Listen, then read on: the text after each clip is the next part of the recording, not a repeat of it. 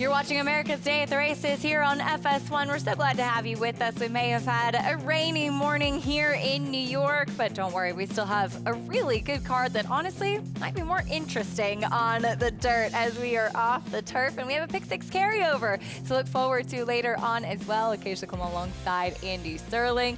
We'll have plenty to talk about today. Oh, we will, and I agree. We've got some races that look to be better races on the dirt than turf. And listen, you got to deal with the weather as it comes, and we had a lot of rain last night. It seems like it's starting to abate, so hopefully it'll at least clear up for those of you that have to be outside. By the next hour, I think the rain's supposed to stop, so it is what it is. Absolutely. Good news. That pick six carryover over 33,000 kicks off in race 4. But featured race today, race 8, off the turf, but still plenty of main track onlys and even some horses in the body of the race that looked quite interesting, as we'll get a chance to see Vibrant Express and Lightman rematch. What's Up Bro coming out of that race as well, that was won by Sacrosanct, who's been just on a roll. Yeah, I mean, there's no absolute weak link in this race. What's Up Bro has some speed. War Stride at one time had some good races, but Lightman and Vibrant Express are the horses to beat. And Vibrant Express, who picks up Flavien Prat, has not ridden him since a win in his second start. And what can you say about a horse that in his last 6 starts has 5 wins in a second and continually runs fast races? He can win being forward, and he can run well rating as well. He's been incredibly consistent. A bit of an odd trip for him last time out, but still was second to Sacrosanct, who I don't think anybody was beating that day. Lightman should be stronger, second off the layoff. And then there's Commuted in this race, who's won his last 3. Now, he cuts back in distance, and he meets a pretty salty bunch this afternoon. Yeah, I mean, there's a big difference between wiring this field going a mile, and he was good last time, I'm not going to deny it. He was controlling speed, to a situation where he's not the controlling speed with the one What's Up Bro in the race and trying to go shorter. I don't want to get in the situation of trying to knock a Linda Rice horse coming off a 92 buyer who has some other reasonably fast races, but this, as you suggested, a very different race than the one he won last time. See if he can make it 4 in a row. Looks like today will be his toughest task yet, as he makes his 3rd start in the Linda Rice barn. Commuted in good form, 5-year-old son of Gunrunner, towards the outside. Here's what else is coming up on the program today. We also have Monmouth Park in the mix. They announced yesterday afternoon they'll also be off the turf today on Sunday. So sloppy conditions both in New York and New Jersey. We do have that pick 6 carryover, as mentioned, kicking off in the 4th race here at Belmont at the Big A. Reminder, in both of those tracks, we're racing tomorrow as well on Monday for Memorial Day. As always, today's race is presented by our friends at Claiborne Farm.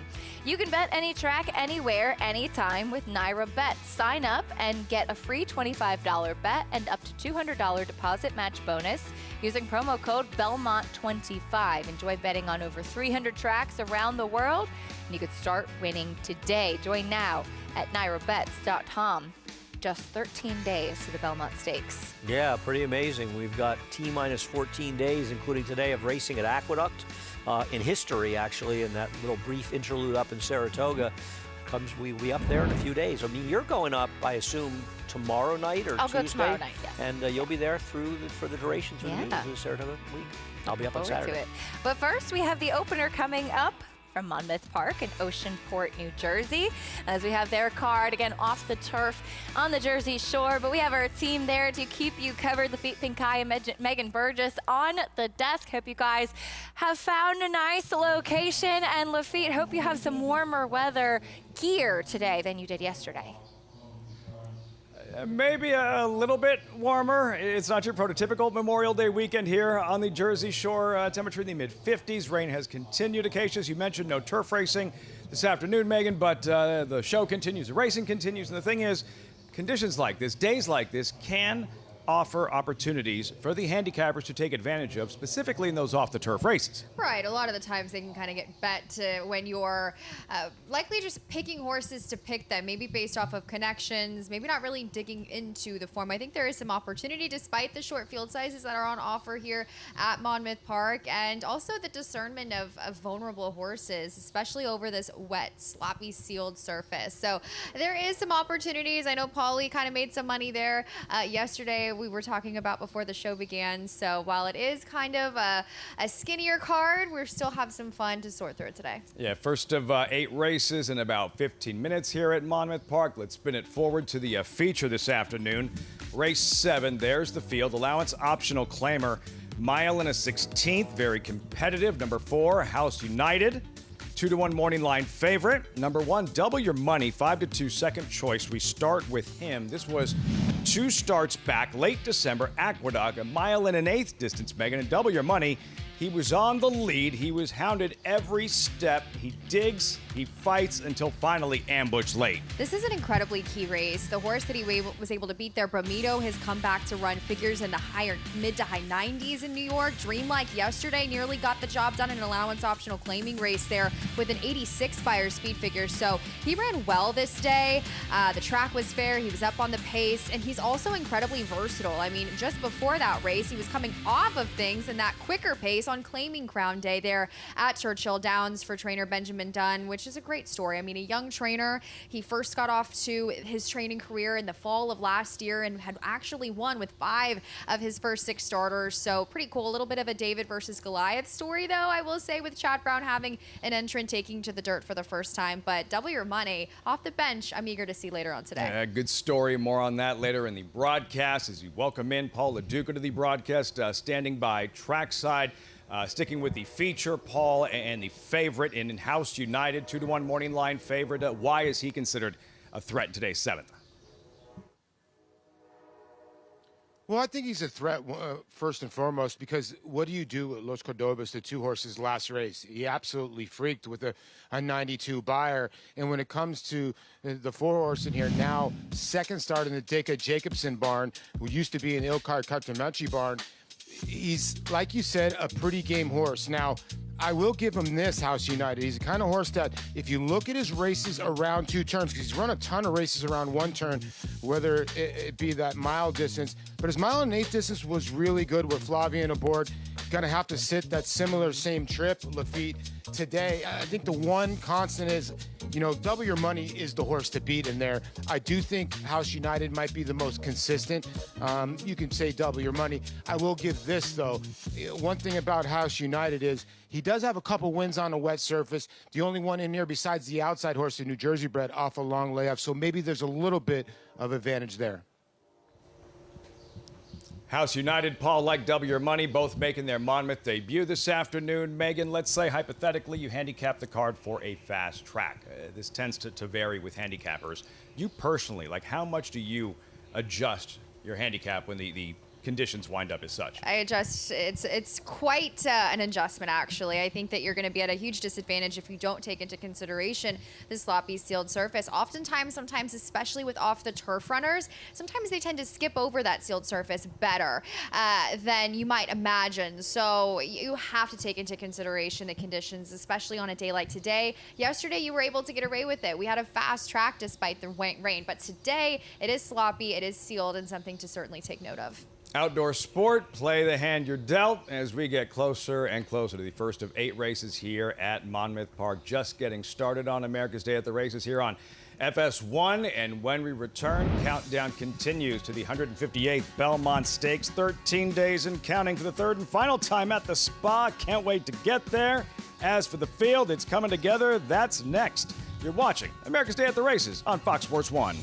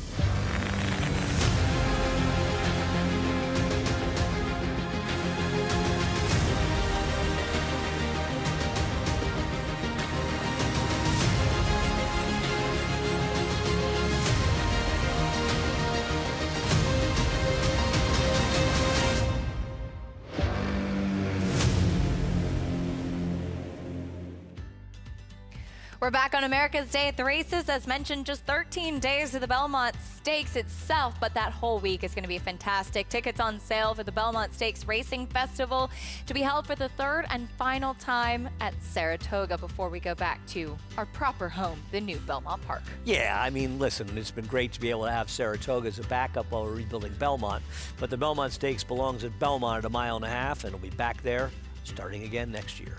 But in the meantime, hope that you'll join us at Saratoga this season for Belmont Stakes Racing Festival. It's going to be fantastic. We're going to have all the big equine stars in attendance, it looks like, as we take a look at the probable field for this year's Belmont Stakes, the third and final jewel of the Triple Crown. We'll get a chance to see potentially the top 4, but certainly the top 2 rematching from the Kentucky Derby, which was won by Golden Tempo, making that last final move into the pace. But Renegade up in Saratoga as well, training, and maybe we will get a chance to see Ocelli. That's still uncertain, but Chief Wallaby, a horse that was a bit more forward, also pointing to the Belmont.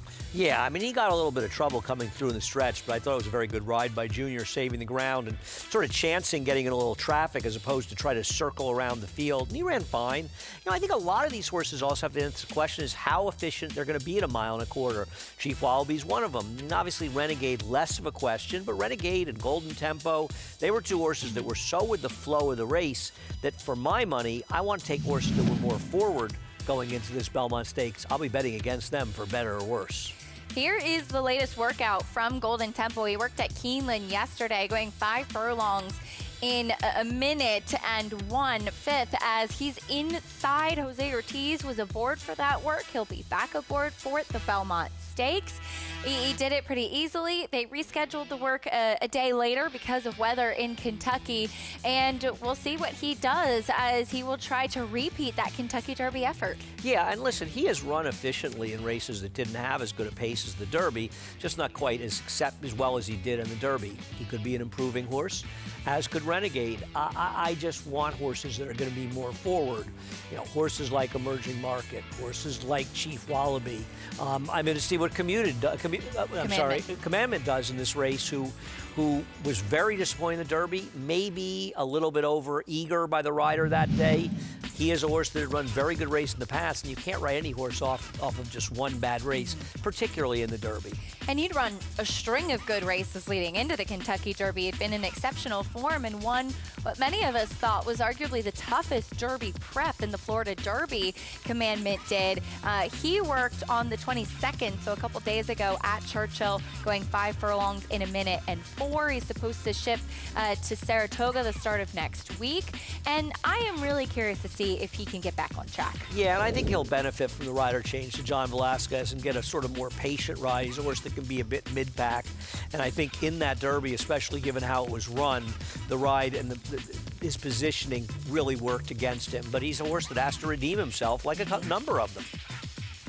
There's always a lot of trips in the Kentucky Derby. It's a race you have to watch back many times over and over again. I agree, and I don't know. It's funny that Bradcock's going to choose to run Further Ado. These trainers just love the Matt win for some reason, where I think this is a race that's much more suited to Further Ado than the Derby, where I think there's some speed, but not as much speed, and Further Ado is a horse that can be more comfortable forward as opposed to the Derby. I think Brad may be making a mistake skipping the Belmont with that horse. I think back to a couple years ago, Dornick had the rail in the Kentucky Derby, got totally shut off in a bad trip. Then he comes back in the Belmont and he's able to wire the field in a race like that. Kind of reminds me a bit of that scenario. The likelihood, so many people were focused on the meltdown going into the Preakness because there was speed signed on.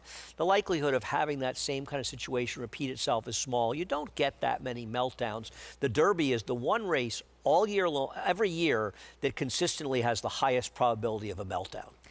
A lot of trips, as mentioned, to look back on as we bring Lafitte and Megan into this conversation. Of course, looking ahead to the Belmont Stakes, and I hope that we get a chance to see them settle it as they should on the racetrack.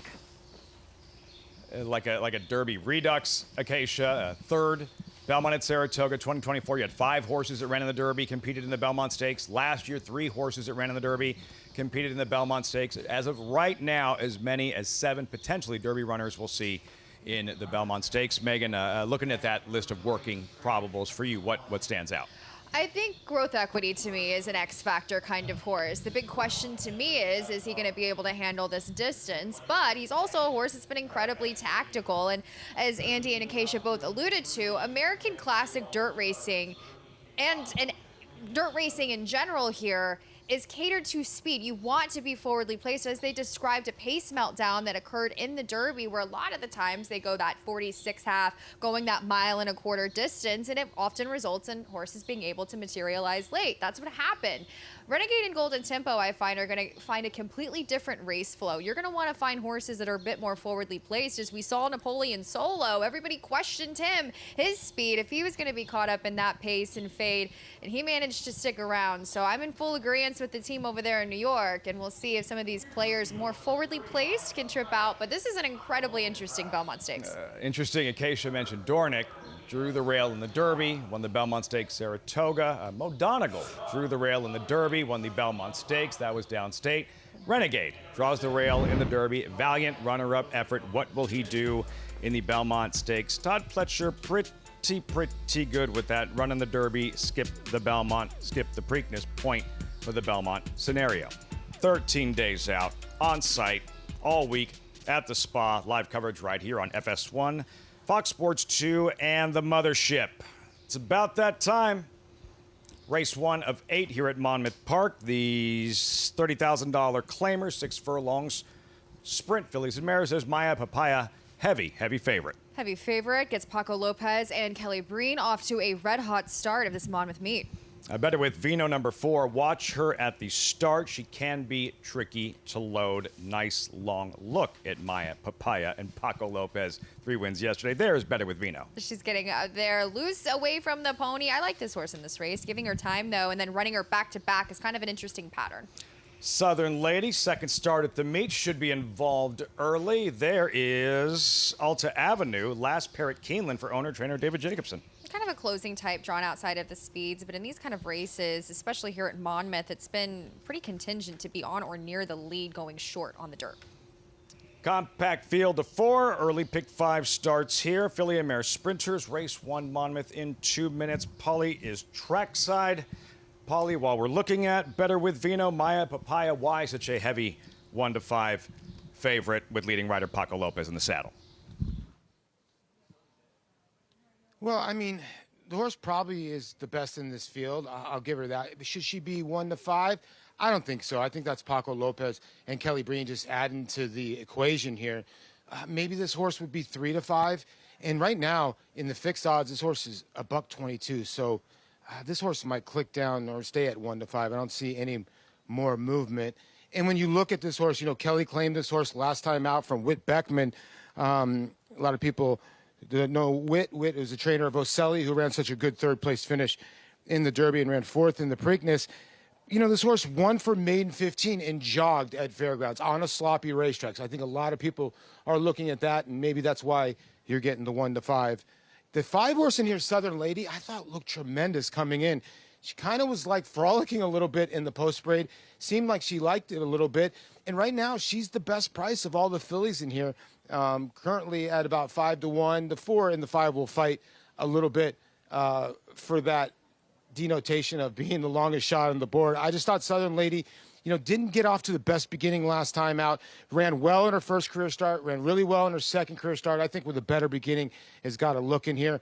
You know, you were talking, Lafitte, about the 4, who gives a little trouble sometimes loading. She was acting up a little bit, and, you know, she had a little bit of kidney sweat coming out. She kind of got away from the pony. It looked like Christian Morat was trying to get that anxiety out of her, and she looks a little better on the racetrack. I still would be worried about the break.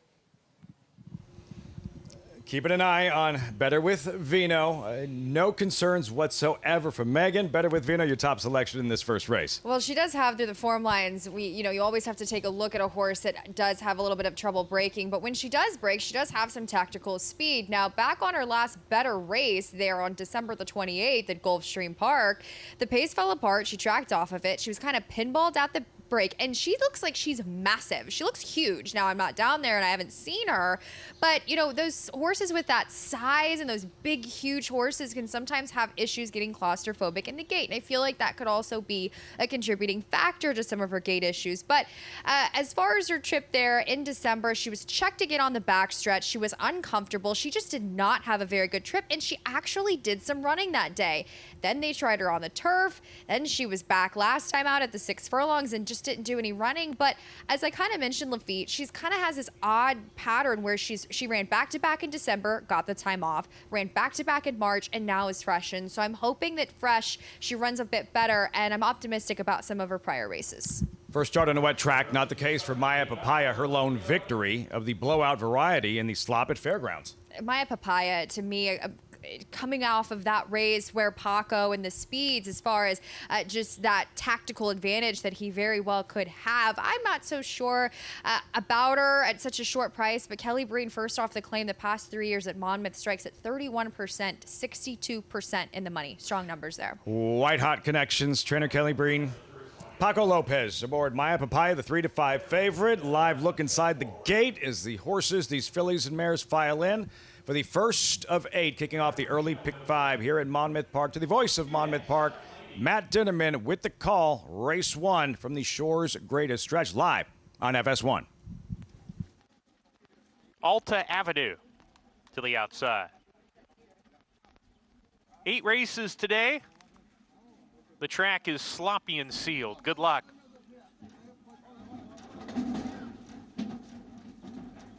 Well, we'll wait another minute until we say those words, we're ready to go, because Southern Lady, she was ready to go, popped open the front of the gate, didn't get very far as she went out of there.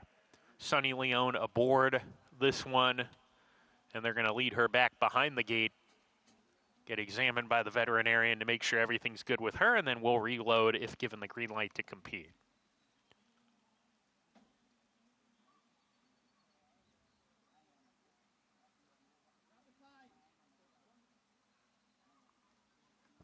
A reminder, ladies and gentlemen, for the horse players, we have 15% takeout across the board in doubles and pick threes. And that includes the $3 late pick 3 and the $5 late daily double.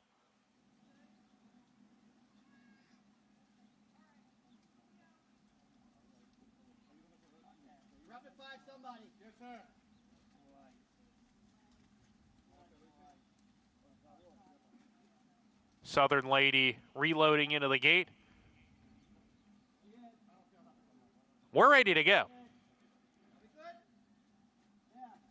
And we're off at Monmouth Park. Alta Avenue on the far outside being sent for speed here. Maya Papaya down on the inside. Maya Papaya, Alta Avenue right together up top here. Better with Fino right behind in the third. Southern Lady back to the tail as the quartet heads down the barn side here. Maya Papaya inside goes off as the 1-5 favorite with Paco Lopez. Narrow lead here. Alta Avenue, Jose Gomez there on the outside. A space of 2. Better with Fino, Christian Mirage nickeled along with a half mile to go. They're a half length in front of Southern Lady and Sunny Leone at the tail as they hit the far turn run. It's been a match race from the onset between the two favorites. Alta Avenue outside, Maya Papaya inside. There's still a length and a half or 2 clear of Better with Fino, who's in the third position, getting a little bit closer. And Maya Papaya has lost the lead to Alta Avenue at the quarter pole. Alta Avenue kicking on to a length and a half advantage. Maya Papaya trying to re-rally while getting off the rail as they come down the lane. Alta Avenue inside, length and a half in front. Maya Papaya still trying behind on her tail second. Furlong to go. Alta Avenue with the lead. Maya Papaya now 2.5 behind in second. Alta Avenue gives this field the slip. Alta Avenue, Jose Gomez in the opener. Southern Lady runs up the inside to get second over the weakening Maya Papaya. Better with Vino fourth. David Jacobson's Alta Avenue splashes her way to victory in the opener at Monmouth Park, closing at 7-2. David Jacobson didn't have a contingent here in 2025, but his overall numbers at Monmouth the past few years are fantastic. She definitely was not nearly as one-paced as she was when I saw her back in February at Oaklawn. Had a nice rally to there, up there at a nice price. Good exacta there if you had Southern Lady underneath as well. 7-2 over 8-1. Maya Papaya, the 1-5 favorite. You could tell she was spinning her wheels a little bit and in deep water rounding the far turn. Absolutely. She just looked a little bit beat today as she comes off of that $30,000 try there for Kelly Breen. But a lot of the times, as we mentioned at the top of the show, discernment over horses at this kind of prices with Paco, the Kelly Breens, those kind of connections, being able to weed those out and find those prices are how you're going to make money on cards like these. There it is, Alta Avenue. 6-5-3-4 in the opener, Monmouth Park. When we come back, ready to roll, Belmont at the Big A, and what better way to start? The 2-year-olds, the kids, they're in the paddock, including Timber Top. For most, like a first day at school with the rain falling at the Big A. That's next on America's Day at the Races.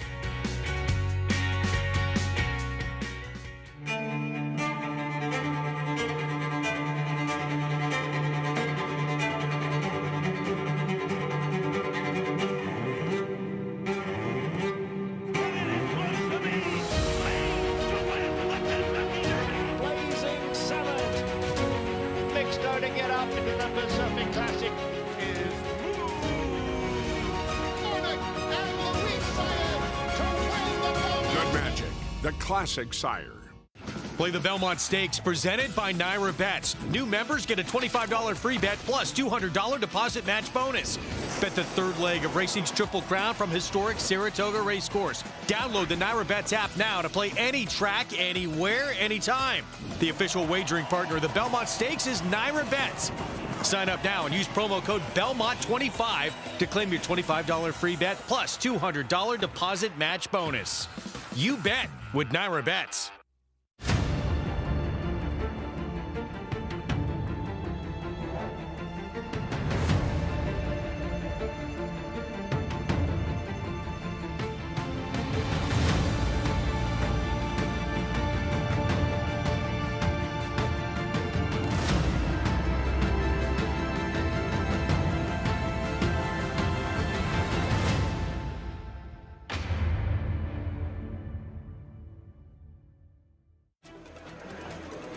This is where it all begins. These are the recruits for next year. They're going to be part of our roster, part of our team. The pavilion, it was jam-packed. It has remained jam-packed. Phenomenal feeling in the pavilion, on the grounds, in the back ring. You have a chance to make 5, 10, 100x.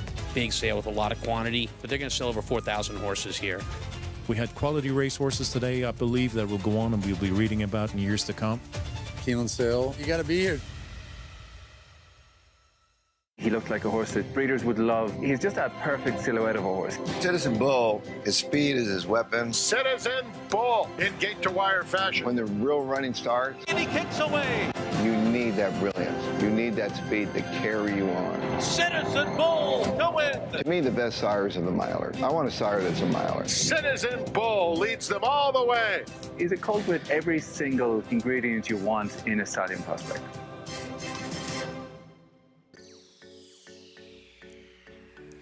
We're back on America's Day at the Races, brought to you in part by Naira Bets. You can bet any track, anywhere, anytime. Get started at nairabets.com or download the app today. We get ready to kick off the card here, Belmont at the Big A, and the opener is brought to you by Spencer Farm, home of #1 sires Into Mischief, Omaha Beach, Vekoma, and Yopon, the leaders of their sire classes in 2025. We have some exciting new sires in this race, including Jackie's Warrior, who stands at Spendthrift and is the sire of the current 1-2 favorite this race off the turf. Timber Top, the filly, taking on the boys for the always dangerous Wesley Ward. As we head down to the paddock, welcome in Maggie Wolfendale. And Maggie, we have seen Wesley do this move with the girls plenty of times in these 2-year-old races. But Acacia, I'm not sure he's ever brought such a physically imposing filly to the races, at least here in New York, to run against the boys. But no matter what, as you alluded to, he's had success in doing this. But Timber Top is massive. she looks like a 4-year-old colt, let alone a 2-year-old filly here in the paddock.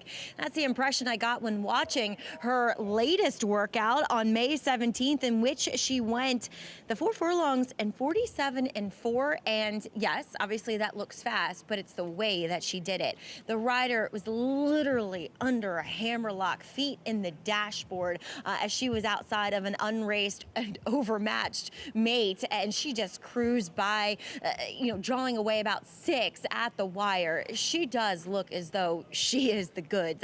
And furthermore, while I can be somewhat critical of Wesley's horses, despite them winning, despite me saying that they sometimes don't look as fit as they could, she looks incredibly fit and well defined here, and she has been professional and classy throughout the proceedings here. She is wearing those blinkers. She's been working with them. That's just par for the course for Wesley too. All of his 2-year-olds wear those blinkers.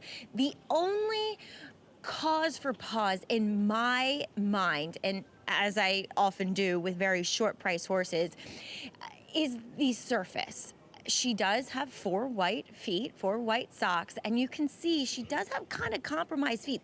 A lot of times why white feet are criticized is because they do not have the same consistency of black or darker feet, because they're just a bit more crepey. They can crack a lot more, and you can visibly see some cracks in this filly's feet from the sole, from the wall of her foot. So a lot of times we see a track like this, which has had a lot of water and is very sealed underneath. It can sting them a little bit if they have those compromised feet. So it's a big if, but like I said, physically, she towers over this field of boys, may I add, as we'll look to her inside with another freshman sire and Colonel Liam, and the Lows, Rob and Luana, looking to support the horse that they campaigned, Colonel Liam, as they picked up this one at the OBS March sale for $120,000.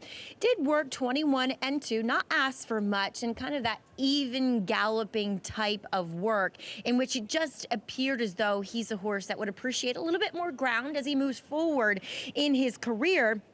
And to my eye, he also moved more like a turf horse, though.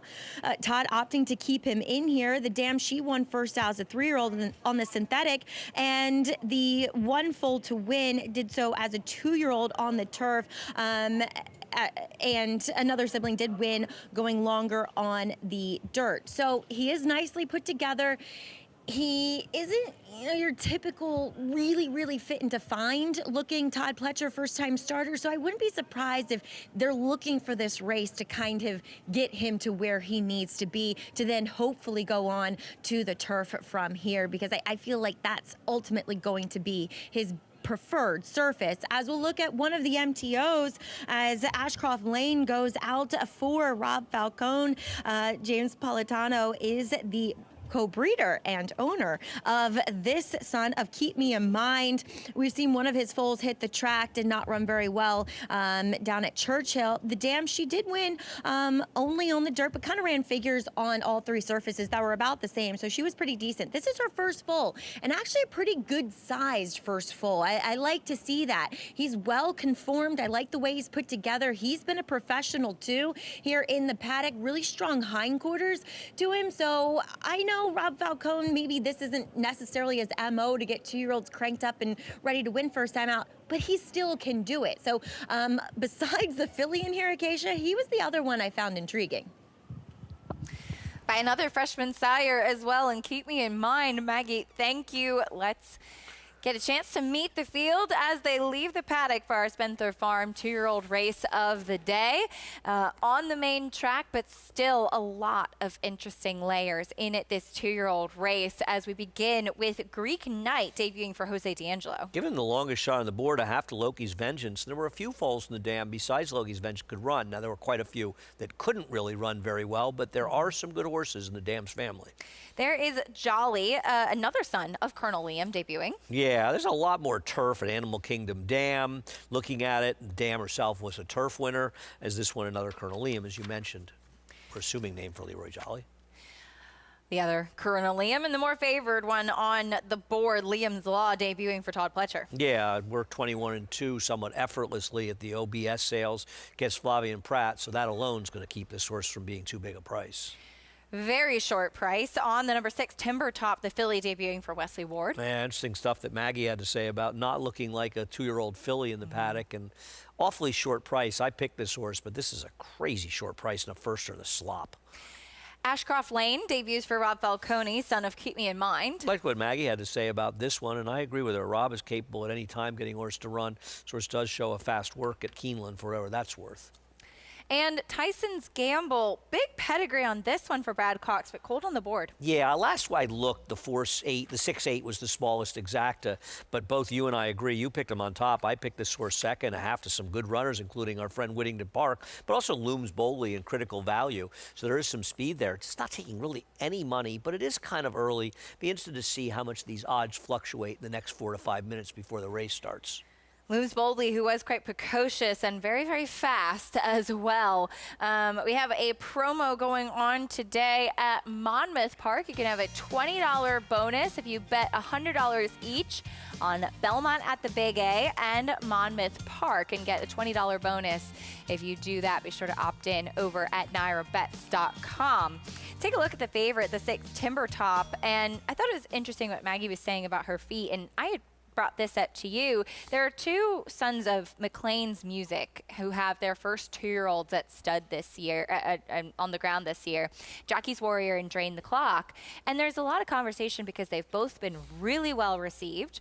Are they turf or are they dirt? A lot of them have breezed really well on synthetic at the 2-year-old sales. And there's a lot of questions surrounding that as well. They were both very good dirt horses and actually ran against one another. But it is kind of interesting because McLean's Music often had those white feet in his progeny and often had some feet question marks, but very, very fast and could handle a multitude of surfaces. Yeah, I mean, you just don't know until they get there, and we've seen dirt horses that were better turf stallions, and usually the turf horses won't turn out to be particularly good turf stallions, though Oscar Performance will get some dirt runners at times, so it's hard to really know in here. It's funny that Drain the Clock, the time he beat Jackie's Warrior in the Woody Stevens, he also completely cut him off after the start. In my opinion, there's a case he could have been disqualified for that, to be honest with you, but Jackie's Warrior, obviously, you hate to think Jackie's Warrior is remembered because he lost to 2 Breeders' Cups. The Breeders' Cup sprints he was in. He was such a good horse. But he was a tremendous racehorse that Steve did such a good job of, except for the Breeders' Cup, he basically showed up with a big race every single time he ran.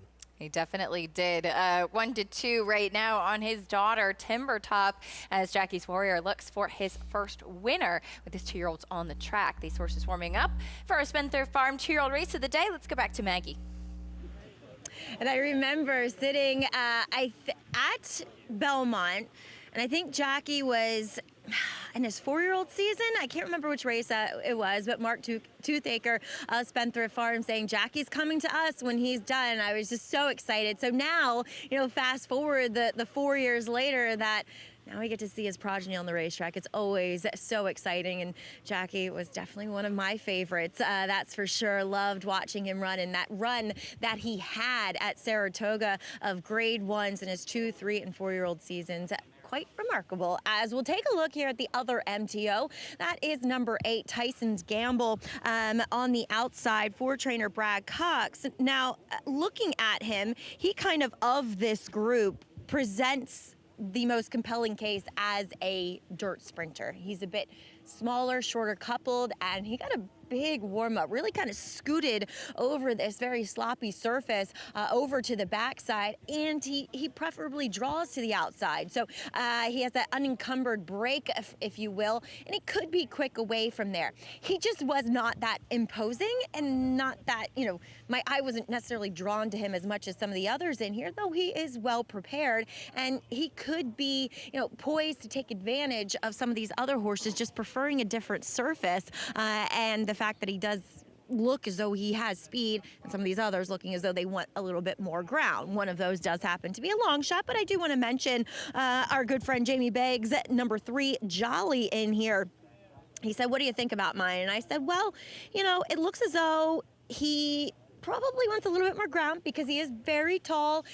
He's got a lot of leg. He's got a lot of length to his frame, so he doesn't show himself as being, you know, this 5.5 type sprinter. And I said, well, what do you think about the surface? And he said, honestly, his synthetic works up at Woodbine leave little to be desired, but the 2 dirt workouts that he showed me were very good. Now, again, this is a completely different surface than what you typically work horses on. He was, whoa, okay, Manny just got dropped. Hold on, Manny. Oh, shoot. The 8 is loose. Tyson's Gamble, he's going to be loose and running hopefully down the chute, and the outriders can catch up with him. Manny doing his best there to try to stay with him, but unfortunately he pulled away. That's a tough situation to be in because the more you pull, a lot of times, the more they pull against you. So, and let's face it, we're not as fast to keep up with them. So we'll bring you an update when it comes to number 8, Tyson's Gamble, what he will be doing if he remains in this race or not. But back to Jolly. Jamie was kind of had a positive outlook on this horse, that because it's actually the dirt, it seems as though he could be able to handle it. He's a big price in here. I think he should be, but I always like to mention Jamie's horses because, guys, let's face it, he's been able to fire with some big prices here throughout this Aqueduct meet. He certainly has, Maggie. We'll see what Jolly can do, the son of Colonel Liam, as we are watching the number 8, Tyson's Gamble. He didn't go that far. He's actually in between 2 outriders, but he's just kind of trotting back and forth, like, ha, catch me if you can.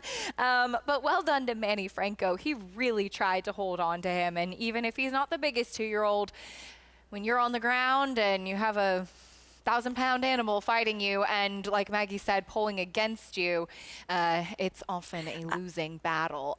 He hasn't run off that far, so no, if they're able to corral him, he still could run. Track right now. Yeah, you can't. I don't know if we're showing it. Yeah, we're showing it. There it is. It's like a standoff, really. So actually, really funny, one of the outrider ponies is the one that's acting up now, as they're trying to figure out the best way. He's gonna, I think, inch closer to him, but Tyson's Gamble is kind of just hanging out, waiting for somebody to come. I've never seen anything like this. Especially a 2-year-old, you might think they'd be a little bit more erratic. There he's we actually, go. Nice and gentle. I kind of have a new favorite 2-year-old so far. I kind of like this guy, right? He's this is got great. a lot of personality. He actually handled himself remarkably well, and he really did not go very far at all. He's barely a furlong away from the gate. I think he's not even a 16th of a mile away from the gate. I'm not sure this horse can't run. He barely ran off. It looks like they're just jogging back over to the gate. The vets will obviously inspect him. Manny Franco was on his feet, which was great to see, but kind of a funny situation, of course, given that everybody is okay. In a good situation, he never ran off that far, and they were able to get him. And it's kind of like he was waiting for somebody to come along and get him. No, he was like, I know I'm not supposed to be over here without a rider, but I'm just going to kind of hang out. So getting some love from the starting gate crew. Always love to see that, as he is being inspected by attending veterinarians, making sure he's okay, and they will make the final judgment call if he's okay to run. So, of course, we'll keep you updated. I'm rooting for him now. On that, that How do you not root for this guy at this point, right? I know. As looking like Manny Franco getting a leg back up, and we're good to go. Wow, good. Yes. Manny's ready. He's a very tough man. Yes, he is. Yes, he really, really is. You wouldn't know it talking to him because he's about the nicest guy you'll talk to, but he's tough. He very really is. Tough. You don't want to be the stretch battle with him. Oh, it's so strong. Yeah. I love seeing that. Manny Franco back aboard. Tyson's Gamble. The favorite, though, is the 6, Timber Top, the filly by Jackie's Warrior, as we get ready for our Spencer Farm 2-year-old race of the day. In the opener, here's Chris Griffin.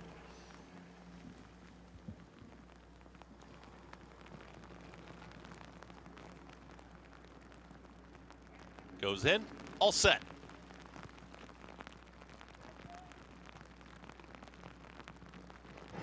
And they're off. Tyson's Gamble from the outside flashes early speed, but Ashcroft Lane is quickest, and Ashcroft Lane now up by 3/4 of a length. Tyson's Gamble is right there in second. Here comes the filly towards the outside, maybe off a step slow, but Timber Top is on the move. Center of the racetrack is now a challenging 4th. At the rail, that's Greek Knight in the 3rd spot, and that's the leading quartet. Very awkward into the turn was Greek Knight. Greek Knight has been pulled up out of the race there. Jimmy Rodriguez pulling the 1 Greek Knight up out of the race. They're well into the turn, and the leader is Ashcroft Lane. Tyson's Gamble in pursuit. Back there in third. Far back, though, that's going to be Timber Top. The other two, Liam's Law and Jolly. They reach the top of the stretch, and Ashcroft Lane continues to keep sprinting along, and Ashcroft Lane is just striding away. Ashcroft Lane has a furlong left to go and has put 6 lengths on back to second Tyson's Gamble. Timber Top up on the far outside, but with a 16th left to go, the 2-year-old by Keep Me in Mind. Ashcroft Lane wins it. Tyson's Gamble second, then Timber Top, and a late run from Liam's Law. Speed always dangerous. Ashcroft Lane was the one that broke quickest, and he dominates here. New York bred winning for Rob Falcone. Impressive looking win, 104.28. You don't really know how the times compare this early, but hard to believe that's not a pretty quick race. And good call by Maggie mentioning how good this horse looked, and she sort of said the other one besides the favorite. And the favorite was the other one. This one, very good. A nice effort, too, by Tyson's Gamble, who showed that speed. And, you know, you also have to realize, like, the 8 kind of gets his heart broken a little bit by how good the winner was in this race. And so not surprisingly, margin got a little bit exaggerated, but he ran very well to be second here. Timber Top didn't get out of the gate, but he really didn't do much running after that either. Right. 2 to 5 in the slop on a Typically, firster. you see a Wesley Ward first-time starter just rocket out of the gate, and that was not the case with the filly Timber Top, and she didn't really look the most comfortable from there, and there wasn't much movement in the race after that. So 7, 8, 6, 5, 6-1 winner, one of the main track onlys, Ashcroft Lane, getting the victory. Horses on the track for the next race, race 2 at Monmouth. We'll check in with our team over on the Jersey Shore after this.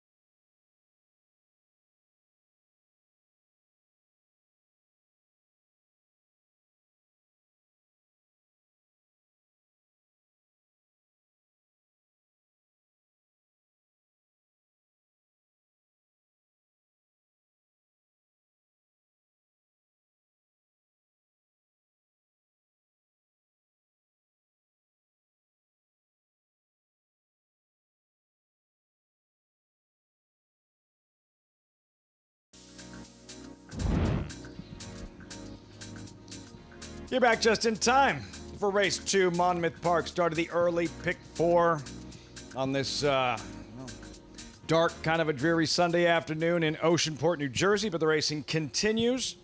And this field of 5 about to sprint 6 furlongs, fillies and mares, are selections. Polly and Megan on the same page with the 5 odds on. Allen's Megan. This horse is a reclaim for Michael Pino, I should say. Not a reclaim, but first off the claim at Monmouth past 4 years. He's 30%, 3 for 10. This horse has just races that make sense in this group with a, I would say, underexposed when you're comparing the number 5 and the number 6. They're similar prices. The number 6, Beautiful Boat, with those tough connections. But that horse has not fared on this wet going. So you can say that the number 5 is currently underexposed and does have wins on the turf and synthetic. That gives me the indication that she might just skip over the sealed track. We're about to find out as we check in with Polly trackside. Yeah, thank you, Lafitte. Yeah, Megan and I are on the same mare in here in the 5 Allens. Now, you know, when you look at this race, you look at the kind of the conditions. There's a couple horses coming out of non-winners of 2 years, and then you have a horse like the horse on the outside just got out of the non-conditions of 4. So Allens does have a advantage there when it comes to conditions-wise. Now, like Megan said, Michael Pino is so good off the claim. My one worry, Lafitte, is that in the 26 race career, I have to believe, considering 23 of her 26 efforts have been over synthetic or turf, that she has been scratched out of a lot of races that have been rained off the turf, and that worries me a little bit at age 6 that she's never run over a wet track. Feels like a lot to concede, given the question, Megan, of surface preference and how she'll fire on this wet track, 1 to 2.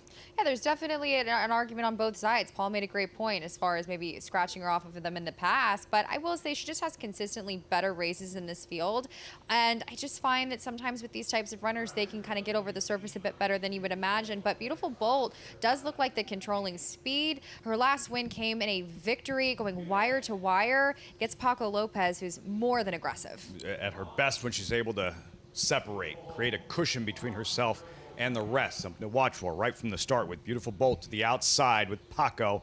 Allen's the favorite. Odds on it. Post time. Race 2 Monmouth live on FS1. Here's Matt Dinneman.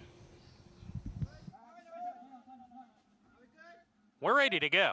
And we're off. The quartet all broke smoothly. Beautiful Bolt on the far outside going to the lead. Alonzo the Gray right behind tracking second. Softster third. Special Affair fourth as they're in single file, and they're separated by maybe 9 or 10 lengths here. Beautiful Bolt has the lead just narrowly. It's a half length. Alonzo there on the outside. Softster down on the inside, getting closer without being asked. A length and 3/4 off the pace, and a big gap now of 7 or 8 to Special Affair, who's detached from the trio in front. They approach the forward turn. Beautiful Bolt into the turn, clearing off. Leads a length and a tail now, making a length and a half. Alonzo in chase mode second. Beautiful Bolt steps on the gas and opens up 2, spurts away from Alonzo, who's under a ride second. Softster sent upon from third, but losing position. Big gap back to Special Affair as they hit the quarter pole. Beautiful Bolt well off the rail here. Alonzo going to be floated wider. It's Beautiful Bolt 6 wide coming off the turn, but is in complete command here off the turn. Now 7 pass off the rail and is asked to sprint in the final furlong. Softster moves up into second and comes to challenge Beautiful Bolt. Alonzo is beaten. Furlong to go. Now make it a 16th. And Softster's putting up a strong challenge to Beautiful Bolt. Softster going to the front under Charlie Marquez. Ridden well today, Softster. And Softster gets the money. Beautiful Bolt second with an awkward stretch run. Alonzo third. Special Affair fourth. In the money in 4 of 5 on wet tracks with 2 victories. Softster at, wow, what price is that? 9 to 2 in the second race at Monmouth Park. Originally, we were chatting off air about having this horse on top, but as we kind of anticipated, Beautiful Bolt controlled, and then it was a very awkward stretch run, as you could have kind of alluded to from Matt Dinnerman's call, where it seemed as if Beautiful Bolt wanted to go floated out wide at the top of the stretch, then she angled back in.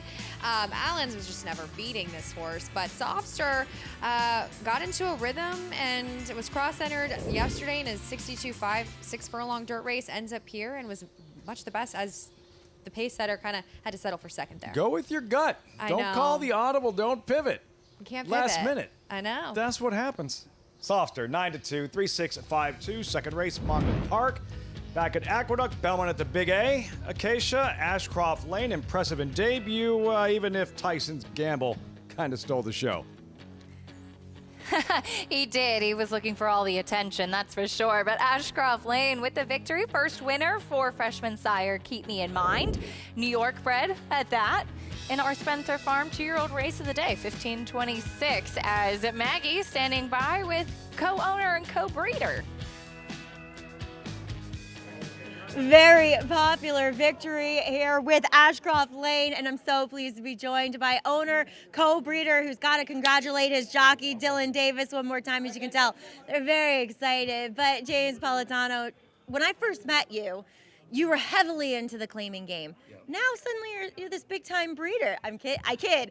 But this is your first horse you bred. To see him do this today, it's got to be so special. Very excited. I mean, what a team effort from the people at Sequel, Becky, Paige, and Carlos did an unbelievable job sending the horse to Rob and CJ and those guys and my partners on this horse. I'm so excited, obviously. As you should be. He was so professional. From the moment he stepped in this paddock to winning and crossing the wire, you had to be so excited to see that precocity and professionalism so early on. Yeah, honestly, he's been like that from day one. He's been such a cool horse to have around. He's never developed a lot of the issues that the 2-year-olds have and the babies have, so this is a huge one for us. You're going to keep breeding here? Yes, definitely. We got another New York bred coming that's a yearling, and then we just bred in Kentucky to Annapolis, so we'll have another one down the path. She's a good mommy. We're going to go give her some carrots now. As you should. Tell her she should be a very proud mom, too. Congratulations here at Ashcroft Lane. Where's the name come from? That name is my future son-in-law, who is getting married to my daughter on July 18th. I let him name the horse, and that's the street he grew up on.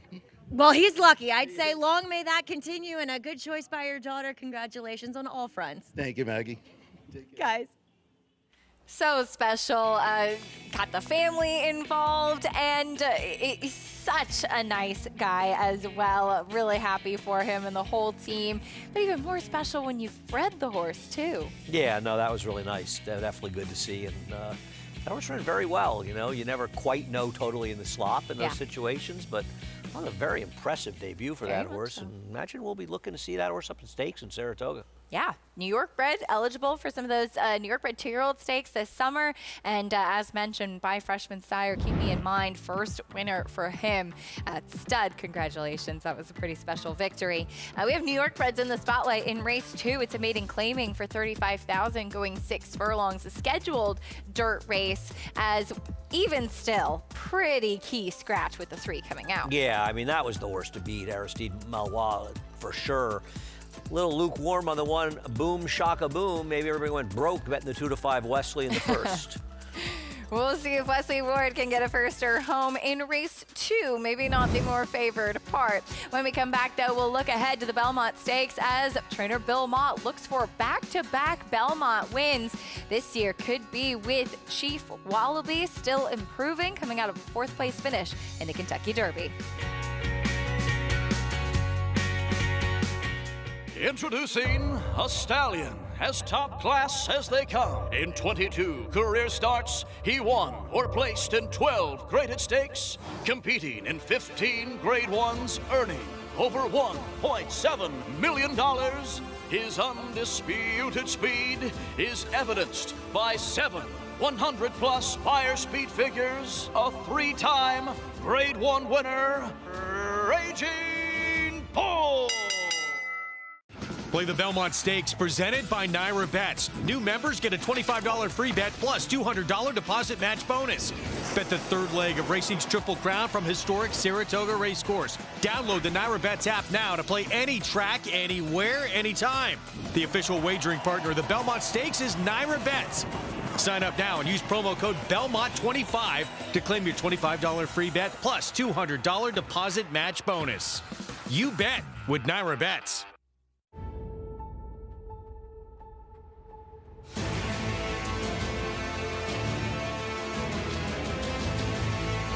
They come on for the finish in the Pilgrim Stakes. Annapolis by a head. It is Annapolis in front. It is Annapolis to win the Coolmore Turf Mile.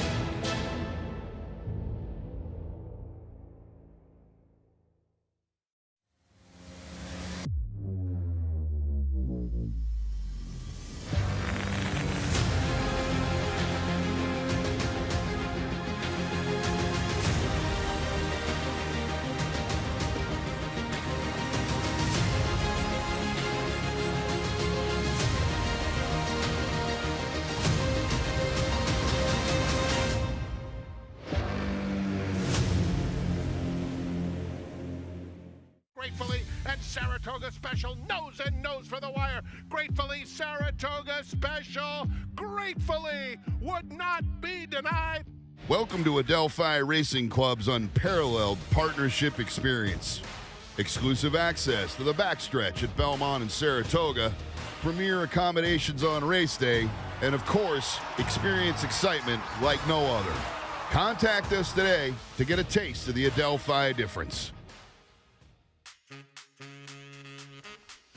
We're back on America's Day at the Races, brought to you in part by Claiborne Farm. 100 years of doing the usual, unusually well. Of course, looking ahead to the Belmont Stakes, the third and final jewel of the Triple Crown. Just 13 days away. Here is a list of probables for the running of the Belmont. Of course, we're looking to see the Kentucky Derby winner back. Always adds an exciting layer to the race with Golden Tempo, but some other horses beyond that, including Chief Wallaby, who was a little bit of the wise guy horse going into the Derby for Belmont. Yeah, and he's obviously a talented horse. You know, I have a personal thing with the wise guy thing. Wise guys are smart. He was just a logical horse, you know, and I thought he ran fine in the race.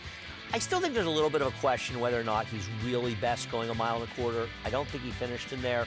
Part of the reason being he was a little bit closer to the pace than was in his best interest, as opposed to the first three finishers all came from way, way back. Still not totally convinced it's the best distance. I do think he should be favored. I think he's the horse to beat. I think Chip Honcho will be forward in this race. Potente, the Bob Baffert horse, will be forward. I imagine Power Shift is one that would be sitting around third or fourth or so, with Chief Wallaby like third or fourth, but I don't think you're going to see the likelihood of the same kind of pace you saw in the Derby, so it will help those horses that are more forward and perhaps work a little bit against the first three finishers of the Derby.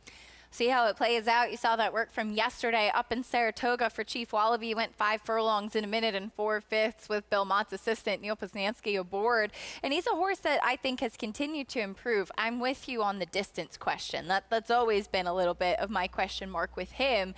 But we will find out. But he is one. They added blinkers right before the Kentucky Derby. And I think now second time with the blinkers and some more maturity, we're going to see a big effort from him. Yeah, and Belmont's not one of those every trainer gets desperate at times, and you put blinkers on horses that just aren't doing, just not winning. You're trying to train new. You look at Belmont's numbers with blinker changes; they're very good. Belmont makes those changes for a reason, and I think, you know, when you're dealing with a trainer at the level of Belmont, and I'm not saying you're doing it at all. No. You questioning their moves before a big race. My deference is going to be, I think Belmont knows better than I do. And in his case, his numbers stand up. He's not a guy that does it a lot out of desperation. He's a legend of the game for a reason. Yep. A race 2 coming up next, Belmont at the Big A. Scheduled dirt race, this one again in New York bred maiden, claiming. That's a look at Solo Jim, who I know you have some interest in, Andy. If he can ever run back to those first couple of races, even his first race, but especially this race that we're taking a look at, where he had a terrible beginning and arguably was best, he could be very tough in here. Even breaking a little slowly, he still would have won the race if he hadn't been sloughed after that. And Johnny gave him a terrific ride after there to be an unlucky second in here. He ran very, very well. He saved the ground. He angled out in the stretch. Really was best. And as you said, his first race, he ran a 62 buyer in that race. I mean, hit the post. There's a stakes horse in there. That was Iron Dome finished third. You know, that was a real field he was running against. On the other hand, this horse that completely fell apart after this. I mean, ran a, not a terrible race when running fifth in a subsequent start at 5-2. Then they tried turf and then was terrible. Mark gave some time off. Was able to run for the waiver because ran for 30 last time. If he can find those races, he'll win, but he's a little bit questionable. Favorite though, first-time starter for Wesley Ward, Boom Shaka Boom. Yeah, I mean, Wesley does not have great numbers. Maiden claiming first-time stars in dirt sprints. He's just 5 for 29, 80-cent ROI. Another firster, this one for Mike Maselli. Keep him honest. Yeah, this is an honest mischief who can get some runners, and I'm always scared of Mike. So he's taking a little money. Drop down in class for Portadown Lad. Why is this horse 13-1 in this race in the rank outsider? The race 2 back is fast enough to say this horse has a chance. That was a very good field. Very much so. And there's always Honest cutting back in distance as well. You like this one a little bit more than I do, and we'll see if he can get back or improve on the best races. Another first-time starter, Sanford Root. Well, there's not a lot of pedigree to speak of, but I'm probably Dave Duggan's one of his biggest fans. He is fantastic. And Solo Jim cutting back in distance to the outside. Yeah, you just don't know what you're going to get with this guy. He feels like a bit of an all or none, and you got to ask yourself, you know, what price are you willing to accept? Because if he can find that good form, he's about 3 to 5 in this race. But if he finds his last race, he's around 35 to 1. So I don't know. Wesley Ward, the favorite, though, as we often see Maggie Boom Shaka Boom. What is this 4-year-old gelding showing you on the track?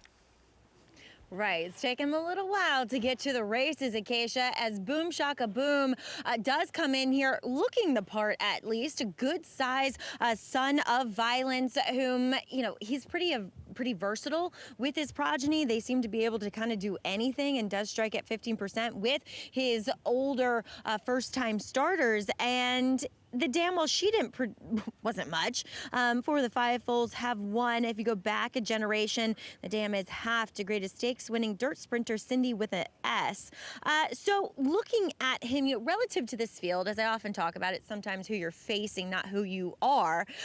So he does kind of tower over them from a physical perspective, at least, because he's sharp, he's nicely put together from the body perspective. He's a little crooked when it comes to the legs, which probably explains why he's taken a while to get here. He does present the fact that he should have speed, as these Wesley Ward horses tend to do. So I'm fearful of him, but I'm going to try with somebody else here, and actually with the first-time starter right to his outside. As Andy pointed out, this horse has a decent pedigree, especially on his Mischief. His best percentage with his progeny is on wet tracks, and this guy got a really nice warm-up as Dylan Davis looks to take the early double here, and the dam is half to albeit a stakes-winning turf sprinter, oldies but goodies. So he just looks ready. You know, he's been the most professional of these first-time starters. He is smaller, a little bit more compact, and he just looks like he could be quick away from there as well. So I'm going to take a shot with him. I thought that 5 to 1 kind of hints at ability, but also is generous enough. And in a field like this, are you supposed to really feel that confident about anybody at a short type of price? Now, Dave Duggan, whom I ultimately respect wholeheartedly, is sending out number 6, Sanford Root. I haven't been the biggest fan of Tacitus's, and on the bottom side, it's actually a little bit more turf. The dam, she was best on the turf, and, you know, you go back a generation, it's all turf. He was a little bit green in the paddock. He's a horse that once they saddled him, he kind of came out like he was a bull in the rodeo, like he just got a bucking strap on.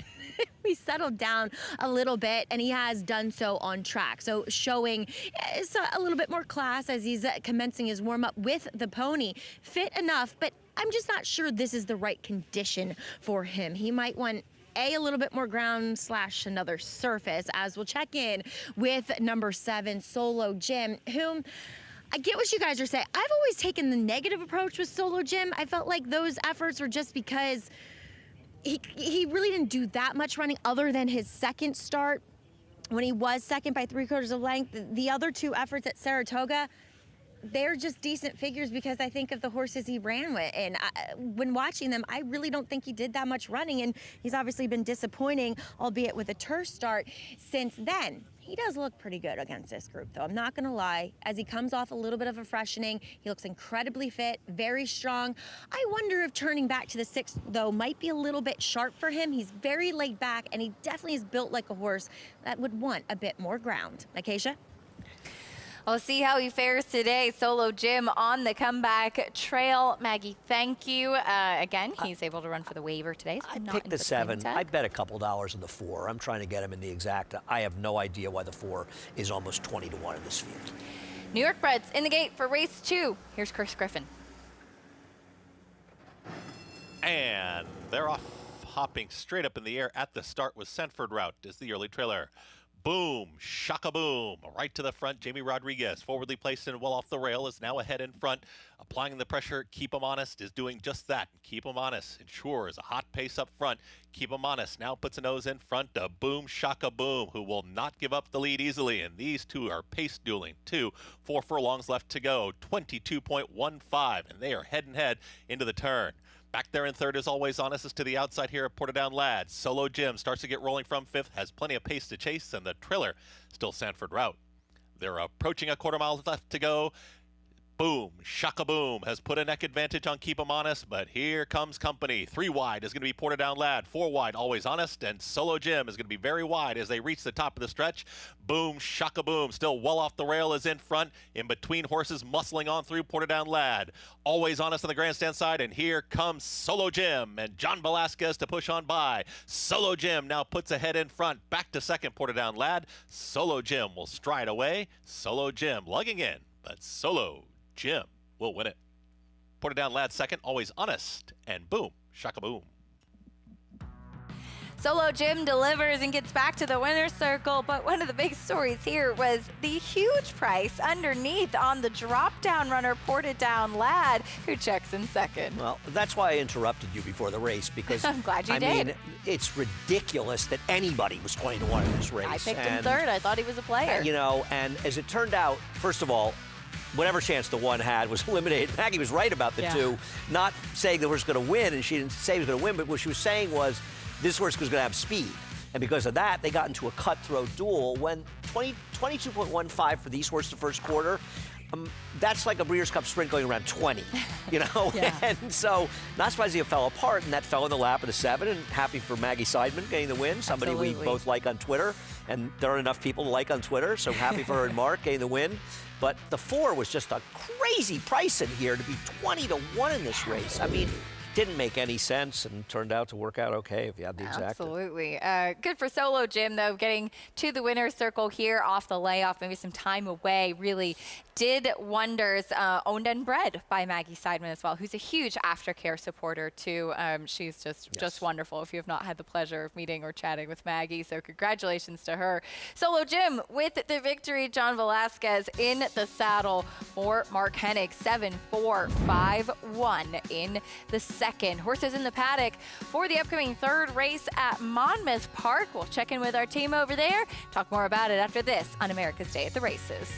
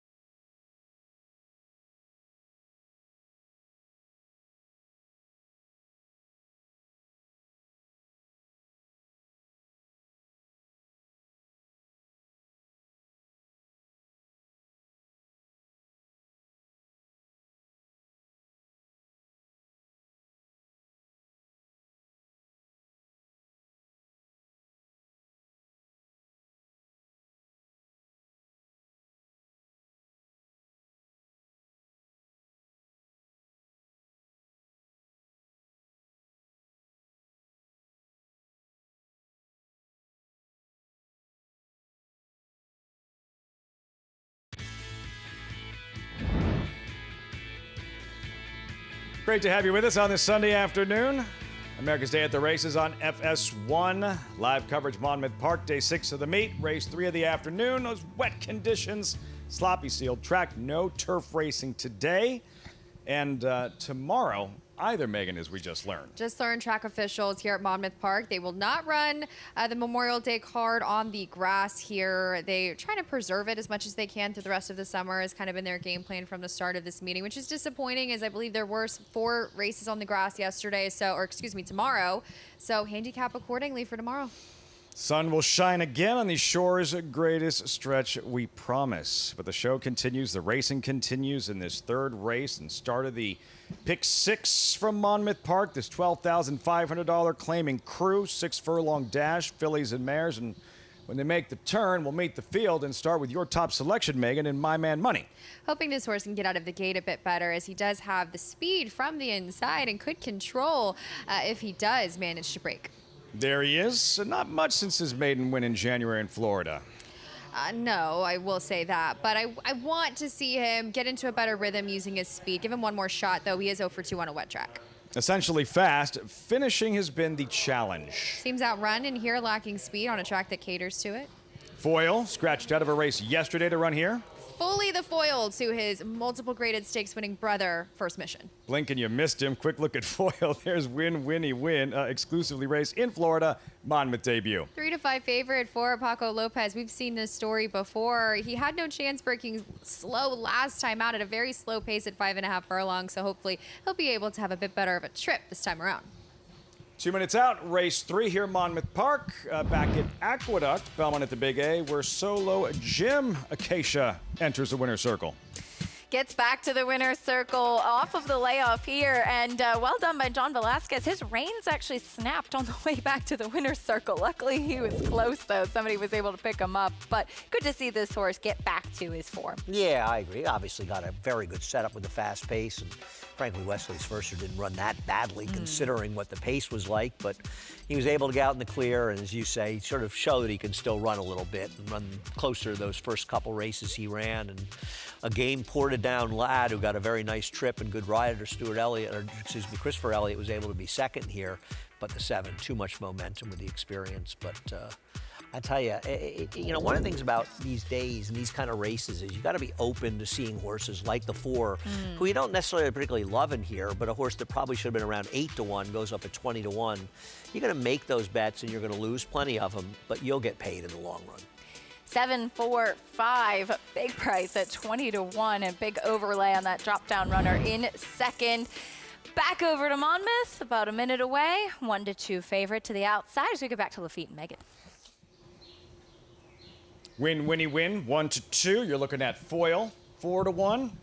And for your top selection, Megan, My Man Money drawn inside with Kentucky Derby winning jockey Sonny Leone. Shocked the world with Rich Strike at 80 to 1 back in 21. Yeah, maybe he'll be a little bit of a mild upset here against the 1 to 2 favorite. Now, look, I know you mentioned as far as not doing a ton of running since his maiden 25 victory at Gulfstream, but he's dropping to the lowest tag he's been offered ever in 7 career starts. If he gets out of the gate and he gets to the front end, he's going to be dangerous here. Looks like Paul's on the same wavelength, trying to beat the 3 to 5 favorite as well. But I mean, back on Winnie Win's best day, he got a perfect trip, and it just, I'm not in love with him, and also lacks some speed. And Paul, My Man Money, though, has to prove he can handle a wet track. 2 starts on wet surfaces off the board, and both of those. Why should today be any different? Well, I think Megan hit the nail on the head. I just think the early pace advantage, if he can break from the gate, he should be ultra tough in here. You look at the other runners in here, they're kind of not great gate horses. You look at the horse that just broke his maiden maiden 10,000 at Parks. I understand the one Foil won by a ton. That horse is a $500,000 yearling purchase for Colts Neck Stable for Jorge Duarte. Obviously won last time out, but there's just not a lot of pace in here. When you look at the 4 essentially fast, 6 out of 7, 5 out of 7, 7 out of 7, 3 of the last 4. I'm talking about where he's been breaking. The 7 Winnie Win, not a good gate horse as well. Broken second to last multiple times. The 1's not the greatest gate horse, but he's just naturally faster than these. When you look in the first 2 running lines of the one, at least you see one underneath there, Lafitte. You don't see one in the first of any of these other horses now. Will he stick late? I just think you're getting a better price right now at about 2 to 1. It looks like the 6 is going to float up to about even money. Win 4 to 5 as they make their way behind the gate. My man Money, top selection, Paul and Megan. He touched on Foil, blowout win at Parks in his latest, and a well-known sibling, very well-known brother, Foil. Yeah, quickly in the post parade, I alluded to the fact that he is $500,000 for a reason. He is the full brother to that multiple graded stakes winner First Mission, and it's pretty hilarious that he is named Foil, as the definition of foil is the opposite usually of a characteristic. So it seems as if though early on they kind of had known that maybe he didn't have the talent level to his full brother, naming him Foil, but he was cross-entered in that 12-5 claimer yesterday, I believe. That was at 1 mile and a 16th. I do like that they kept him shorter, sprinting here. I do not like the field that he beat at Parks, but he did so in impressive fashion. Just a field of 4, just a $12,500 claiming sprint, but a competitive third race to kick off the pick 6 here at Monmouth Park. Win to the outside with leading rider Paco Lopez, 4 to 5 at post time. Matt Ditterman standing by. Foil and win to the outside.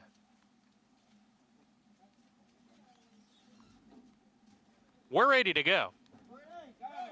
And they're off. Win with a little bit of a slow break. No problems from Essentially Fast, who is fastest early. From Foil, My Man Money down on the inside, shooting forward. My Man Money snatches the lead with 5 furlongs to go, accelerates to a 1 1/4 lead. Foil, Essentially Fast, side by side, level second, 3 clear of Win. The favorite has 3 runners to pass and 5 lengths to make up in a half mile. Gets to the fence as they hit the half mile pole. My Man Money clear up top, 1 1/2 lengths from Essentially Fast into second. Foil alongside, still going into the turn, 3 wide, and a length to Win. Shown more rain, getting closer on the fence as the 4 runners round the far turn. My Man Money giving the others something to think about now as he opens up 2.5 and says, come and catch me. 2.5 length lead for My Man Money hitting the quarter pole. The others lined up right behind. Essentially Fast getting off the rail. Foil floated wide off the turn, and then comes Win, still at the back, but only 2 behind is My Man Money. Now starts to field in those legs a little bit. He's still clear, though, a length. On the outside, Foil making up good ground down the center of the track. It's these two with a 16th to go. Foil on the outside with a nose in front. My Man Money tenacious on the inside, and it's Foil to get the win. Foil out finishing My Man Money, who was courageous in second in defeat today. Essentially Fast third. Win fourth. Exciting finish, driving finish. Foil by a head over My Man Money in the third to kick off the pick 6 at Monmouth Park. As anticipated, My Man Money was up there on the early lead. Foil kind of assumed the tracking position. And Foil, last time out at Parks, he beat a field of $10,000 maiden claimers off of a nearly year layoff. Now second off that layoff. There were no winners to come back from the field he beat last time out by 14 lengths. But it does seem as if he did improve now as a 4-year-old. Another look there, Foil. Back-to-back wins for him. Top of the stretch for you and Paul with My Man Money digging deep, trying to fend off all challengers, finding more, fighting, but Foil, too much in the stretch at 5 to 2. Sometimes when you have these cheaper horses, especially when you have that pressure from the inside, when you're on the inside, you have that pressure from Foil as he kind of got a little bit goofy down the lane, the number 1 My Man Money, and maybe perhaps cost him, but it just looked like he was tiring there late. And with some of these cheaper horses, it's sometimes best to just get in front and go, and he did his best, ultimately having to settle for second. Pompeo Gomez winning owner-trainer. Foil in the third, starting this Jersey Shore 6 from Monmouth Park, 5-1-4-6. When we come back, we'll be back at Saratoga before long. Our summer home, spending a few more days there these days for the Belmont Stakes Festival just around the corner. The countdown continues to the 158th Belmont Stakes.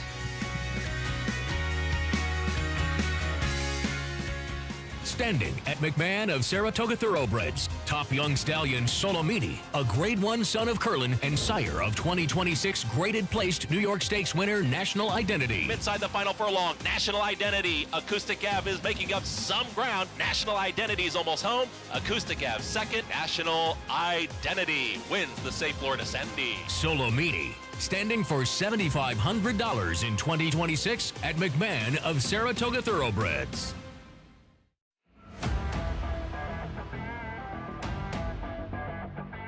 $44-4 for that hot half-mile time, and now Solitude Dude is down to business. And another terrific display from Queen Maxima. And a very special performance indeed out of El Potente. Rude Velocity, a sharp 3-length winner of the Pate Mile.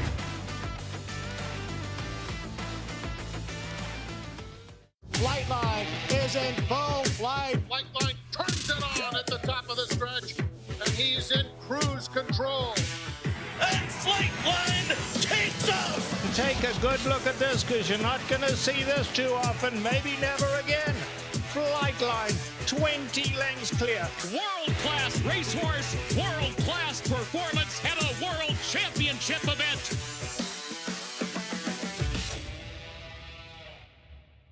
Announcing the Empire Trillium Series, a multi-year $3.2 million 14-race program at the brand new Belmont Park and Woodbine Racetrack, restricted to New York or Canadian foaled horses. This new event kicks off the day after Christmas with 4 two-year-old stakes races on Belmont's new Tapeta surface and continues all spring and summer through late July at Woodbine. The Empire Trillium Series. To learn more and enroll either New York or Canadian breds, go to NYRA.com/EMPTRI.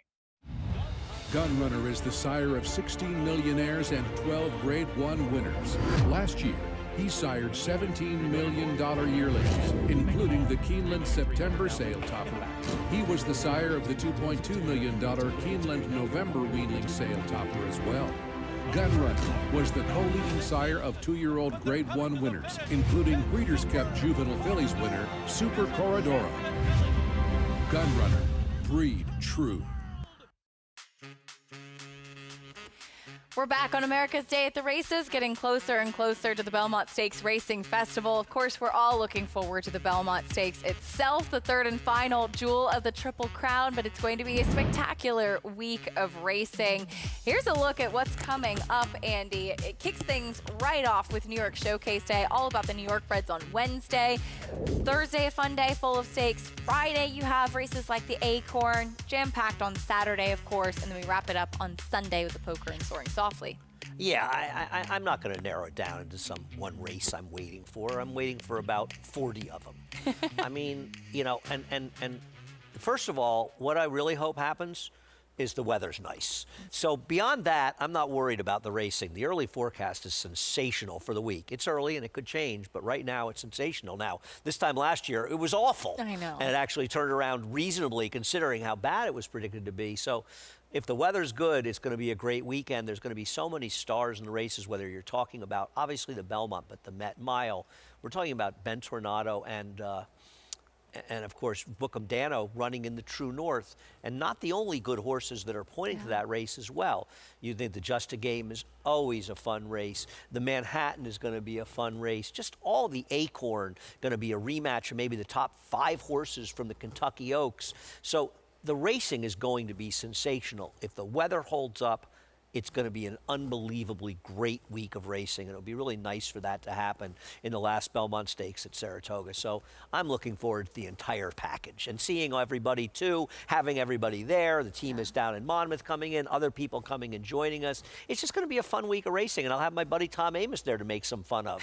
There you go. Yeah, so what I mean, we who can isn't channel looking forward all to it? Andy's energy over Yeah, there. I mean, listen, we love the game, and you know, whatever happens, you love the game, and I want people to come up there to have a good time, and we're looking forward to a lot of good racing. And right now, fingers crossed, good weather, the racing will follow. Absolutely. So much to look forward to. Maggie, we bring you into this conversation. I know that there is one race in particular that you're excited about. That's right. That would be the Met Mile. I feel as though I'm always excited about the Met Mile, as it has a history of being a, quote, stallion-making race. And I think for a horse that I have been such a big fan of from the start of last year, to finally, kind of get his time to shine up at Saratoga, that's Journalism, as he turned in a sharp 5-furlong drill for trainer Michael McCarthy at Santa Anita in the 59-2. And despite some rumblings of, being lured by more money to the Stephen Foster, it sounds like connections, including Aaron Wellman of Eclipse Thoroughbred Partners, is aiming to the Met Mile, a race that they have had on their radar ever since showing up in the Oaklawn Handicap. So I actually really like the mile distance for Journalism as well, but he's going to take on some other horses. It sounds like recent Westchester winner Antiquarian could be heading there for Todd Pletcher. He was very impressive in coming back as a 5-year-old. Some others as well, looking forward to that. But Andy, I almost counter your point. I know the weather didn't hold up last year. It was still phenomenal racing, despite having to dodge some races and move them to the Sunday. But again, the energy at Saratoga, the Belmont Stakes Racing Festival, Acacia, is nothing. I mean nothing. And I've been in this game for a while now that I've ever experienced before. So looking for another big, big time up at the Spa for the Belmont. Yeah, no, I don't disagree, Maggie. Obviously, it was a great weekend of racing, but I think the weather would be a factor. And the other thing was that the weather cast a little bit of a pall. We had to move those races off the Belmont card. We had some empty spaces during the day. And it also creates a lot of anxiety during the running of it, and be able to run it. And listen, the one thing is, I want the people that come to have a good time. And listen, there are days in Saratoga where it's raining all day and everybody's having a good time. And Saratoga is a good time, but let's face it, it's a big event. You want people to enjoy it as much as they possibly can. Absolutely. So hoping for good weather, but absolutely looking forward to the entire week. Let's meet the field for race 3, claiming race on the main track, beginning with the one. She's an Arctic Queen. Taking a little bit of money in this race, running with a bar shoe for whatever it's worth. 7-1 right now from the rail. There's a big price on Santagata. Just doesn't seem like this horse has been that competitive lately. I'll try to turn things around at a price. There's Daniil, who has speed. I mean, this horse is going to be in front here, and picks a rider up. Rider change to Edgar Zayas doesn't hurt. I don't know if she's good enough, but she'll be in front. Spirit of Esther. We know her running style. Just cannot seal the deal. Poor Spirit of Esther. She often, runs her heart out and just doesn't seal the deal. She's 12-1 right now. There's your favorite Pocket Queens on the drop-in class. She's the horse to beat in here. Listen, you do worry about her recent form, but the truth is, she broke her maiden to maiden 40. She's finally kind of running where she belongs. Big price on the board for Dolce Serra. I'm not sure why she's 42-1, but she is a horse that's just 2 for 59. She has 16 seconds and thirds, maybe get a lesser share. Moongate now in the Lindo Dixon barn. She's a horse that has some speed as well. Yeah, I get it with Moongate. She is speed, but there's other speeds in here, and I don't think she wants a mile. And that is the big question as well. And calling an audible. She's often competitive, though maybe not the winningest type. But I agree, and I think you agree as well, that she's the second likeliest winner of this race. I think we both picked her second. She comes out of a better field last time. She's not a winning type, like you say, but I always give my man Eddie Barker another look. And Eddie's a trainer that's a very under the radar, but if you follow racing in New York, his horses usually show up and run at least to the form they're holding. That's the field for the third race. There is Pocket Queens, who's the favorite.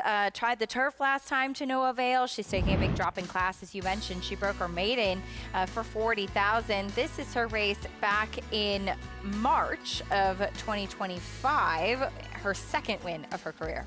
Yeah, and, the one thing is she's only been on one track, Little Moisture, the race 2 back, which, frankly, her 5th place finish might be good enough to win this race. And, what happened after she was able to break her maiden was that she ran another fast race in the allowance company, so you keep her in the allowance races, but the reality is, at some point with every horse, you have to be realistic.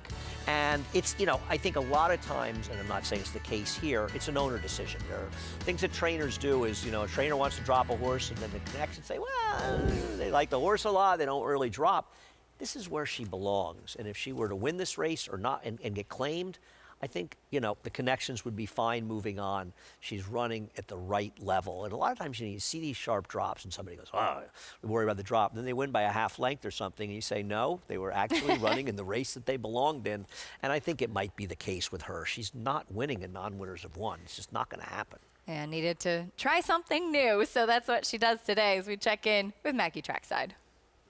Yeah, we'll take a look here at your favorite, number 5, Pocket Queens. And I'm usually not a big fan of hers, physically speaking.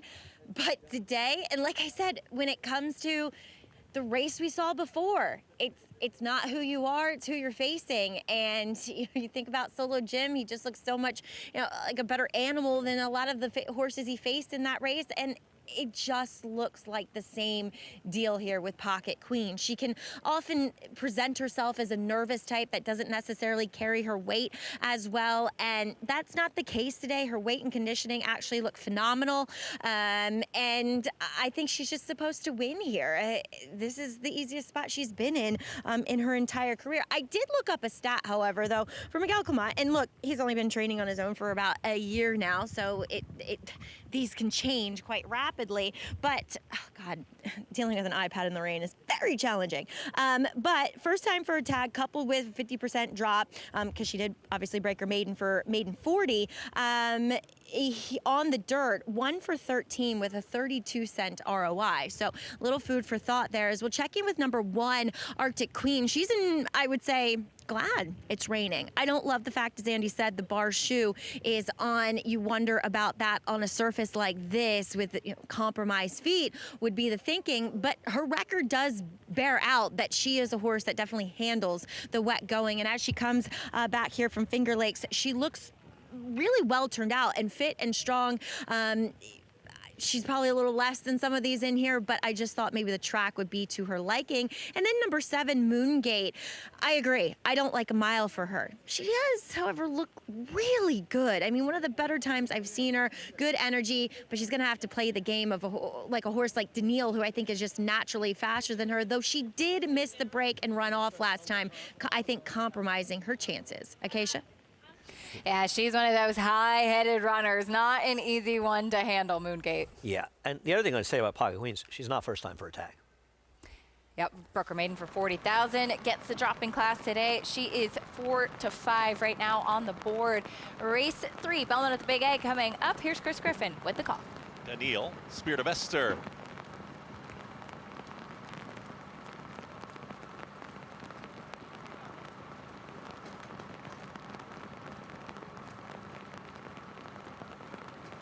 Calling an audible. Last to load. All set. And they're off. Good beginning. Spirit of Esther in between horses, and towards the outside joining them is Moongate. Moongate will now press on as the clear leader. With at the rail, here comes She's an Arctic Queen. They're 1-2 early as they get set to come out of the chute. Spirit of Esther is to the outside of Daniil. They're sharing 3rd and 4th. Back there in 5th is Sanagata. Just behind them is Calling an Audible. Second to last is Pocket Queens, and the trailer, Dolce Seta, up on the far outside portion of the racetrack.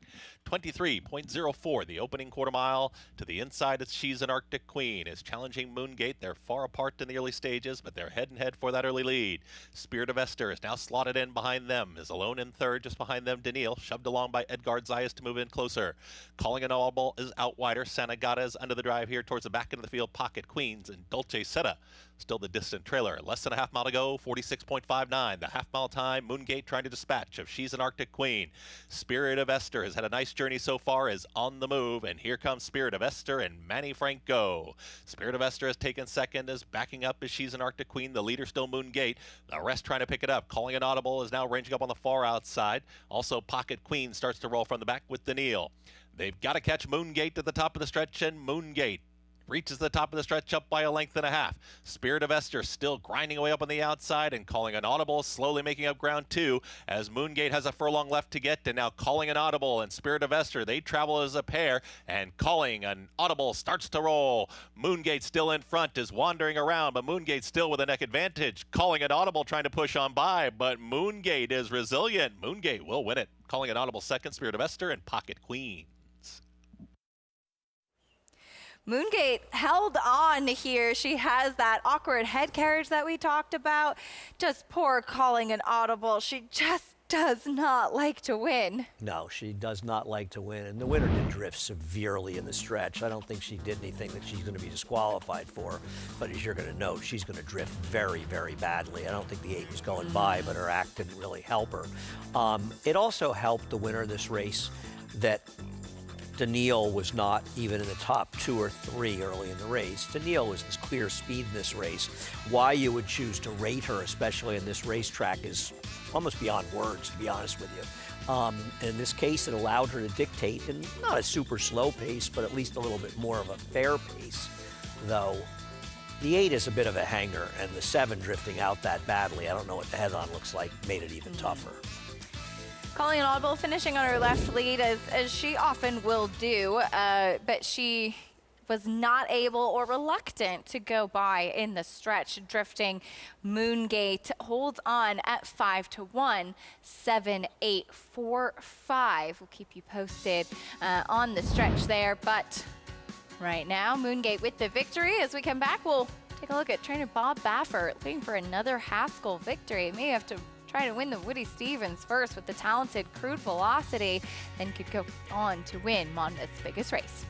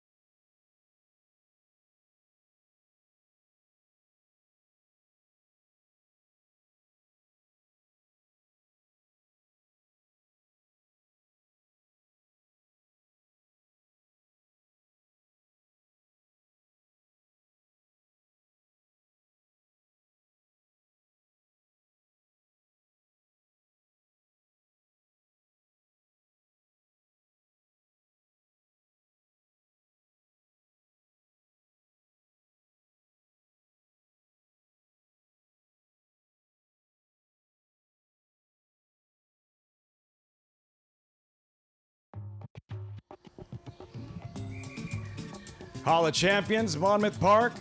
Biggest crowd ever at Monmouth to see his Haskell, Triple Crown winner, American Pharoah back in 2015. American Pharoah trained by Bob Baffert, 2-time Triple Crown winning trainer.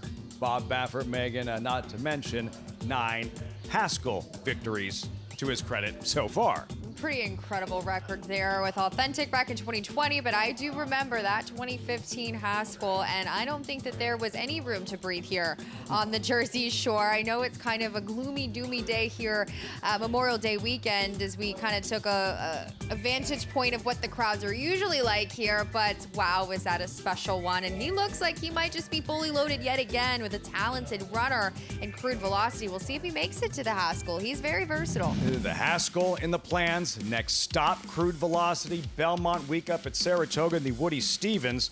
Crude Velocity in front of a packed house at Churchill Downs on the undercard of the Kentucky Derby, making short work of the highly regarded Englishman in the Pat Day Mile. This was impressive, and a lot of it was. Highly respected people in this business referring to him as almost likely, potentially, the most talented 3-year-old at the division, and he has obviously not run in the Triple Crown series, but a 44 1/2. The pace held that day. He earned a 100 Buyers speed figure, his second time doing so, a lightly raced foe. And you could also add Further Ado to that list of 3-year-olds, pointing towards the Haskell per Brad Cox after he's come out of the Kentucky Derby well, according to Connections. So the lineup for the Haskell this summer, July 18th, it looks like it could really come together as a fun one. I haven't even run the Belmont yet, and that Haskell, like, sign me up. Some of these stars and some of the most talented 3-year-olds in the country. And yeah, I don't think that when you look at Crude Velocity and that kind of potential, that there is an argument to be made that just maybe he is the most talented 3-year-old in the country, and we'll have a chance to see him Belmont week in the Woody Stevens. We will. I'm incredibly excited. Probably one of the most exciting races of the week for me. Englishman, though, in defeat that day in the Pat Day Mile with that just such a strong pace that day. Pretty impressive, those two. I do believe that hopefully we'll see Englishman back as well. Maybe they'll take on each other. We'll see how Cherie DeVoe targets him. That Woody Stevens, all part of the Belmont Stakes Racing Festival, 13 days from today. First things first, back to Monmouth here. The racing continues, this 4th race off the turf on the main track. Mr. Papa Giorgio, odds on. 3-horse race, rained off the turf, gets Paco Lopez controlling speed. Deposition, entered main track only as well, but 0 for 8 on wet tracks. Yeah, and one that stretches back out in distance overall, and his recent 2-turn races just have not been strong. As you mentioned, just 3 of them. I bugged Paul with this question a couple of days, yesterday actually, with the same question. And somebody at home wants to play these races, only a field of 3. And your suggestion, what's the best approach? How do you play a race with just 3 horses and a 1-5 favorite? Well, I also find value in kind of, I shouldn't say value, but also playing the multis and trying to kind of distinguish, okay, you know this is a 3-horse field. You know this is going to be skinny and slight, trying to make money. But we've seen some prices come through today. We've seen some of these vulnerable favorites get beat. So it's not as if you can't make money on this rained-off card, but in this particular race, trying to play it, if you're only wanting to play this race all day long, trying to make sense of stacking one of these prices underneath the 1-5 favorite. But at the end of the day, trying to get paid, probably not how you're going to maneuver in these kinds of types. Day like this, nice, bright, shiny silks. Appreciated for a track announcer, Mr. Papa Giorgio. His latest, late April, Aqueduct in the mud. Here, Megan, Mr. Papa Giorgio in front, and they're not going to get him. He set a quick tempo that day. He was a part of that early pace. They went 46-3 that day on a muddy sealed surface where he got to the lead on the rail, created space on the rest of the field, and then you can kind of see he had a little bit of a challenge, but he drew clear with the runner coming up the rail here. You'll see in for second. He's been right there on those strong paces, back-to-back races, and he's been able to just put these fields away. Now he gets into a situation where it's a 3-horse race and he's just going to be free rolling it there on the front end, but maybe somebody tries to get aggressive and duel with them perhaps, but the other 2 horses don't have a modicum of speed whatsoever. The usual table, Mr. Papa Giorgio, to ball track side. Yeah, this is a tough one to get around. I'm with Megan. Not only the horse, I don't think the horse is probably a better horse around 2 turns, which you're going to get today, but just a repeat of that last effort, I just think this horse is going to be tough to beat. The outside runner in here, you know, kind of a plodding type of horse, and he kind of looks like that, a little bit on the heavy side. I can understand why he's the kind of horse that doesn't really like a wet surface, probably why he's 0 for 8, and he might just truck along, but just really tough to get to anybody else's feet. You know, I got a nice little text from Andy Serling. He said, is the 7 going to be 1-9 here? This horse is 1.16 on the fixed odds, so almost close to 1-9, and Andy thought that was an overlay. That much of a standout, Mr. Papa Giorgio, in this fourth race and field of 3 at Monmouth Park. I mean, you go back to March the 15th, where, again, another strong pace that he said he was beat that day with an 82 Buyers speed figure, went in for 30, but commuted, came back to win an allowance race with a 92 Buyers speed figure in his next start. Ciccio Bella also coming back to win. So if you're just the pure class advantage in his last 2 races, just tower above this small group. Late pick 5 about to get underway here, Monmouth Park. But first, some housekeeping back at Aqueduct, Acacia, Belmont at the Big A, race 3 in the books. And Moongate holds on at Lafitte. There was actually a jockey's objection involving the top 2 finishers between the 7 Moongate and the 8 calling an audible. It ended up being no change. We're told they were actually looking at the turn, not necessarily in the stretch where we saw some drifting, but there was an objection, no change, Moongate 1296. Yeah, I mean, a horse drifted badly in the stretch. It just, I don't think it was the right moment to really interfere with things. By the way, Mr. Papa Giorgio in Monmouth should pay $210. I don't know how he possibly loses that race. He's not only better than everybody. One of them, the 2 can't run at all in the dirt, but he's the lone speed. I don't. Lafitte, we're all in on Mr. Papa Giorgio. Yeah, he's not going to pay any $12.96 should he win this 4th race at Monmouth Park. But that's why they run the races, Megan. It is. We'll see if he gets beat. I'm not seeing a world in which he does, but as you mentioned, this game can be funny sometimes. He should be much the best in here. Matt Ditterman with the call. Race 4 live from Monmouth Park. We're ready to go. And they're up. They all broke well. Mr. Papa Giorgio, along with Talk there together, deposition on a loose rein early while getting towards the rail as they approach the first turn. Talk floating out into about the 3 path. Mr. Papa Giorgio on a hold. He's happy to track right outside going into the turn. And deposition saving ground on the first turn run. It's Talk making play on the lead. 3 parts of a length ahead. Mr. Papa Giorgio on the outside, perched right there in deposition on a hold, running in 3rd, 2 lengths off the pace as the 3 runners swing up the backstretch here. Talk leads the way with Jomar Torres a half length in front. Mr. Papa Giorgio, Paco Lopez, they're on the outside and they're 2 clear of deposition, and Sonny Leone still on the inside as they're halfway down the backstretch here. Talk on the lead. Went the opening quarter in 23-2. The half, not sure if that's right, 45-3 if it is. He's moving at a pretty good clip. Didn't look like they were going 45-3 just on the eye test. But anyway, they go into the turn. Talk is a narrow lead, but he's shaken up a little bit. Paco hasn't moved on Papa Giorgio yet. That's Mr. Papa Giorgio. And they are right together, these 2 rounding the turn. They're 4 clear of deposition under a hard ride. Would have to absolutely turn it around to win it. Mr. Papa Giorgio sailing to the lead, trying to put away Talk right now. Mr. Papa Giorgio off the turn, opening up to a 2-length lead. Talk could not keep up. Deposition's got a shot to run second, but Mr. Papa Giorgio looks like he's coasting on the lead. He's gone 5 ahead with a furlong to go. Now it's 6, and there are no dangers in sight. Mr. Papa Giorgio getting a roar here from the Monmouth crowd as he comes into the final 100 yards, well ahead, and he'll coast in the easiest of winners. Deposition second, Talk 3rd. Still as a statue, and to the outer rail. Paco Lopez, Mr. Papa Giorgio didn't make the lead, did not make a difference. It's the odds-on favorite Strolls to kick off the late pick 5 at Monmouth. It's about as easy as you can get. Maybe not the early pace setup we were anticipating, Lafitte, where the number 2 got aggressive and had never shown that kind of speed before in his life, and sometimes you just kind of send him and see what happens when you have that kind of loose pace. I admire that, but Mr. Papa Giorgio, much the best as anticipated. Much the best, an understatement. A 5th lifetime win. Monmouth victory here. Paco Lopez. And for trainer Rick Dutrow, Kentucky Derby Preakness winning trainer Rick Dutrow, Big Brown back in 08. Paco now a Preakness winning rider. Napoleon Solo last week at Laurel. Results forthcoming. Plus, back at Aqueduct, Belmont at the Big A, pick 6 carryover, 33,000 plus next on America's Day at the Races here on Fox Sports 1.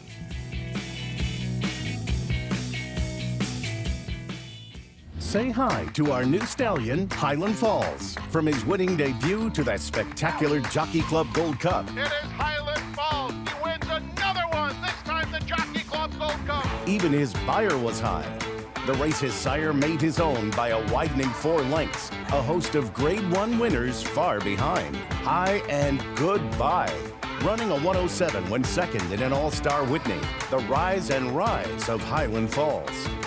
High class, on the track and on the page. This is his dam, winning the Acorn and then the Distaff. Aim high. Breed to a well-bred son of Curlin. Highland Falls, new to Darley.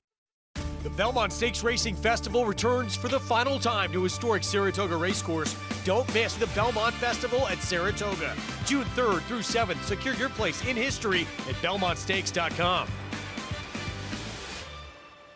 Play the Belmont Stakes presented by Naira Bets. New members get a $25 free bet plus $200 deposit match bonus.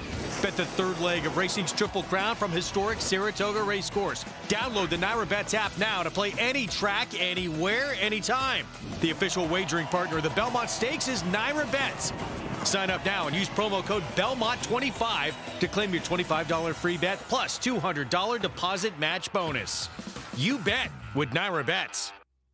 Every 2-year-old champion has precocity, but only one can be called fierce. Fierceness! Brilliant at 2. A powerhouse win! Dominant at 3. Fierceness is putting on a show in Hallandale today. Fierceness to win the Travers. Tenacious at 4. Fierceness has won the Pacific Classic. All the makings of a champion. Fierceness. New to Coolmore America. Racetrack Television Network brings you every race, from every track, on every screen, every day. With monthly packages starting as low as $5, RTN gives you great value and access to more live HD streaming and race replays than anyone. Visit RTN.tv today to sign up and watch on almost any device, including Roku and Amazon Fire. RTN has packages that start at $5 per month.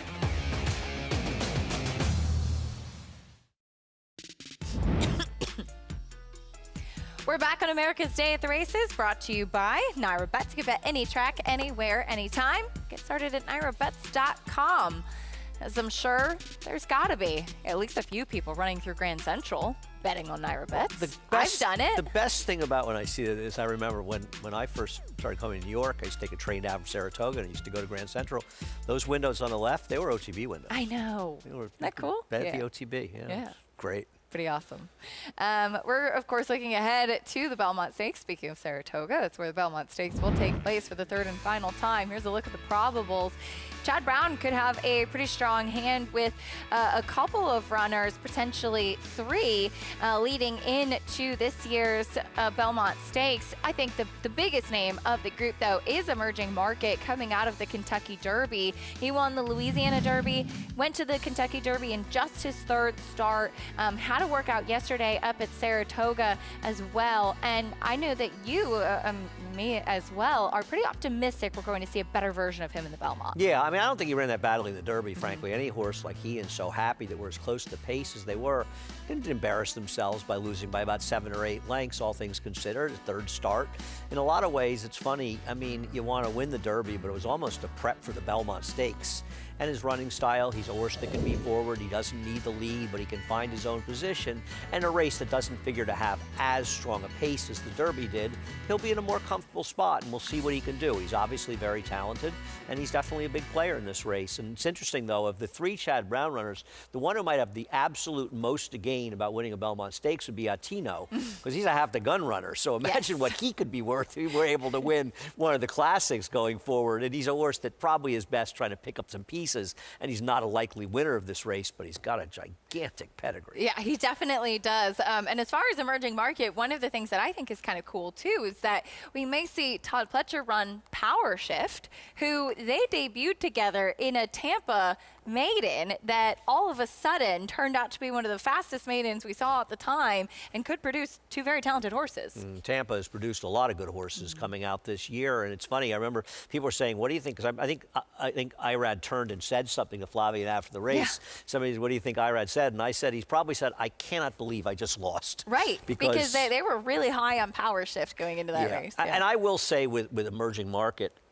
it's unusual for Chad to talk about his horses with me a lot before they run. He had told me in Saratoga one night at dinner that Emerging Market he had very high hopes for him. They were hoping to debut him early in the Belmont meet. He got sick. Took him a while to get to the races. And I even talked to him about a month before that race, and he said, "I'm going to get in that two-turn race on Sam Davis Day, and I don't know if it's too late to make the Derby." But he is very, very good, and he and Power Shift put on quite a show that day. Yeah. Both are talented. Emerging Market has done a little more in his career. I think, rushing Power Shift back in just 4 weeks, the Tampa Bay Derby turned out to be a mistake.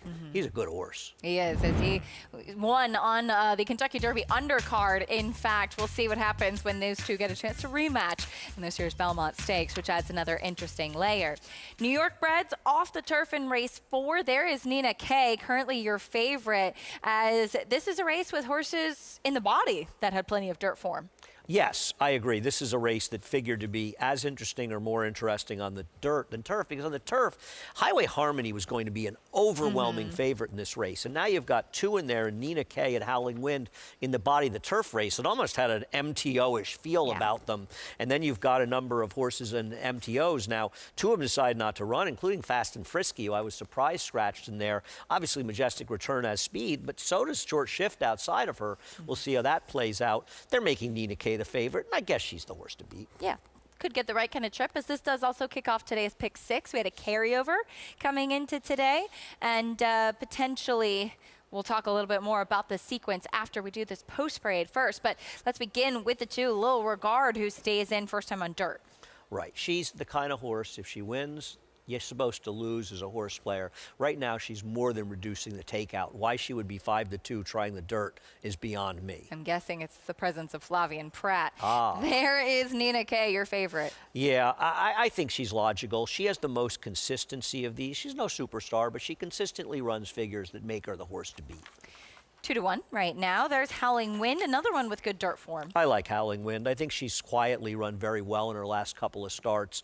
And last time out, that race just completely fell apart at 7 furlongs. I like her chances.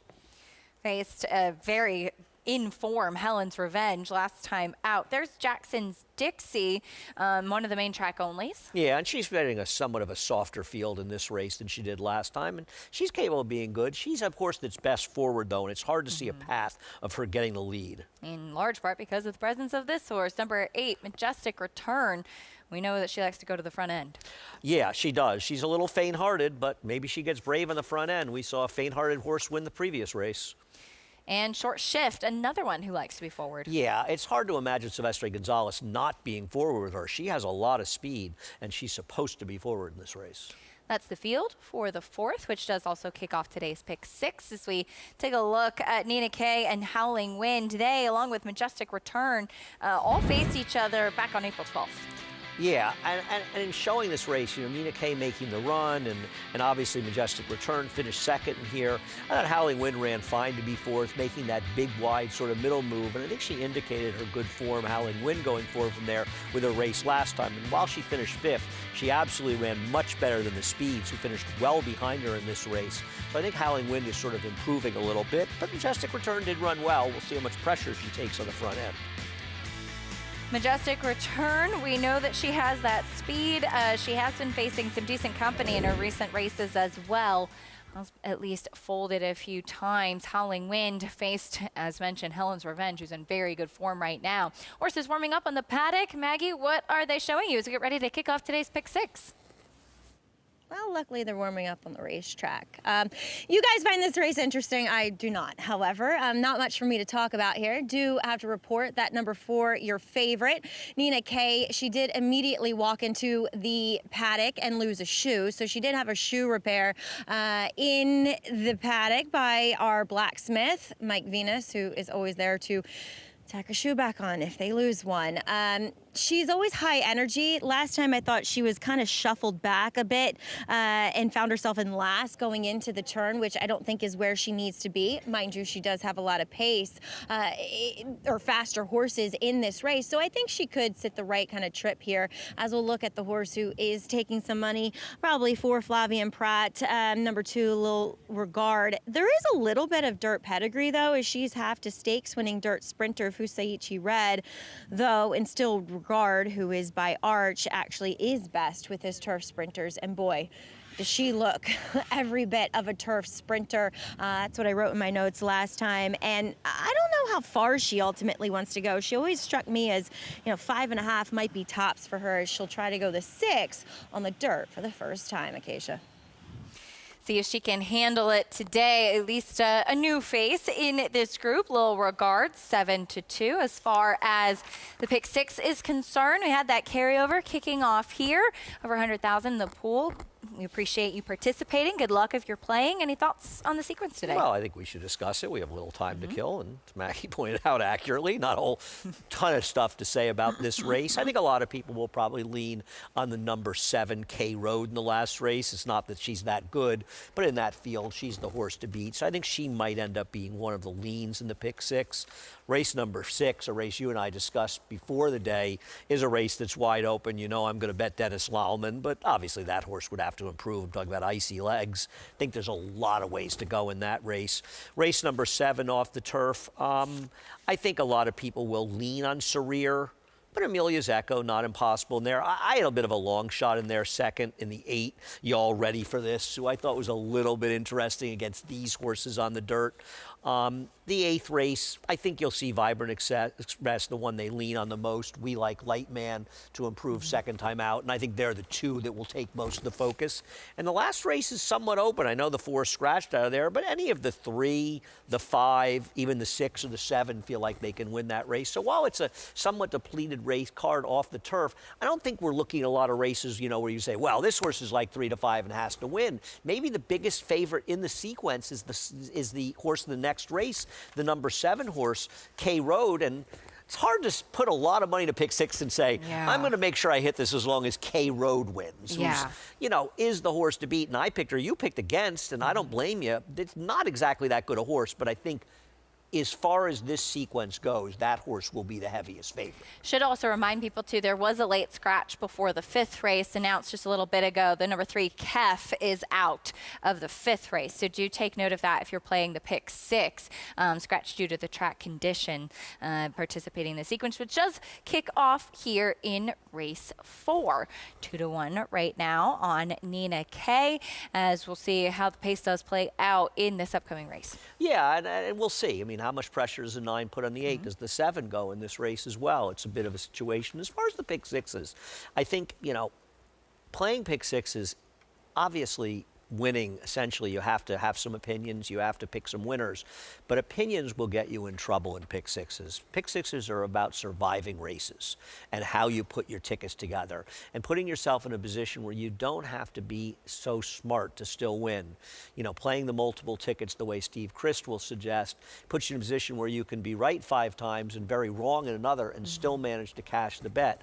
It's very hard to be smart in 6 straight races. It's going to happen to you on rare occasions, but for the most part, there are potholes along the way. And as somebody who has played a lot of pick 6s in his life and has had some success at different times, it's a very, very interesting bet, but I think it's a lot tougher than people that don't play them realize sometimes.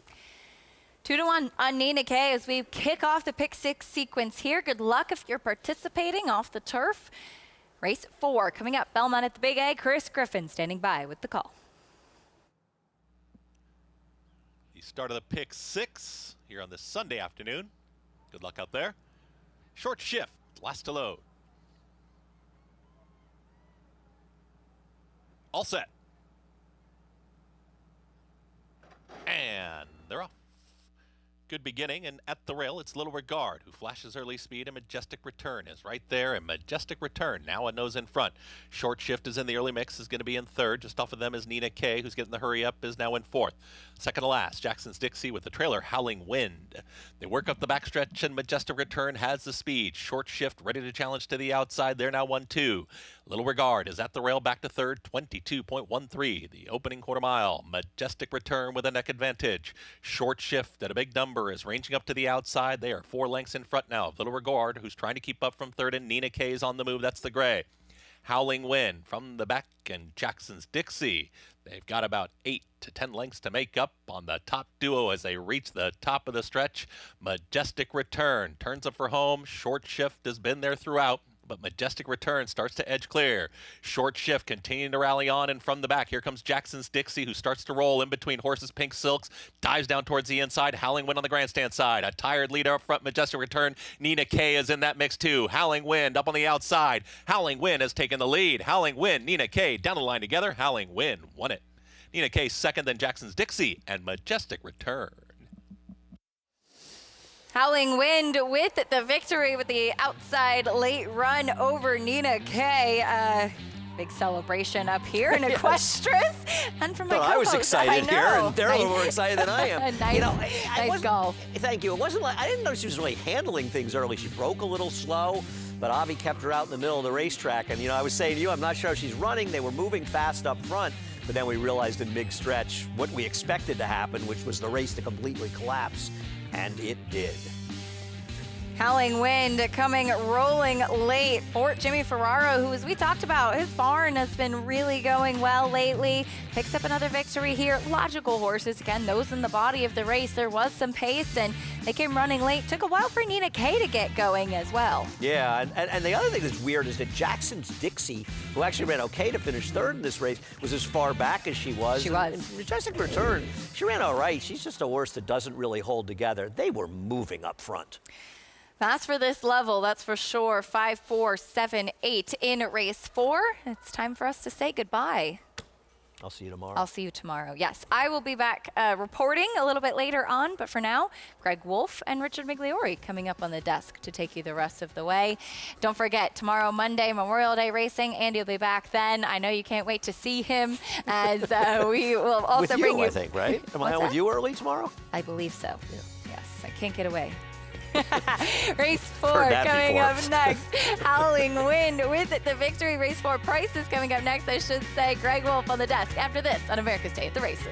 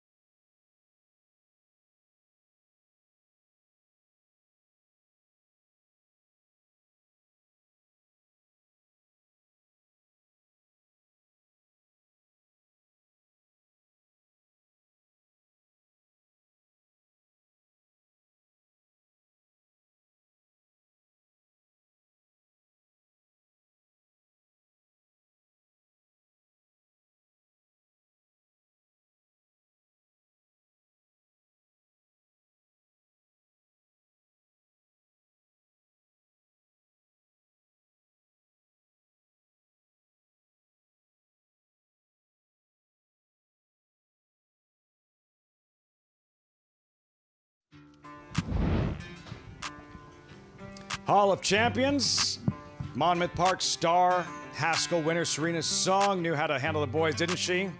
Skip Away, eventual Powerhouse Breeders' Cup Classic winner. War Emblem, Kentucky Derby Preakness hero 6 years later. Big Brown, Kentucky Derby Preakness winner. The brilliant Rachel Alexandra, her 3-year-old campaign, legendary. And American Pharoah, biggest crowd ever at Monmouth Park to see the Triple Crown winner in the Haskell back in 2015. This meet at Monmouth Park just getting started. Notable Monmouth dates on the horizon. Key stakes races. June 13th, Naira Betts Pegasus, local prep for Monmouth's signature event. Aforementioned Naira Betts Haskell on July 18th, featuring top-class 3-year-olds. Segue to what took place last Saturday at Laurel Park. In the Preakness Stakes, Al Gold's Napoleon Solo, only Grade 1 winner going in, only Grade 1 winner coming out. The embrace there, winning trainer Chad Summers, his first win in an American Classic, same to be said for Paco Lopez, Preakness winning rider Paco Lopez, and 12-time Monmouth champion jockey, the biggest moment of his career, Napoleon Solo. That is the goal. Whether he preps between now and then, we'll see. But the Haskell is the goal for owner Al Gold, who grew up in the shadow of Monmouth Park. As I'm joined by Paul Duca here on the set, who brought the wind with him up here. How was it? How was it down there all afternoon? It's wet. It is really wet. You could tell the jockeys. Paco Lopez came out in the first race and he was like, "Wow, it's cold." I said, "You're from Mexico. It's not really that cold around here." And he started laughing. But yeah, you know what? When you go inside, the crowd is still willing. They're at the front trying to get a little bit of cover. The food trucks are still rocking out there. So still a good atmosphere. Just hopefully the rain can go away for tomorrow's card. What was your biggest takeaway in revisiting the Preakness and seeing the post-race and the celebration there with Napoleon Solo? What are you expecting from him the second half of 2026? I think he's a lot better horse than people are going to give him credit for. Like you said, Agreed. He's won a Grade 1 at 2. He won the Champagne. And obviously he's winning the Preakness. I honestly think he might be the most versatile horse of the 3-year-olds now that have run in the Triple Crown races. We don't know what's going to happen with Crude Velocity and a lot of the other runners. But when it comes to Napoleon Solo, he's so fast that when they cut him around one turn, maybe as a 4-year-old, he's going to be ultra good if he races next year. And it wasn't just the winning ride. Winning owner Al Gold giving a lot of credit to Paco Lopez, saying that they had a conversation after the Wood Memorial. Napoleon Solo, a very good 5th place finish, that Paco said, let's look at the Preakness. Yeah. Like, he'll be really good in the Preakness. I'm not saying that's the only reason that decision was made, but he did have enough points to compete in the Kentucky Derby, decided to bypass, pointed for the Preakness. In the end, that patience paid off. Yeah, it did. You know, you got to give Paco a ton of credit. He was up front. He told Chad Summers, listen, I used the horse. I was a little too eager in the wood up against that really hot pace. And I know Andy's brought it up multiple times. I just think the races in New York were a lot better than people thought. Paco said, give me another chance on him. He learned a lot. He didn't have to chase Taj Mahal, sort of tracked him a little bit. It was a brilliant ride. At much maligned Wood Memorial, not too shabby. I believe 1st, 2nd, 4th place finishers in the Preakness that competed in the Wood Memorial. Look forward to seeing Napoleon Solo. Again, that target for the summer right here at Monmouth Park in the Haskell. Getting ready for the second half of the Sunday program. Race 5, late pick 4 starts here. Fillies and mares sprinting 6 furlongs, 5 of them, Paulie, an odds-on favorite towards the outside who is razor sharp and unsolved mystery. Who'd you come up with? I just think she's going to be really tough in here. 7-year-old mare looking for 5 in a row. Very sharp. There's Birdie's Cause to kick off the post parade, followed by Duella Dent, a 5-year-old debut, unraced since November. Yeah, back in the Alberto Plaza barn. Ran into Alberto. He likes his horse today. He knows he has to beat the outside mare. Charlie's Beauty, number 4, currently 3-1. You know, besides her gait issues 2 back and around 2 turns, if you cross those out, she's got a punter's chance. The Tiger Lily, New Jersey bred. Recent form is solid. Yeah, really solid for Tony Wilson here. Joan and Nick Sacco, Monmouth lifers. You and I both Unsolved Mystery fans. The odds-on favorite, quick 7-year-old mare, and yeah, in a zone. Yeah, I mean, listen, this horse is going for 5 in a row, and like you said, at age 5 or age 6, she won 4 races. She's 3 for 4 at Monmouth. There's just a lot to like. 2 minutes out, race 5, Monmouth Park, and a reminder, Here at Naira Bets, where you can bet any track, anywhere, anytime with Naira Bets. Sign up today, get a free $25 bet and up to a $200 deposit match bonus with promo code Belmont25. Enjoy betting on over 300 tracks around the world. Start winning today. Join now at NairaBets.com. As these fillies and mares continue to warm up, we check in with Megan Burgess trackside. Maneuvered my way down here, Lafitte, and away from the heater, which I do miss a little bit. But a little bit wet down here, but we'll start with the 3 to 5 favorite, Unsolved Mystery. And it has been no mystery of her just reliable, consistent form, as she has just got on not just the recency roll, but she has not finished off worse than second. The last 7 starts spanning 2 years. Her lone opportunity that she got running in Graded Stakes Company in the Princess Rooney, where she was outclassed that day, didn't go as well. But I mean, how consistent of a customer does it get? And looking at her physically, coming off of a little bit of some time since March the 23rd there at Parks, she looks great. She's strong, she's fit. I don't find her having any issues getting over the surface. She does have a wet track score to her resume, only doing so for the second time though, and she does possess the most amount of early speed. We'll see how the number 2 does fare as far as challenging her up on that speed. That's the main vulnerability, right? Is if she kind of gets entangled with that foe on the front end. But I find I don't have any issues with her, as not Luis Rivera Jr., the rider listed as the trainer, a different Luis Rivera Jr. So I thought that was pretty interesting when I asked today. I said, hey, does the jockey now have a horse in training as his father, Luis Rivera Sr., has done that in the past? But no, they are different, as we'll move towards the longest shot on the board, the number 1 Birdie's Cause up there at 12 to 1, not taking as much money, but you know, if she does improve up some of her better races in the past, she could hit the board underneath. And when you're playing these races where you have these heavy favorites, especially even if you do wander towards the 4, it's something interesting to stack underneath those exactas and those exotic wagers, where Birdie's Cause is dropping down in tag. And now, kind of a horse that needs a setup. You know, horses need to come back to her. She does lack that speed. She does get a little bit of a pace, but I will say she was outrun last time in her last couple. Bit of a mismatch distance there at the 5.5, just in general for her running style. So she's a bigger price on the board, but I do think that she has a little bit of a interesting look underneath. The number 4, Charlie's Beauty, up there as kind of the other horse that people are gravitating towards, and it's very easy to see why. She needs to make the break. It's contingent. She needs to get on or near that lead as far as where she finds her best rhythm. Now, she does cut back in distance back on March the 18th, I should say, where she did sport that 71 Beyer speed figure. She showed speed, let the other speed to her inside go. That horse ended up finishing last. She got the lead around the quarter pole and drew off that day, as there was a next out winner from that group at Tampa. She looks great. A lot of these horses, Lafitte, coming down from Florida, have really gleaned that fitness, I can say, but it's going to take a pretty solid run and step forward from these horses to beat the 1 to 5 favorite. No Florida sunshine for them on this Sunday afternoon here at the Shore's greatest stretch, where the horses have reached the starting gate for this 5th race. Paulie, an unsolved mystery. She's been overwhelming her competition with her early speed and building kind of a cushion early here. Early on, is there anybody who can stick with her getting out of the blocks? Well, it's contingent on the 4, whether she can break. I think the 2, Duella Dent with Charlie Marquez, will be the horse that can maybe press the 6 in here.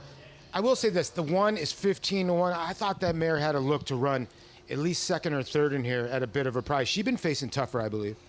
Love that shot inside the starting gate. Game face on for the riders as these fillies and mares are moved into line.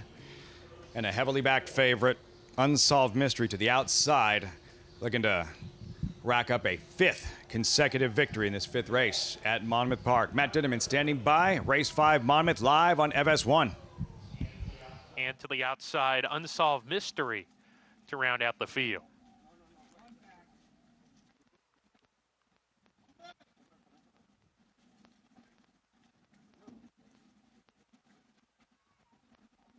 We're ready to go.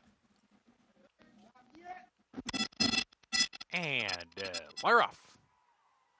From post position 2, Duella Dent is put into play. Unsolved Mystery moving up to come and press the issue early. D-Tiger Lily broke alertly, backs off the pace, runs with Charlie's Beauty in the early stages, and Birdie's Cause is at the back, about 6 lengths behind. 2x2x1 down the back stretch. Duella Dent, narrow lead. Unsolved Mystery, the heavy favorite, perched on the outside, still the presser. 2 back to Charlie's Beauty. Hustled along, claims third, about 4 clear of Birdie's Cause. D-Tiger Lily backpedaling in the wrong direction to the back. As they round the far turn, Duella Dent loses the lead to Unsolved Mystery. Unsolved Mystery gets a tap on the shoulder, leads a half length. Duella Dent second on the inside, trying to stick around here. 3 clear of Charlie's Beauty. Under a ride, getting outside 3 wide for the stretch rally. Unsolved Mystery down the stretch, a length in front now. Duella Dent back to second on the rail. Charlie's Beauty gathering steam down the outside, and now Unsolved Mystery. Jorge Vargas Jr. says go. Charlie's Beauty, Paco Lopez on the outside, trying to reel him in. Unsolved Mystery, 16th to go, the leader. Charlie's Beauty trying, but Unsolved Mystery still in front. Unsolved Mystery holds on. Unsolved Mystery by a nose. Charlie's Beauty second. Duella Dent holds third. Birdie's Cause fourth, and then D-Tiger Lily. Desperate finish. Unsolved Mystery holds on. 5 straight wins, turning back, repelling the challenge of Charlie's Beauty and Paco.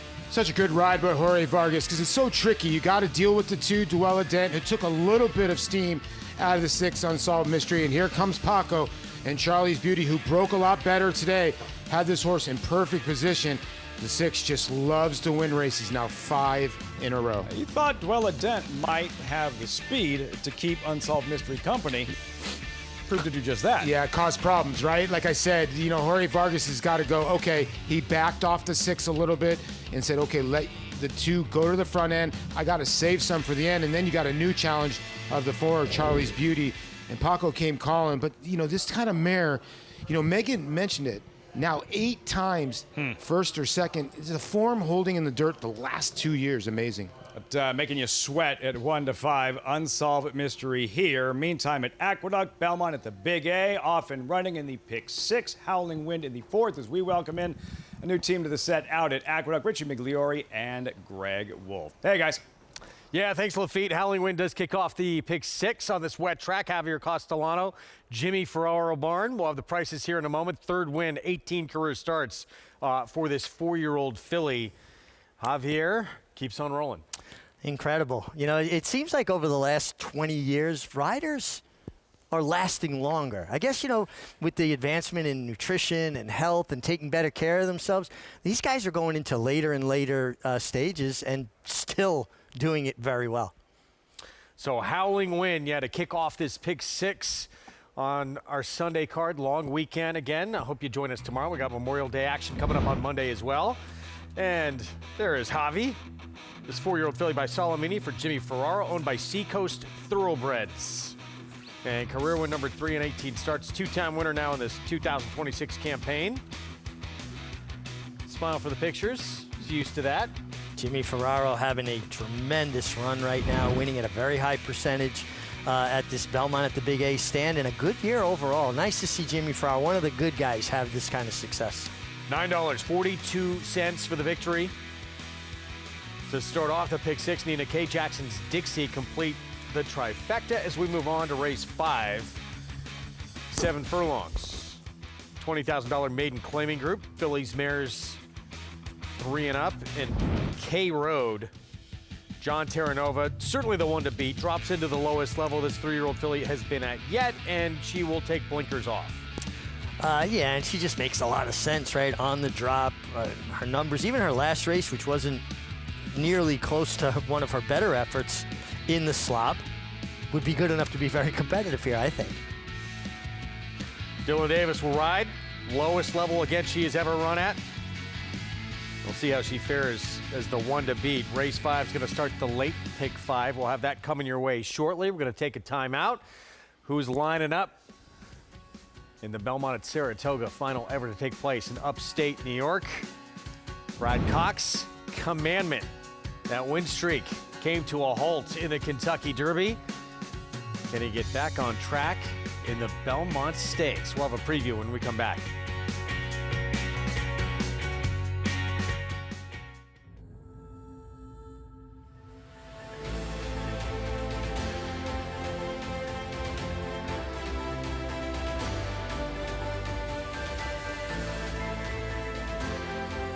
Olympiad gets the gold in the Jockey Club Gold Cup.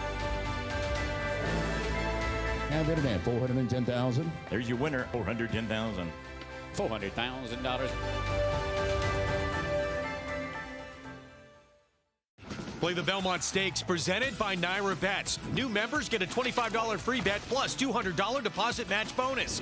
Bet the third leg of racing's Triple Crown from historic Saratoga Racecourse. Download the Naira Bets app now to play any track, anywhere, anytime. The official wagering partner of the Belmont Stakes is Naira Bets. Sign up now and use promo code BELMONT25 to claim your $25 free bet plus $200 deposit match bonus. You bet with Naira Bets.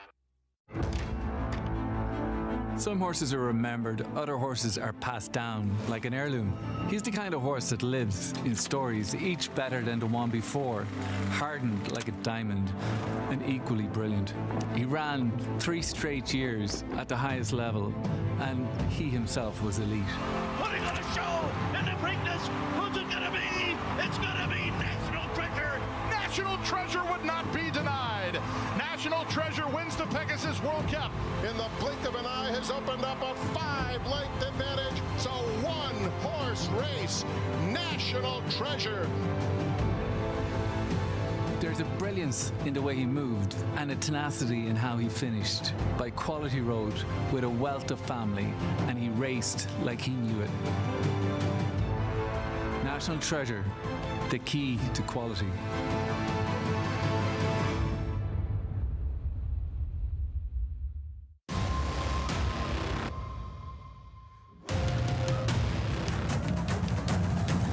Passion, performance, and the pursuit of excellence. At West Point, the horses are the heart of what we do. The partners really are the soul. The bar that they set is different than everybody else. This starts and ends with the care of the horses. This is a real immersive experience.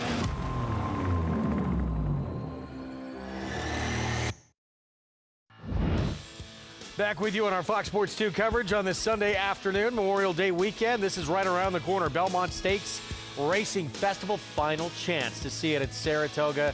Tickets on sale now right there, belmontstakes.com/tickets. The first 2 years were just an incredible atmosphere. And this is going to be your last chance to experience a Triple Crown event or that whole week of action at this historic racecourse. Just incredible. Obviously we'll all be excited to get back to the new Belmont Park and the 1.5 miles of the Belmont Stakes, but there have been some great additions of the Belmont at the reduced distance of 1.25 miles. And what an incredible undercard and the build up to it. And of course you get the crowd you get in Saratoga, the enthusiasm. It's going to be an amazing atmosphere. We have a lot of big names getting set to line up for the Belmont Stakes, including the Florida Derby winner. Obviously, it was not his day in the Kentucky Derby. Bit of a, that start out of the gate, got squeezed a little bit, shuffled back, but just didn't do a ton of running from that point. Are we going to see a lot better from him in the Belmont? I would think you would. The Derby was kind of an oddly run race in that the way kind of melted down late, right? And horses that got the best of it came from well out of it, made the last 2 runs, Renegade, and then obviously your winner, Golden Tempo. I'm sure he's going to run more of his Florida Derby type race if he gets to the Belmont. Been the most consistent performer leading into the Kentucky Derby. 4 consecutive wins, including back-to-back graded stakes victories. As we get back to New York, post-parade for the start of the Late Pick 5. Here's Big Jackie, this maiden 27/8 race. Dropping down in class, inside post, taking money too.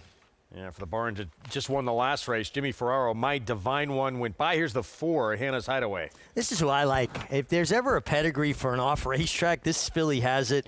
Goodbye Broccoli, 1 for 1 in the slop. And Weekend Hideaway, or sire, 6 for 11 on off racetracks. First time on dirt, but it is a wet track, obviously, this afternoon. As we take a look at the 6, defining role, first time on dirt as well.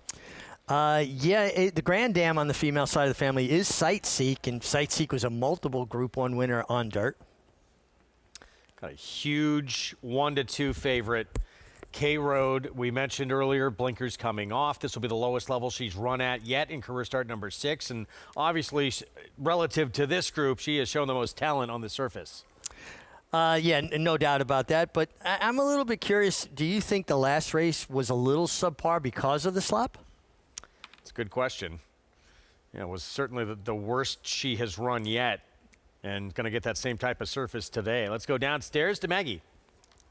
Yeah, that's a problem I have with her today, because in that last start, despite it coming in off of a little bit of a freshening for John Terranova, K Road just looks superior, at least physically and even on form too. It was a race she was supposed to win. So yet again, she does get this very wet track to deal with.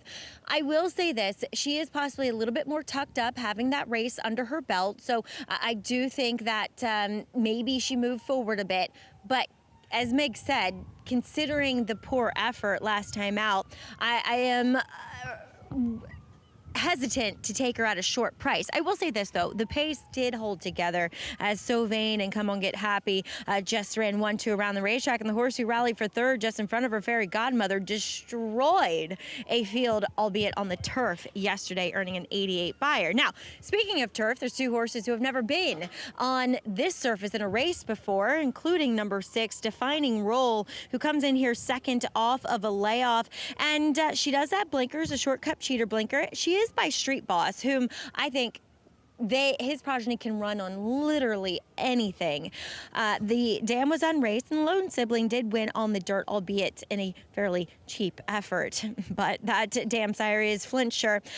Very much more of a turf hoof, though she is warming up okay over this surface. So I'm not totally opposed to her handling it here. And as she drops a little bit in class here, I do think she matches up nicely with the rest of her foes. Today is number 4, Hannah's Hideaway, Weekend Hideaway. Good on the dirt. She is half to off script, who ran and won going longer on the dirt. The second generation is all turf. It's that Lady Joan pedigree from Hilly Fields. They campaign all of the progeny. She very much has more of a turf hoof, to be fair. There's pedigree for her to handle this surface, but she almost was less convincing than Defining Role here on this surface. She looks fantastic, as Lisa Barkowski's horses always do. They're always some of the most well turned out horses, from coat to flesh to just, being sharp and ready for their races from their demeanor standpoint. But I just don't know if I love this condition for her, as I'm going to land on number 1, Big Jackie in here. Surface is a question mark for her too. She's never been on a wet track, but I thought she looked fantastic against this field, and we saw one of Jimmy Ferraro's horses earlier on, in addition to his winner, run very good while dropping from a maiden special weight. That was Portertown Lad earlier on in the second race, and kind of had a similar makeup as Big Jackie. She's just one who caught my eye that I thought made a good bit of sense in this spot here, if you're looking for alternatives to your favorite, Greg. All right, Maggie, thank you. 3-5 as we get set to load here on K Road. But Meg, you brought up a great question, and we'll see. The really poor performance, it was against Better as well. And it was off a bit of a layup, but it was on a wet track. Yeah, I don't know. I thought it was a moment for pause at 3-5. Something to point out. I wish that Maggie had liked the 4 Hannah's Hideaways physical prospects of running well on dirt more, because her pedigree says if she's anything like Mom and Dad, she should handle the slop. Still pretty good chance this one's going to be very tough against this group at this level. No doubt, and very well drawn as well. K Road on the outside, drop in class, and even a subpar effort would be competitive here. Start of the late pick 5. There's the big favorite with Dylan Davis. Let's go to Chris Griffin.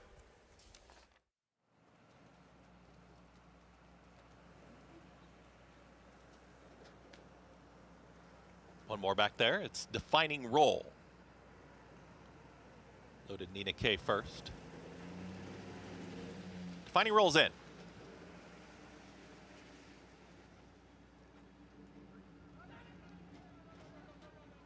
Movement to the inside. And they're off. good beginning for My Daughter's Gift. And My Daughter's Gift is showing the way as they quickly come out of the chute. Defining Roll goes right with this leader. Defining Roll now with the neck in front. My Daughter's Gift is back to second, and Nina K. Road is well settled off of them in third. Out there in fourth is Hannah's Hideaway. Then down at the rail, that's My Divine One with the early trailer. Got off the rail to the outside portion of the racetrack, Big Jackie. They work up the backstretch 22 and 4 for the opening quarter mile. It is Defining Roll in front is up by 2. K. Road and Dylan Davis a well-settled second. Back in third, My Daughter's Gift is losing ground quickly. Hannah's Hideaway is on the move from fourth. Then towards the back, Big Jackie is on the move with My Divine One. The top duo are 8 lengths in front. Defining Roll, no turning back, 46.53 for the half-mile time. K. Road with every shot to run this leader down. Defining Roll still with the advantage, approaching a quarter mile left to go. Ricardo Santana Jr. going to try and hold off the charge of K. Road down the center of the racetrack. And Dylan Davis, they keep charging after the leader, but Defining Roll's got more. Defining Roll is holding off the favorite. K. Road is slowly making up ground, but now losing that ground as inside the final furlong. Defining Roll just keeps bowling right along. It is Defining Roll back up by 5. Defining Roll, much the best in here, will win it. Defining Roll, K. Road holds on for second over Hannah's Hideaway and Big Jackie. Defining Roll getting on a dirt surface, albeit sloppy for the first time. You said to me midway through this race, she's not stopping. She did not. She looked so happy, comfortable, flicking her ears all around the turn. Took a stiff challenge from K. Road, shrugged her off, and she was, I think, kind of channeling her grandmother in Sightseek the way she handled this track. Now, I'm not going to compare this with a Grade 1, but Sightseek was one of my all-time favorites. Did Grandma proud here. Yes, she did. I really needed the 4 Hannah's Hideaway to get up for second, and of course, didn't quite get there. No, about a head behind K. Road, the 1-2 favorite.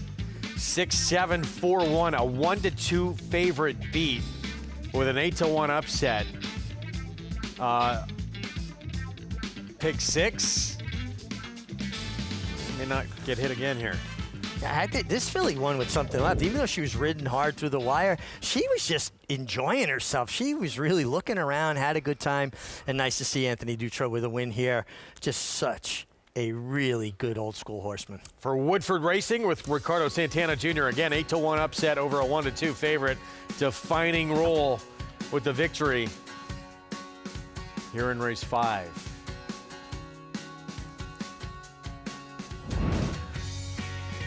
Golden Tempo, pass on the Preakness, and all set for Belmont at Saratoga week. Can he refine that magic in Cherie DeVaux's backyard? Stay with us.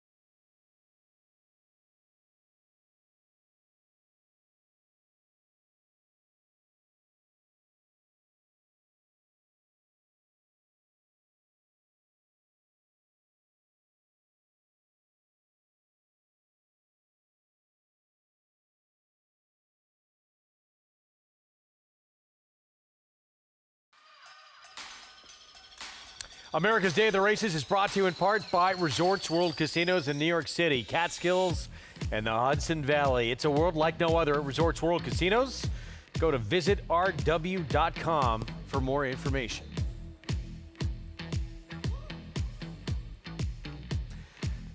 Defining role, 8-1 upset to kick off the late pick 5. K Road for a moment looked like had a chance to try and threaten this one, but quickly Defining Role found another gear under Ricardo Santana Jr.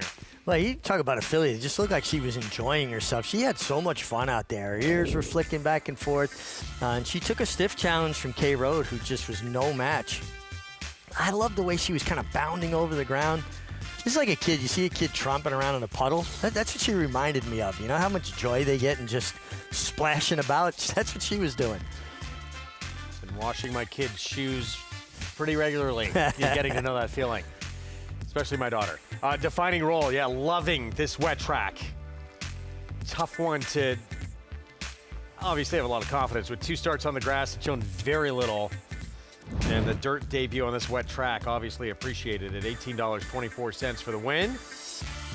Again for Woodford Racing and Ricardo Santana Jr. in the irons for the victory. Race 6, New York bred. $40,000 starter allowance. Big pick 5 completed there, by the way. Over $9,500. We're on our way to another good one. A 1-turn mile in this 6th race coming up. I thought very wide open. Take a look at the board right now and sort of reflects that everybody in this 7-horse field between, 3-1 and 3-1, 6-1 with the exception of the 3, whose numbers should come down as well. I thought this was one of the toughest races to handicap all day. Very, very competitive, and it feels like the public agrees, huh? The longest price is 8-1, and the shortest price is 3-1. Wow. Right now, yeah, Icy Legs is favored. Very dangerous trainer. Andy Serling loves this trainer, and whenever he has a horse in, usually it's an automatic pick for him. Dennis Lallman off the claim. See what Icy Legs can do. Recent form, though. A lot to be desired with that one. We'll talk more about this 6th race when we come back on our Sunday coverage here. More ahead from Monmouth as well. They're 7 minutes away from race 6. We'll get you back out to Lafitte, Paulie, and Megan right after this.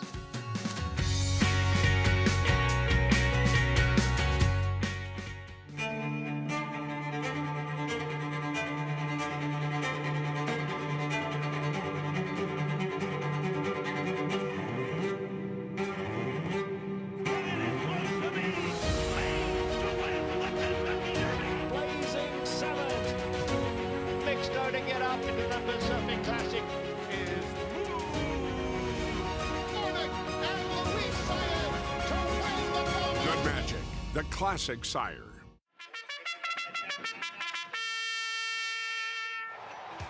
Monmouth Park summer season rolls on with live racing action every weekend with a $12.50 first post. Play the win early and late 50-cent pick 5s, boasting a low 15% takeout.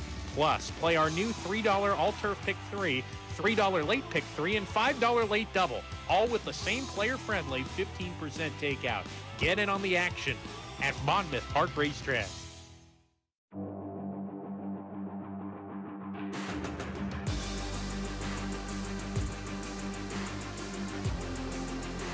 Bright future indeed. Bright future, the son of Curlin to win by 4. Bright future, Proxy, here's the line. Photo finish, Bright future. Bright future, look at that. Bright future, the class prevails. Bright future, standing at Claiborne Farm. New York breds. Race them. Respect them. Bet them. Respect them. Breed them. Respect them. Buy them. Respect them. Train them for a second career.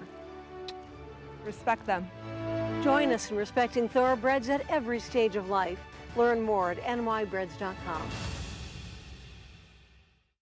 Definitely the best horse I've ever had in training. Sierra Leone has won the Whitney.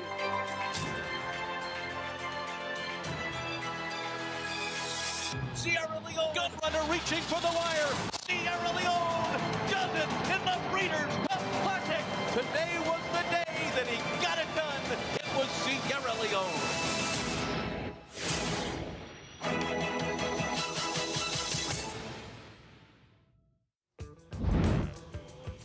Welcome back to Monmouth Park, America's Day at the Races on FS1, brought to you in part by Naira Bets. Bet any track, anywhere, anytime. Visit NairaBets.com or download the Naira Bets app to get started. Starting to feel like that 07 Breeders' Cup here, Polly. Relentless rain then, relentless rain on this afternoon, but the racing continues in race number 6.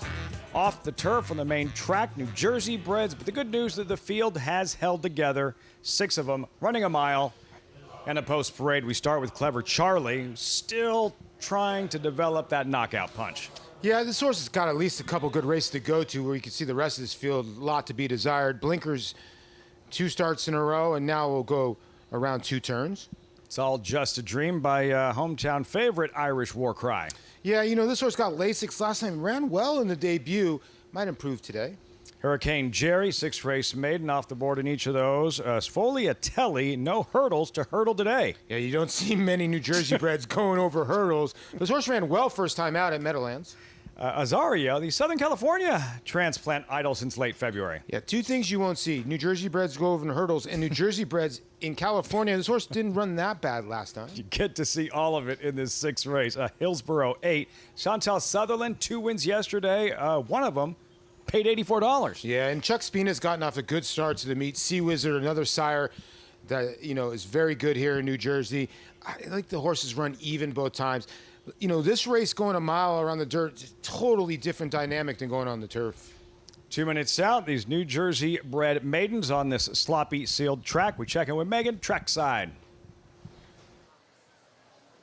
And it is sloppy, Lafitte, as the rain kind of came down here. As we'll start with the inside runner, the number 1, Clever Charlie, for the Red Hot Kelly Breen barn, who now gets to stretch out in distance. And I do find that will be to this horse's benefit. Though, ultimately, looking at this individual, he's slacker in his pasterns and angular behind, as one would indicate, as he likely would fare better on that grass. But he does have some good dirt races, which is why he's taking some money there. And his dam was a dirt sprinter. He's half to a winner on turf and grass, and the sire kind of has average numbers. So on both surfaces, this horse just needs to break, and he needs to go forward with speed from the inside. As back on May the 17th, he kind of stuttered in his steps. He had a wide post, and he was just outrun wide, and I do find he'll take another step in the right direction, hopefully, as one of the few in here I thought perhaps could actually fare on this track. Now, I'm going with a little bit of a bomb in this race. It's a New Jersey bred maiden race. Why not? Especially with the field of unknowns going on the sloppy sealed surface.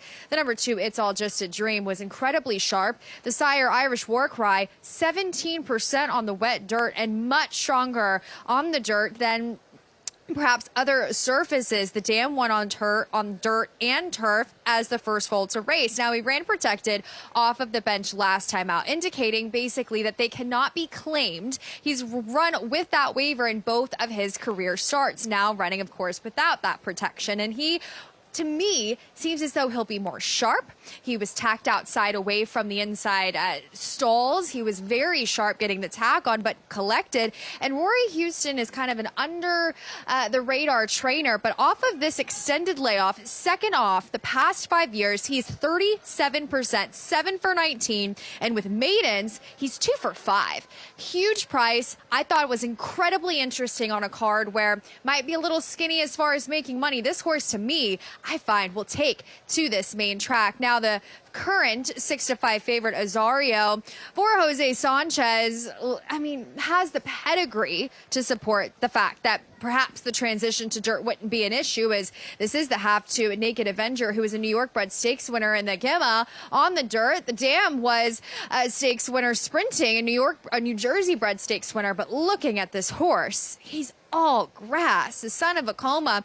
He's kind of lighter in his condition overall as he gets that typical Paco warm up in those figure eights, kind of revving him up. And he looks just very turf meant. He's not the robust, maybe shorter, compact kind of style that you might see from some of those Vacoma progeny. He's very much that huge frame that it seems as if though he's still growing into. But I ultimately am taking a little bit of a shot with the number 2, Lafitte.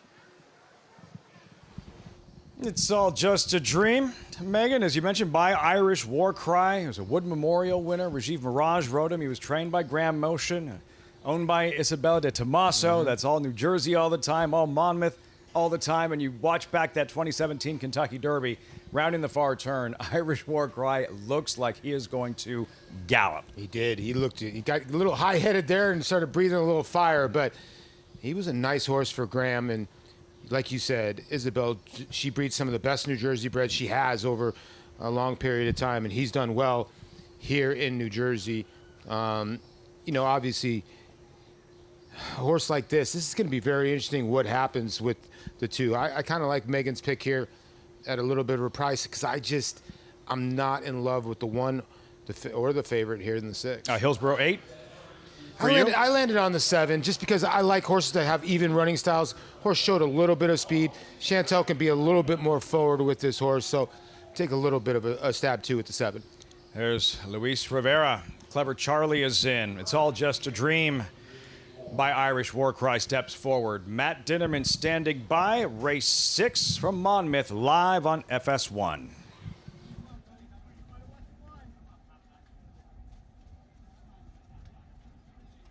Sfogliatelli. 2 back.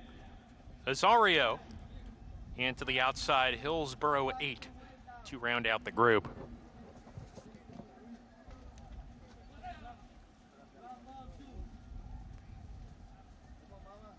Hillsborough 8 coming up to the gate.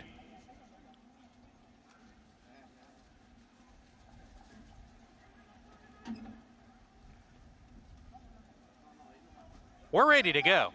And we're off. Smooth dispatch for the New Jersey breds.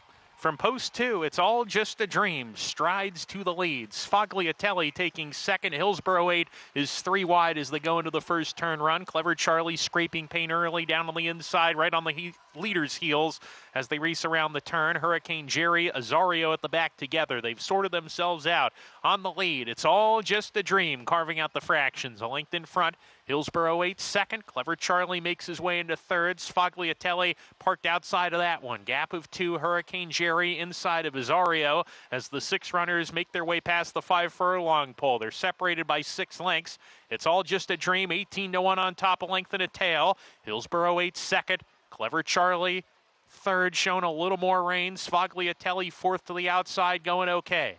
A length back to Hurricane Jerry on the rail. Azario, the 1-2 favorite, is last right now going into the turn. He's being asked to pick it up a little bit as they go into that far turn run. It's all just a dream.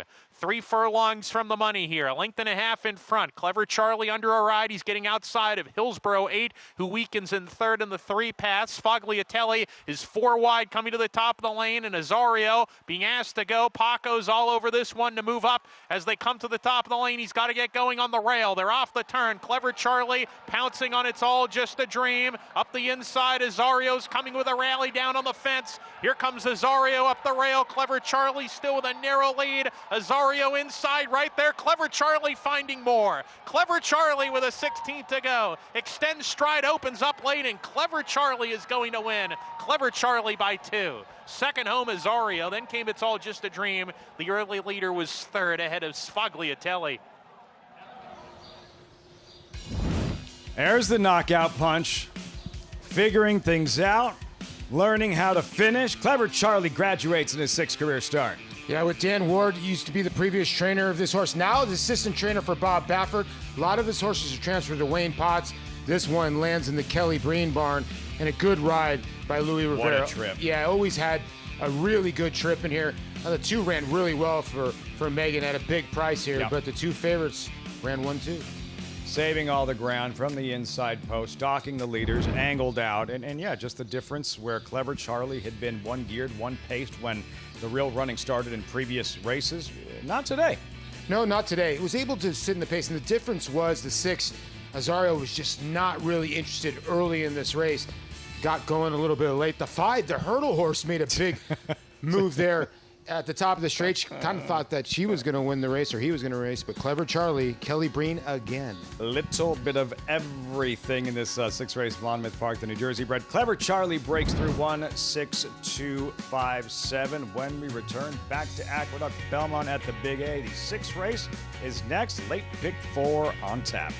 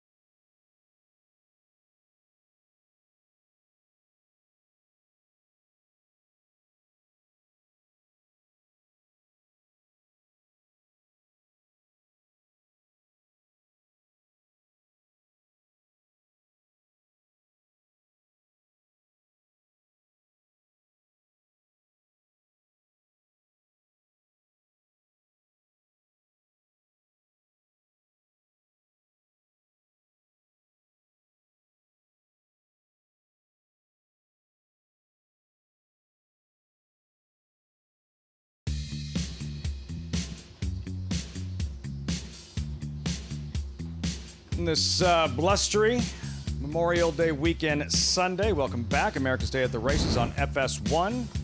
We just watched Clever Charlie win for the first time, graduate. Fast start to the meet for jockey Luis Rivera and trainer Kelly Breen, just off the charts. Yeah, Luis has done a good job, and he really set a really good trip here. Stalking the 2 in here, it's all just a dream. And then he had to hold off Paco in the 6. You see the 6 and Azario sneaking up the rail. But it looked like the 1 was always traveling well. At the top of the lane, many chances. They all kind of just hit a wall where the 1 just kept on going. Congratulations, owner and breeder Charles Krollman. Clever Charlie out finishing Azario 1-6-2 in this 6th race. Clever Charlie, $9 in the end.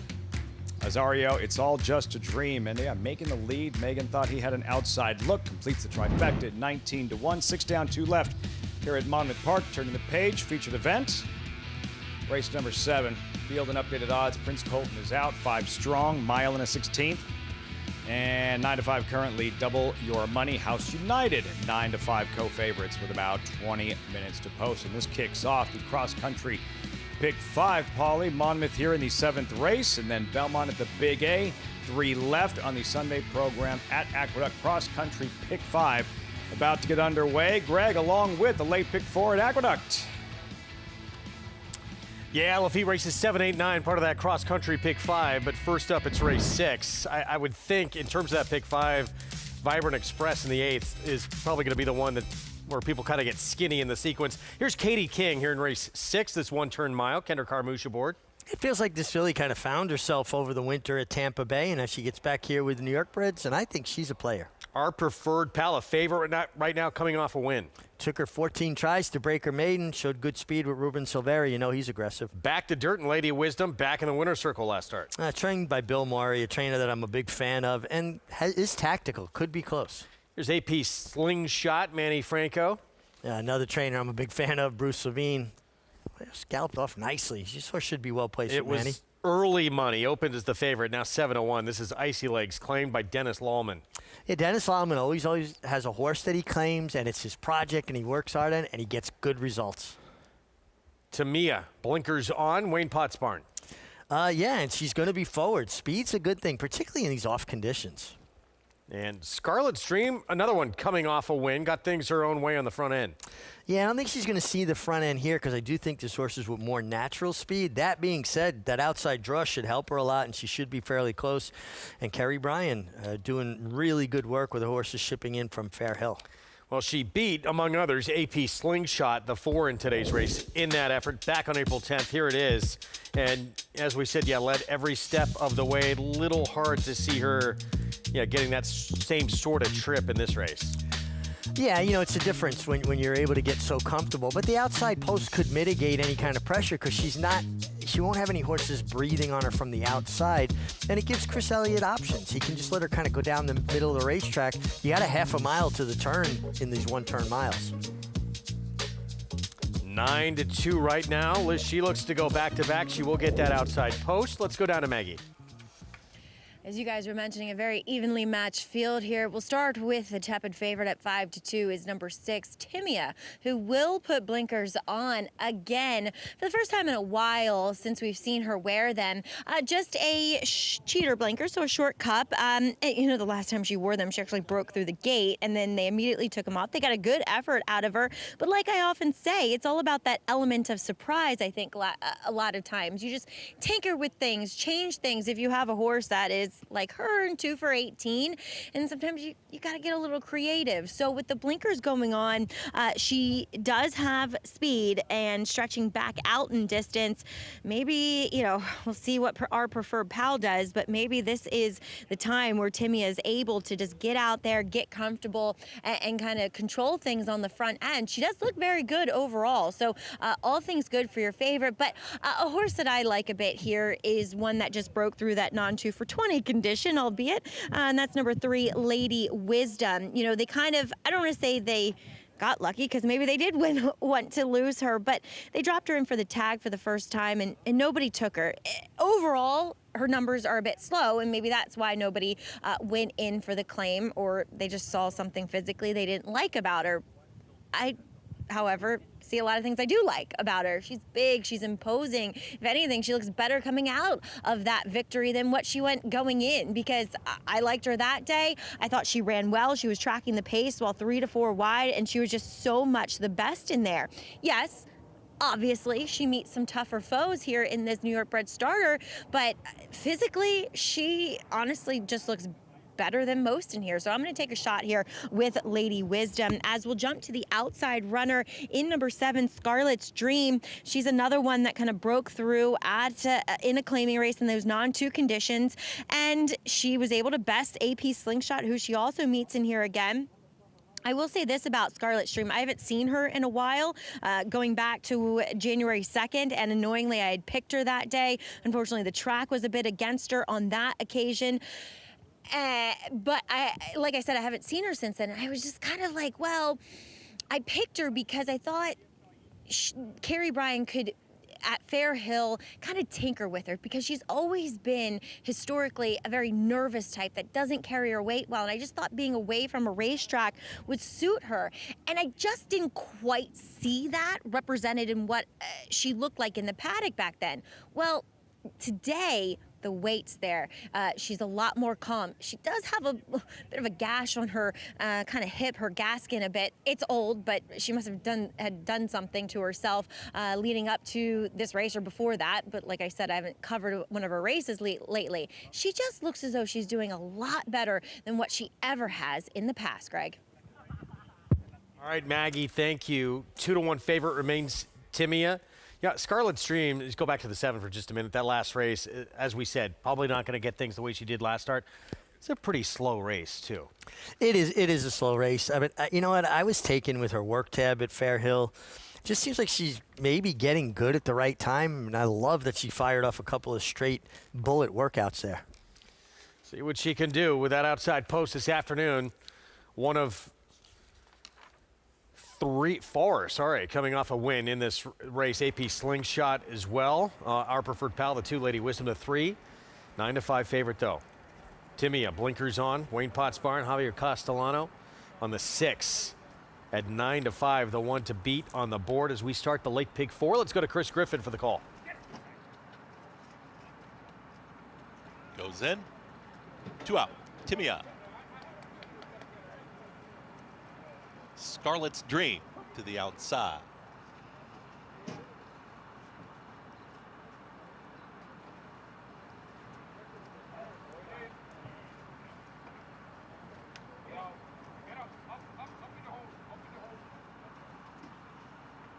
All set. And they're off. Good speed from Timia right out to the front, and Timia is challenged by Our Preferred Pal. Our Preferred Pal is going to push the pace. Timia, Our Preferred Pal, 1-2. Scarlet's Dream is stalking off of them in 3rd. Here comes Katie King, is now ranged up into 4th. And between horses, Lady Wisdom, the 2 at the back, Icy Legs, with AP Slingshot. They quickly come out of the chute and hook up with the backstretch, and Timia is up front, is keen on the front end, on the muscle now, moving forward, 23.25 for that opening quarter mile. Our Preferred Pal with a head in front of Scarlet's Dream, who's now trying to pick up 2nd to the outside of Our Preferred Pal, who's just shoved along but losing ground. Lady Wisdom is taken 4th, is to the outside of Katie King, patiently ridden by Kendra Carmouche, and behind horses, the 2 at the back, AP Slingshot and Icy Legs. They're chasing Timia. Front running, and Javier Castellano, no turning back for Timia, is up by 2.5. Scarlet's Dream is now encouraged to move in closer, is to the outside. Christopher Elliott on the move. Our Preferred Pal hasn't given up the chase yet. Katie King is moved to the outside, is going to be in the 3 path, and also under drive is Lady Wisdom. Pink cap is AP Slingshot, the only one making up ground from the back as they reach the top of the stretch. Timia is still there. It's Timia trying to sprint away, and Timia's up by 2. Here down the center of the racetrack, though, Katie King is picking up rivals, and Katie King is into 2nd, coming after Timia. Timia's in front inside the final furlong. Katie King catching with every stride. Timia with a 16th left to go, and Katie King is now only a head back, and Katie King is ahead in front. Katie King will win it. Timia 2nd, AP Slingshot, and a photo for 4th. 7-1 upset. Katie King, Kendra Carmouche, Anthony Ferraro, born 4-year-old filly by Jovia with the upset score in race 6. This just feels like this filly's been a work in progress, showing steady improvement, comes off of a winter at Tampa and gets it done with the last run down the center of the track under Kendrick Carmouche. Pretty fair racetrack today, huh? Horses seem to be winning from anywhere. No excuses for your favorite, Timia. I like that Javier Castellano put her on the lead because she's a filly that has 2 wins, now 6 seconds. Some of the times those horses don't like to pass. I think he gave her every opportunity. Just Katie King maybe improving at the right time for Anthony Ferraro. 7-1. Goes off as the 2nd biggest price on the board in a race we felt was wide open going in. It's been a difficult sequence so far this afternoon. 1-6, 4-3. Here in the 6th, cross country pick 5 begin next. It kicks off at Monmouth with their 7th at a mile and a 16th. We have a 9-5 favorite in House United.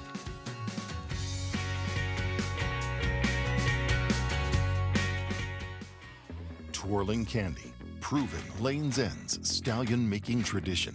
Twirling Candy has seen success on the track and in the sales ring, siring multiple Grade 1 winners and millionaires, including Kilwin, Ice Cream U-Screen, AG Bullet, and Fian, and reaching 7-figure yearling and 2-year-old sales. Twirling Candy, a leader of his generation. Play the Belmont Stakes presented by Naira Bets. New members get a $25 free bet plus $200 deposit match bonus. Bet the third leg of racing's Triple Crown from historic Saratoga Racecourse. Download the NyraBets app now to play any track, anywhere, anytime. The official wagering partner of the Belmont Stakes is NyraBets. Sign up now and use promo code BELMONT25 to claim your $25 free bet plus $200 deposit match bonus. You bet with NyraBets. Gunrunner is the sire of 16 millionaires and 12 Grade 1 winners. Last year, he sired $17 million yearlings, including the Keeneland September sale topper. He was the sire of the $2.2 million Keeneland November weanling sale topper as well. Gunrunner was the co-leading sire of 2-year-old Grade 1 winners, including Breeders' Cup Juvenile Fillies winner, Super Corridoro. Gunrunner, breed true. Racetrack Television Network brings you every race, from every track, on every screen, every day. With monthly packages starting as low as $5, RTN gives you great value and access to more live HD streaming and race replays than anyone. Visit RTN.tv today to sign up and watch on almost any device, including Roku and Amazon Fire. RTN has packages that start at $5 per month. New to McMahon Thoroughbreds for 2026, champion Uncle Mo's undefeated 2-year-old, Showcase, named a TDN Rising Star on debut and winner of the Grade 2 Saratoga Special. Showcase is awaiting racing room, trying to get out of there, and Showcase gets out for a crack at first resort. Showcase lengthens his stride. He bounds home with plenty left. Showcase ultra impressive in the Saratoga Special. Showcase, standing for $5,000 at McMahon of Saratoga Thoroughbreds. Back with you on our Sunday coverage on Fox Sports 2. You're watching America's Day at the Races, brought to you in part by Gainesway Power, Passion, Performance. Katie King. 7-1 upset under Kendrick Carmouche coming in from Tampa. Didn't mind the cool weather.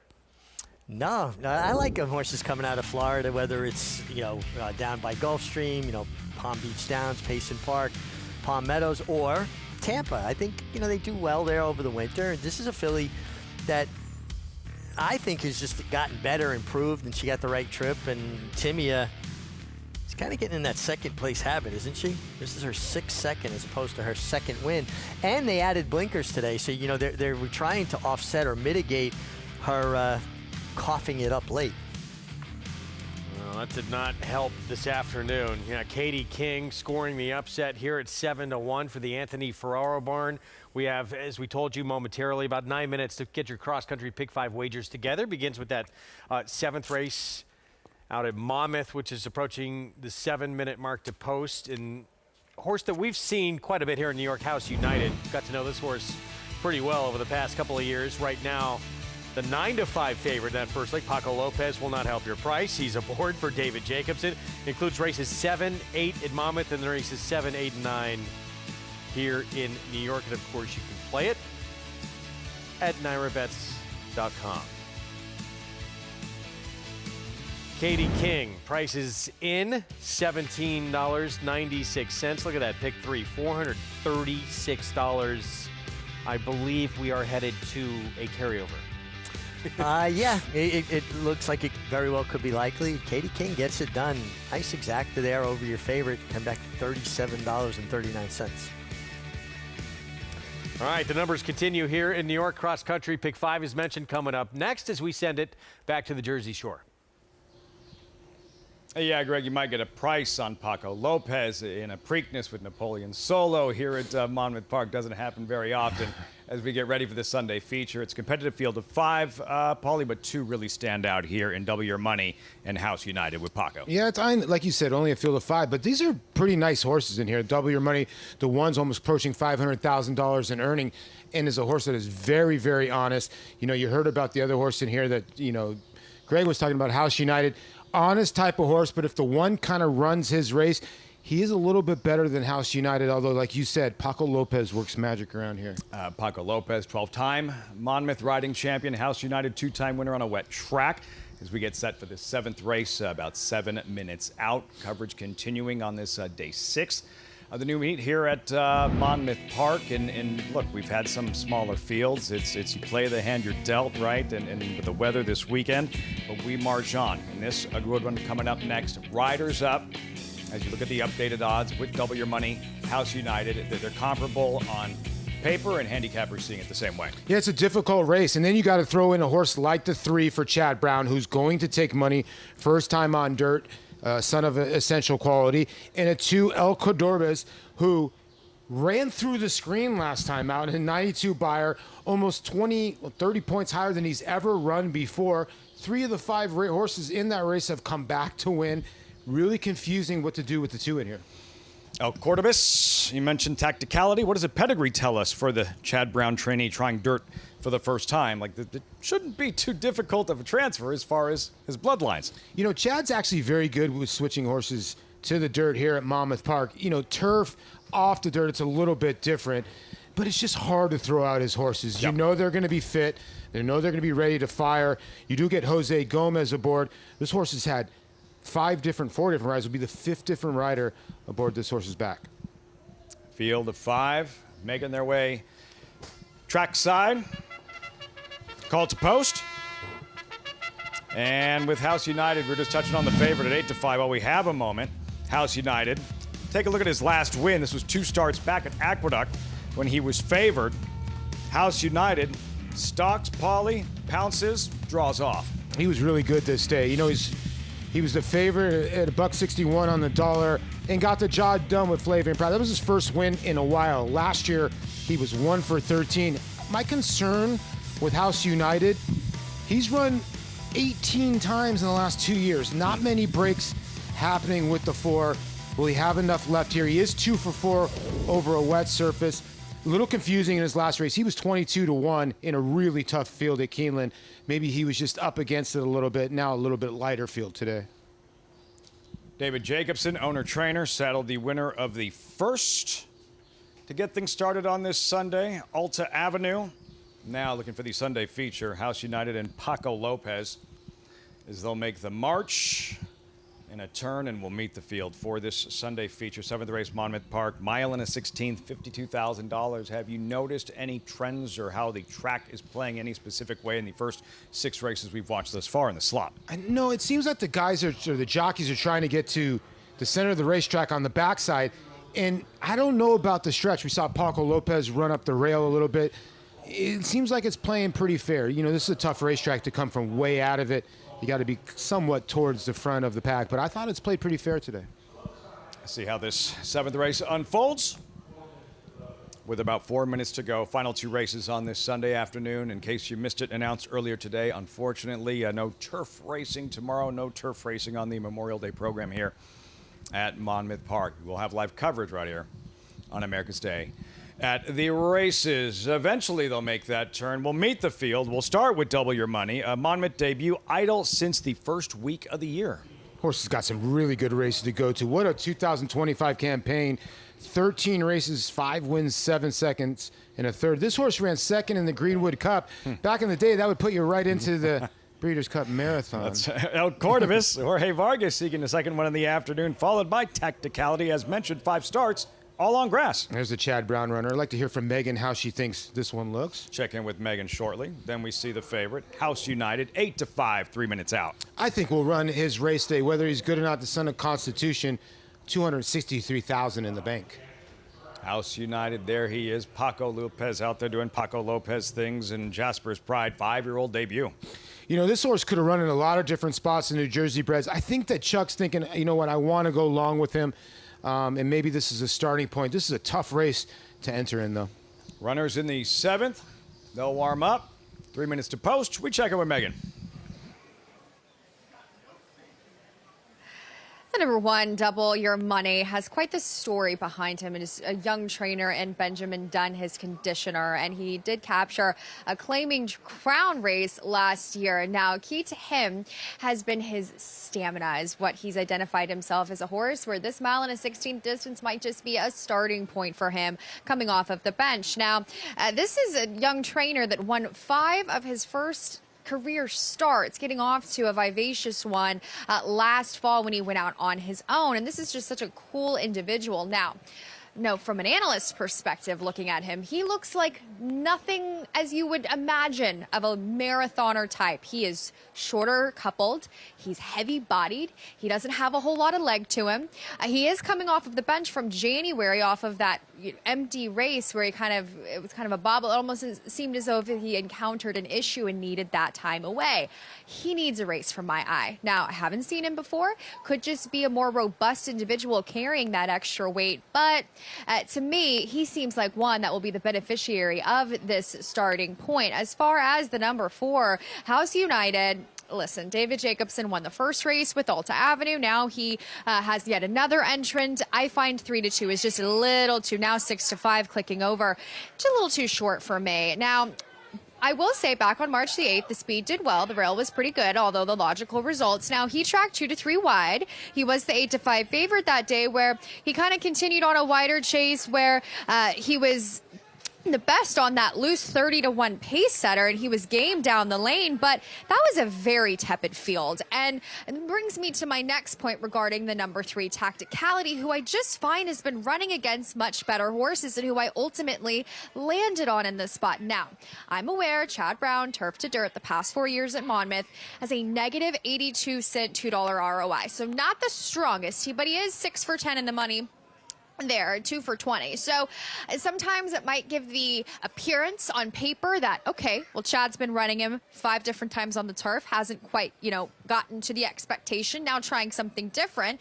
The sire Essential Quality surely has those talented runners on dirt, with the dam side being all grass, and he does look, to me, has that slope to his hoof, a bit angular behind. He looks like he would fare on the grass, but I do find he'll get over this wet surface just fine. He was strapping, very much the best looker in the paddock, and as far as when you go through his form lines back on April the 10th at Keeneland, he was just not necessarily prudent to be on the rail at Keeneland going through those turf races. He did race on the rail. Then he was incredibly keen and looked uncomfortable, kind of losing it that day. And then 2 back was wide where he wanted to be on the rail at Gulfstream. So I'm giving it an opportunity here on this sloppy sealed surface Lafitte at a fairly reasonable price, as I am against the 2 current favorites. You're wondering about Megan's observations regarding Tacticality. Says he looks the part. Yeah, I mean, listen, it's hard to dismiss Chad's horses. That's just the bottom line. This is a tough group, though. The 1, Double Your Money. Megan's thinking this horse might need a start. This is a horse that's very, very honest. You have the 2s who just ran off the screen. I just find that race hard to look at. I wish I was there when they got 8-1 on that horse. And the 4 House United, maybe we're dismissing a little bit. He's kind of the horse that's 2 for 18 the last 2 years. That just worries me a little bit because this is a tough field. 1 for 18 over fast racetracks. He might just be better over wet surfaces. But this time has Paco in the saddle. House United. Coverage moving to FS2 for the nightcap Monmouth and the remainder of the Aqueduct program. Right after this 7th race, top of the hour coverage. America's Day at the Races moving to FS2. Post time for the 7th featured event live from Monmouth on FS1. House United going into the gate. Jasper's Pride to the outside post.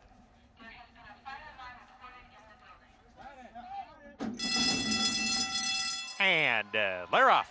Tacticality blasts out of post position. Number 3 goes to the lead. El Cordobez runs in the 2nd spot. Double Your Money down on the inside 3rd. And then House United and Jasper's Pride as they go into the 1st turn. Tacticality, El Cordobez side by side in the 1st furlong run here. El Cordobez leads narrowly. Tacticality there on the outside, about a half length back. Double Your Money in the 3rd spot. Then House United, Jasper's Pride, who's 3 wide, approaching the backstretch run. It's hard to call a horse race, folks. It's even harder calling a horse race when there's a fire alarm going off, but we're going to try to do our best here as they head down the backstretch here. El Cordobez is the leader, just a neck. Tacticality there on the outside, about a half length back, still pressing in the slop today. Double Your Money 3rd. Now he's shaken up down on the inside 3rd. House United joins that one, and Jasper's Pride 5th and last, 5 lengths off the lead as they approach the 4 turn run. El Cordobez in the blue silk, still controlling things, a neck in front. Tacticality, second on the outside on his throat latch. Gap of 2. House United is third. Under a ride now. Double Your Money down on the inside. Fourth is Scrubbed Upon. Jasper's Pride in the 5th spot is given way. Coming to the top of the lane, El Cordobez drops anchor. Tacticality still on the lead. Double Your Money finding a good stride now in the 3-path. Here he comes on the outside, and House United is following his move on the far outside. Tacticality asked to sprint in the final furlong. He's got something left for this final furlong as he opens up to a 2.5 length lead. In second is Double Your Money. House United third. That's how they'll finish. Tacticality, first time on the dirt for Chad Brown. Love the slop today. Defeating Double Your Money, who is second, and then House United. Photo for fourth, El Cordobez and Jasper's Pride. Hello to our FS2 viewers who just saw Tacticality stroll home in the 7th race featured event, Monmouth Park. His first ever start on the main track, all 5 previous on grass. That's part of the story. The other is, as I'm with Paul LaDuca, Lafitte Pinkai here, clock strikes 4, Paul, like the whole world turns upside down. We move from FS1 to FS2, right in the middle of the featured event here at Monmouth Park. Fire alarms going off, but yeah, welcome to the Sunday program in Monmouth Park. I promise I didn't pull the fire alarm, Lafitte. Not entirely believable. No. Or that you had something to do with it from a distance, pushing I gotta give buttons Matt and making Zinnerman, things happen. the track announcer, credit. He called the race in the middle of the fire alarm. Hopefully it was just a prank. Somebody pulled it. Hopefully there's not a fire here, or we'll be running like chickens with our heads cut off here soon. Yeah. We'll keep you posted. Yeah. We have one left here. You just got a decent price on a Chad Brown trained runner, and they feature here at Monmouth Park. 7-2, 3-1-4-2-5. And tomorrow, expensive 2-year-old. Can't wait to see what he does. Regents Park, $1.4 million here at Monmouth. Memorial Day program. We'll have it for you on America's Day at the Races. Stay tuned.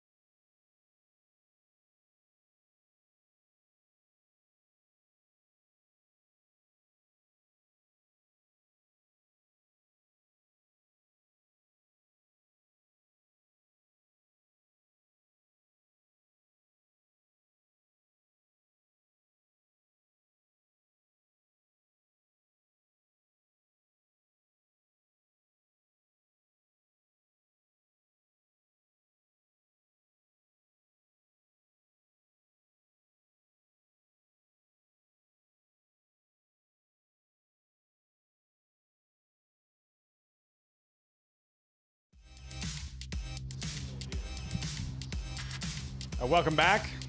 America's Day at the Races, FS2, 7th race in the books. Flanagan Racing's Tacticality in his main track debut. Ford trainer Chad Brown, by Essential Quality, two-time champion, 2-year-old champ, 3-year-old champ, Breeders' Cup Juvenile winner, Belmont Stakes winner, Travers winner, the sire of Tacticality, Jose Gomez, 2 wins on the afternoon. Solid competition, new surface, Monmouth debut, handled things nicely. Turning for home, Gomez is already going to work. He'll be headed from the outside. There's pressure, arrival up the rail. He finds his best stride here. Gomez goes to work. Tacticality responds to his outside. Double your money trying to put in a late bid. Disappointing effort, House United. Too much Tacticality in the end, running away and hiding. Second lifetime win. Tacticality going to be just fine on the main track moving forward. $9 for your would-be $2 investment. Over double your money and House United. 314, race number 7 in the books, Monmouth Park. 1 left on the Sunday program. And much more coming your way from Aqueduct, Belmont at the Big A. Quick check of the odds in the field for this 8th race. $16,000 claimers. Take out numbers 2, 7, and 8. Number 4, Dakota Cam, 2-1. 22 minutes out till the 8th and final at Monmouth Park. We no longer hear the fire alarm, Greg. Back at Aqueduct, hopefully less chaos there. Belmont at the Big A. And we got a 5-horse field coming up in this next race. 3 main track onlys here in race 7, a race that was taken off the grass. We have the post parade coming up here in progress as we speak.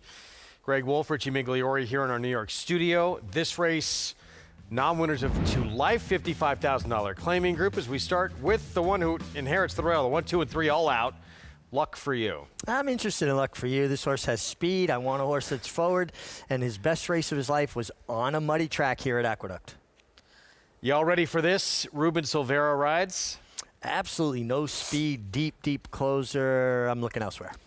4 to 5 on Sarir as we start our main track only entrance. Last couple of races leave a lot to be desired. Any one of his previous 2 tries before that would be very tough. Amelia's Echo, back-to-back, pretty solid efforts. We'll see if this one can move forward today. I think this is a player here, too, and another horse that's going to be forward. And Carey on the outside moves to a new barn, claimed by Ilkay Cantor-Machi, 7-1. Yeah, lacks real speed. Races in the wet, although has a win, I thought were uninspiring. 4 minutes away from this 7th race. Back with us downstairs, Acacia Clement. And we'll start with the main track only and your favorite in Sarir towards the outside now. Honestly, of the main track onlys, it's Amelia's Echo that I actually like the best from a physical perspective. But we will see how the pace does play out in here. As far as Sarir is concerned, she is taking a significant drop in class, though, given what she's been facing lately. However, it's been a long time since she's seen the winner's circle, and she's just not a winning type, not to mention recently she's kind of lost her speed as well. I am hoping with the drop in class that we will see her be a bit more forward with Jose Lezcano in the saddle once again today, as she was off quite slow last time out and just never really rallied, obviously facing far superior horses than what she has today, but at such a short price, I do find her just a little bit tough to trust. Also notice that she does wear a 3/4 shoe on her right front, meaning it doesn't go all the way around. It helps to kind of alleviate pressure a little bit, just not a full horseshoe on one of those feet. So maybe one that doesn't have the best of feet, or just trying to alleviate a little bit there on the front. We'll see how she handles a wet track today, too. Something Maggie Wolfendale was touching on earlier. Sometimes horses that maybe have a little bit of softer feet or potentially prone to some foot issues don't love a wet track as well, though Sarir has run well over this type of surface before. Now, the number 4, Luck for You, is where I am going to land. I'm hoping that she wires the field with Raylu Gutierrez. She has speed. She pressed the pace setter 2 starts back. I actually liked her on the turf last time, and she ran very well. She looks like a turf horse, but she's run very well on the dirt before, too, including a win on the mud in and off the turf race. She got a big warm-up out there. She was circling, moving really well, just acting like a horse that should be forward. So I'm hoping her speed really comes into play in this spot. A wild card in this race is the number 8. Y'all ready for this? I was at Tampa when she ran in the Suncoast. Again, you talk about class and what she's facing. Her lone dirt start was in a stake race behind Zany and Life of Joy, both of whom were in exceptional form at the time in the top group of this 3-year-old filly class. And she did no running that day. And I just wrote down she looks so much more like a turf horse.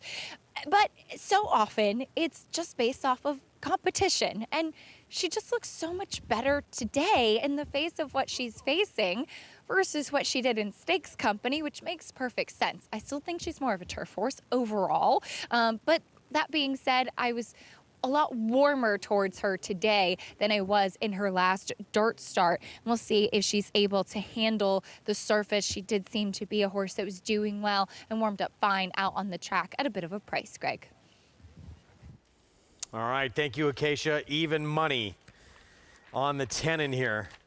Sarir, who obviously has several races that would demolish this field, but as you said earlier, the last 2 starts, major question mark what kind of race we're going to get from Sarir.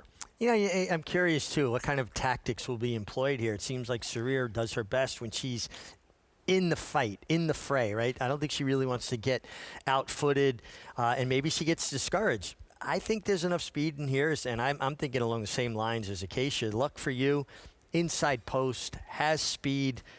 To me, that simplifies things. You got to use that speed. Raylu Gutierrez will ride 3-1. Meanwhile, Amelia Zacco, the 11, at 5-2, just claimed. And I just felt with that one, at least there's the recency of form is put together back-to-back efforts where she's run similar good races, both at Oaklawn, and now can sort of build off that effort last start as she had kind of a break in between those last 2. Yeah, no doubt. I think this is a horse that's kind of, on the improve, stepping forward. And you got to like that mile effort. Now, that was a 2-turn mile at Oaklawn. This is a 1-turn mile. Very well drawn. If I'm riding Amelia Zacco, I want to come out running and make Sarir with Jose Lezcano make a decision. You want to go forward or do you want to take back? If not, then I'm going to assume your position. Or I put enough pressure on you, make you engage the 4, and then I'm in the perfect stalking spot, controlling the race from 3rd. Short price on the 10. Sarir, Jose Lezcano, Linda Rice, the MTO, main track only runner. Heavily backed here by the public as we get set for leg 2 of this cross-country pick 5. There's the favorite stepping in. Let's go to Chris Griffin for the call.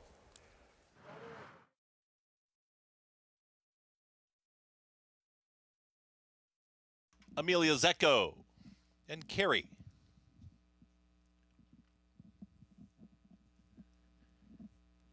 Goes in. All set.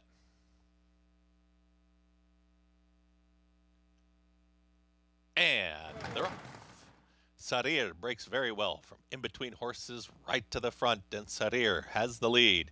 At the rail, that's going to be Luck for You, trying to challenge out wider. That's Amelia Zacco. Carries on the far outside in the trailer. Y'all ready for this? Sarir has given up the lead as Luck for You has pushed on through.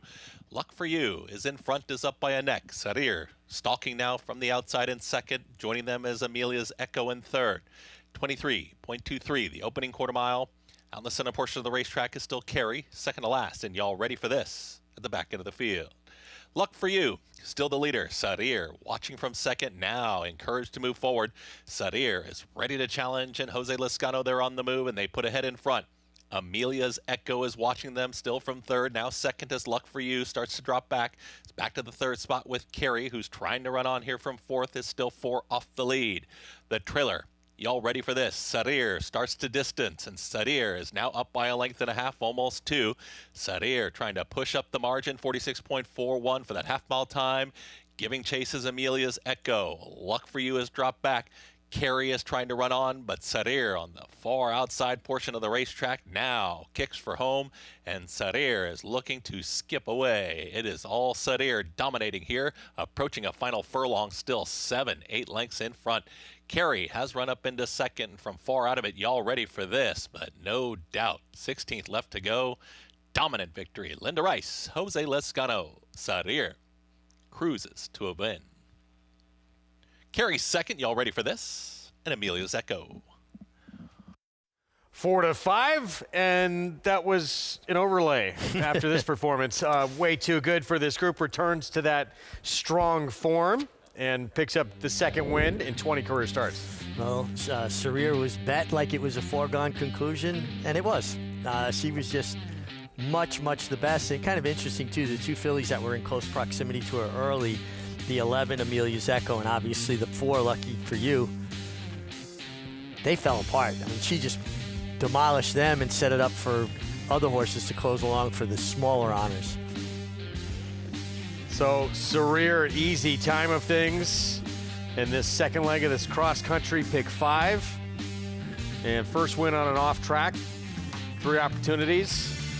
This one's actually run some pretty good races to be just now 2 for 20 lifetime. The way she ran that just now, as easily as she won, I'm pretty certain I could have rode her, and I'm pretty certain you could have rode her. I don't know about that, even though I did go to jockey school. I saw a video of you at the Frank Garza's jockey school. It was pretty impressive, I have to say. 10, 12, 8, 11. I don't know about that. How much tranquilizer did they give that horse? I was not given the proper equipment. My legs were shredded. Oh, it was the equipment. Oh. Yeah, not your legs. It was your equipment. Odds-on favorite with a win here in this 7th. That's the new home we're getting set to move into. Reimagined Belmont Park opens up after Saratoga, September 18th. Stay with us.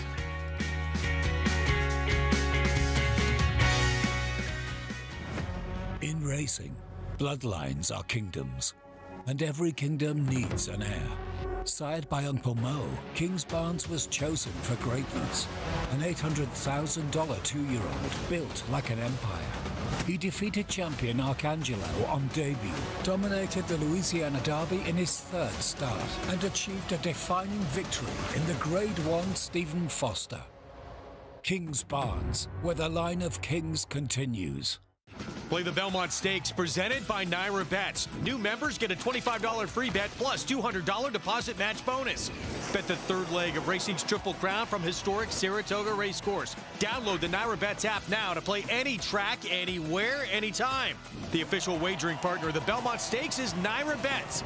Sign up now and use promo code BELMONT25 to claim your $25 free bet plus $200 deposit match bonus. You bet with Naira Bets.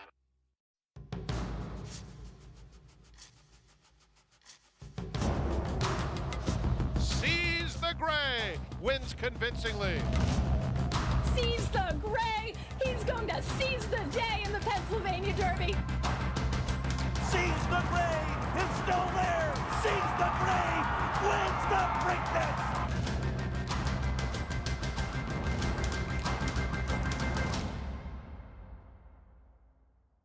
Announcing the Empire Trillium Series, a multi-year $3.2 million 14-race program at the brand new Belmont Park and Woodbine Racetrack, restricted to New York or Canadian foaled horses. This new event kicks off the day after Christmas with 4 two-year-old stakes races on Belmont's new Tapeta surface and continues all spring and summer through late July at Woodbine. The Empire Trillium Series. To learn more and enroll either New York or Canadian breds, go to NYRA.com/EMPTRI.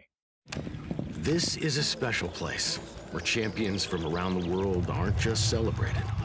They're made into legends. With every turn, every wager, every photo finish, every garland of purple and gold. They're off in the Breeders' Cup Classic. When the Breeders' Cup comes back to Keeneland, it doesn't just crown a champion. It calls us home. The Cup is calling.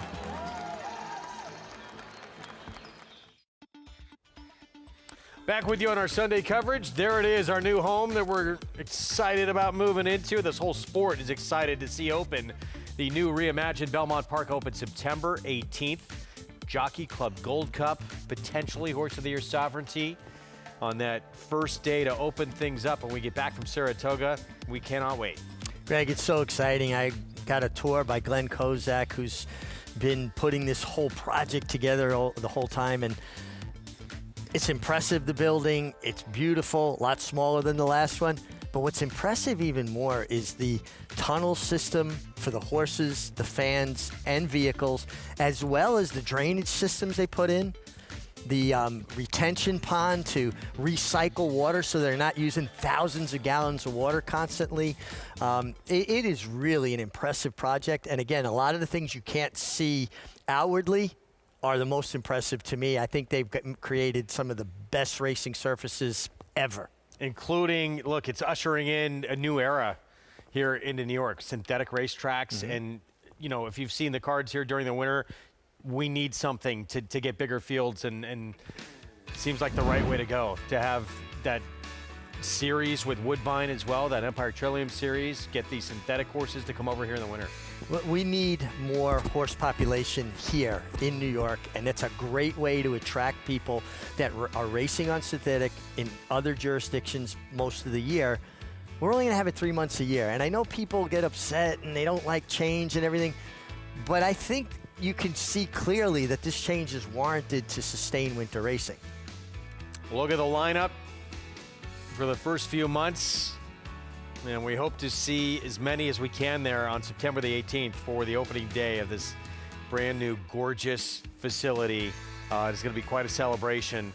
Looking forward to it. We're obviously going to miss, I know this place means more to you probably than almost anybody, but it's meant a lot to me coming here over the last several years too in New York. It's a special place. Oh, Aqueduct's so special, and it means so much to me on so many levels.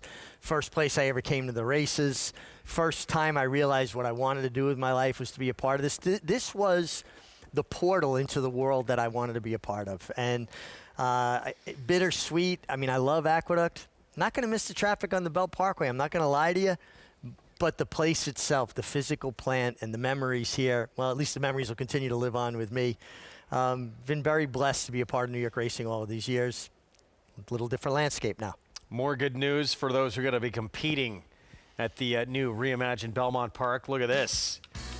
Purse increases made in special weights from $85,000 to $100,000.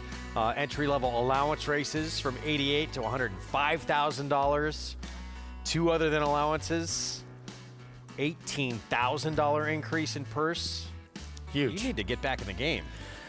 You know, I knew when I had to retire from riding that the purses were going to go up. And like within a month of me retiring, it started going up and up and up. And now look at where we're at.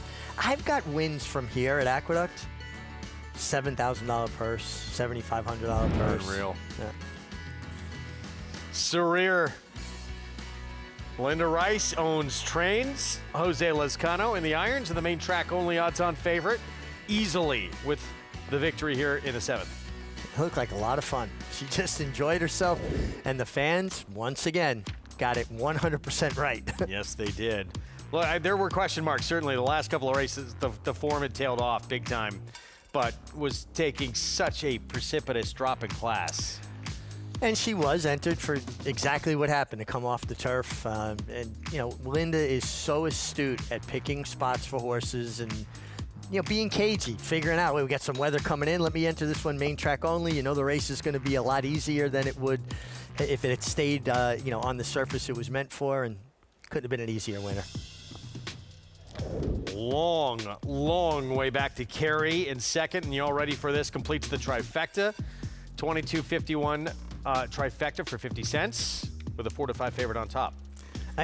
Real quick, y'all ready for this? I mean, isn't it kind of fitting? Y'all ready for this? That was the beginning of for the Knicks song when they come out. Now the Knicks up 3-0 in their series to advance to the finals. And I believe, I could be wrong, but I think they're already starting to sell preliminary tickets.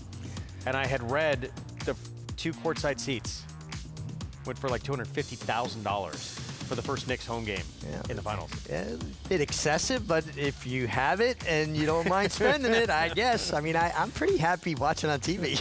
Race 8, meant for the grass, comes off the turf and allowance optional claiming field. We have a 4-5 favorite in A main track only runner, Vibin Express, ran a huge performance last start in defeat. As we take a look at the cross-country Pick 5 follow-along, began at Monmouth, race 7. Included Serrera in that last race we just showed you, but long way still to go. And yeah, this next race coming up, Vibin Express. That was it. A big effort. 5 for 7 lifetime, 5 for 6 here in New York. Pratt will ride for George Weaver. Let's go back to the Jersey Shore. With the 8th and final on tap, another race off the turf of the main track. You have 3 horses entered main track only. In these scenarios, typically those horses, they take a lot of money. Not the case here. 2 of the 3 overlaid, Paulie, including your top selection, Charming Jenny, 9-2 on the morning line. She gets in, currently 8-1. Yeah, I like this horse. This was my play of the day. You know, she ran about a week ago, and I thought she was the best that day. She got left in the gate. Jose Gomez had to go wide. And, you know, this racetrack, it's really hard to come from behind, especially on the dry dirt. And I like the way this horse focused late and was able to, jog past the leaders on the gallop out. I'm not a gallop out kind of guy, but I think this is the kind of race. He entered this horse main track only on a week's rest, and he got his wish. Quick turnaround, see how it all plays out in this 8th and final at Monmouth Park. Again, tomorrow already been announced no turf racing for the Memorial Day program here at the Shore's greatest stretch. We'll meet the field for this 8th and final. That long march, they'll make the turn. Competitive race to close out the program. Dakota Cam, current favorite with Paco at 5-2. Yeah, and I don't know if that horse will end up being your favorite. Probably will for Lindsey Schultz and Paco, but I don't know if you want to take that horse at a short price. I'm with you. Competitive field. Red-haired gal to kick things off. There she is. 1 for 22 lifetime. Yeah, she's 1 for 14 on the dirt, and that one win was over a sloppy racetrack. I make it 1 for 27 overall. Then B and D. Jose Sanchez first after the claim. Lost at 70 cents on the dollar last time. I think she's up against it today. Favorite Dakota Cam. More on her in a moment. Paco Lopez, then Radar Loop. 6 of 8 races on turf and synthetic. She's only had 2 races on dirt. She hasn't been disgraced, and maybe she likes going around 2 turns. More Vino Rosa. Chantel Sutherland takes the call. Yeah, winner last time for the maiden 16. Now faces winners for the first time. You saw her for a blink. Then you saw Paul's top selection, Charming Jenny, first of 3, entered main track only. You saw My Little Flirt, and there's Lady Coes.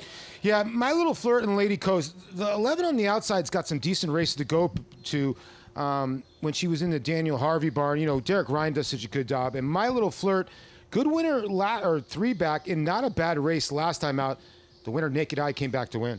These are $16,000 claiming fillies and mares. The 2-year-old colt you're about to see, much more expensive, and he debuts tomorrow. First 2-year-old event of this new Monmouth season. His name is Regents Park. He's owned by Ammo Racing. $1.4 million purchase as a yearling last summer at the Saratoga Select Yearling Sale. Fasig-Tipton Saratoga Select Yearling Sale. Yeah, Bolt d'Oro, too. You don't see many horses go for $1.4 million or a Bolt d'Oro out of a Speightstown mare. Jorge Delgado has 2 in there. Paco Lopez will be ordered for Ammo Racing USA. And you're right. It's a good little 2-year-old 4.5 furlong race, too, even though in race number 2, even though the races are off the turf. But that's what $1.4 million looks like. And if you have like $50,000, I'll build Greg and Mig a nice little TV that comes out of the pool and everything. You can watch the Knicks game. Superstitious Knicks fans may not love hearing they're already starting to sell preliminary seats for the finals, but one more victory and they're in. As for Regents Park, Daddy was precocious, 2-time Grade 1 winner as a freshman, a favorite in the 2017 Breeders' Cup Juvenile, eventually won by Good Magic. Look forward to seeing what Regents Park does tomorrow in his debut with 1 left here at Monmouth. We check in with Megan trackside. Thanks, Lafitte. I'm certainly looking forward to the first 2-year-old baby races. We refer to them as they are the youngsters as they debut. Nobody has had a race in Regents Park. The Half to Launch, also campaigned by Jorge Delgado and Ammo Racing, who I got to catch up with when they ran last weekend. And I'm eager. This is a shorter field, and it looks like the stakes plans in Saratoga are going to be ahead of Regents Park, depending, of course, upon that debut tomorrow. But we'll stick to these $16,000 claimers to round out this card card here at Monmouth, starting with the favorite, who I am against in this spot, where I just, first of all, wasn't enthralled physically. That's the number 4, Dakota Cam for the Lindsay Schultz barn. Now, I will say this horse has just been, running against better horses, you could say, but also I don't love the races. Now, came off the bench in November, got that race at Fairgrounds where she was just really didn't do a whole lot of running that day. She was trailing off of it. And the main predicament I have with her is the fact that she just doesn't have any speed in a race where the pace is a little bit murky. So we'll see how that materializes. But ultimately, looking elsewhere, as far as the number 6, More Vino Rosa, this horse looks to me like obviously the ground should suit. Very athletic, strong looking. I did definitely prefer this horse over Kathleen O'Connell's other runner, but should handle the dirt as far as some of those turf efforts mixed in there. Certainly looks like a horse that would probably benefit getting here to the main track. As I understand this is a maiden taking on, of course, horses that as far as coming off of that maiden performance, but there just wasn't a whole lot to chew on in this race, and that kind of led me to the number 10, My Little Flirt. I should say this is the Kathleen O'Connell runner. I prefer smaller, shorter coupled, but incredibly fit coming out of those Tampa races, up in class. And I wonder, though, with Naked Eye winning that race, next out winner coming out of that non-winners of 2, if she's going to be able to be up on that pace early as the speed. We'll throw it up to Matt Zinnerman for the call of this finale.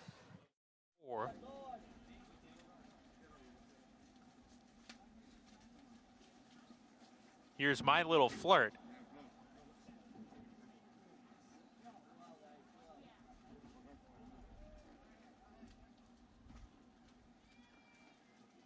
Two back.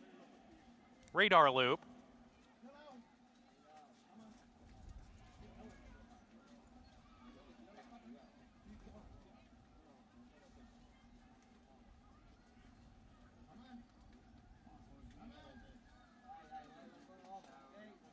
Waiting for Radar Loop to come up. And to the outside, Lady Coes. Radar Loop goes in, Lady Coes to the outside post.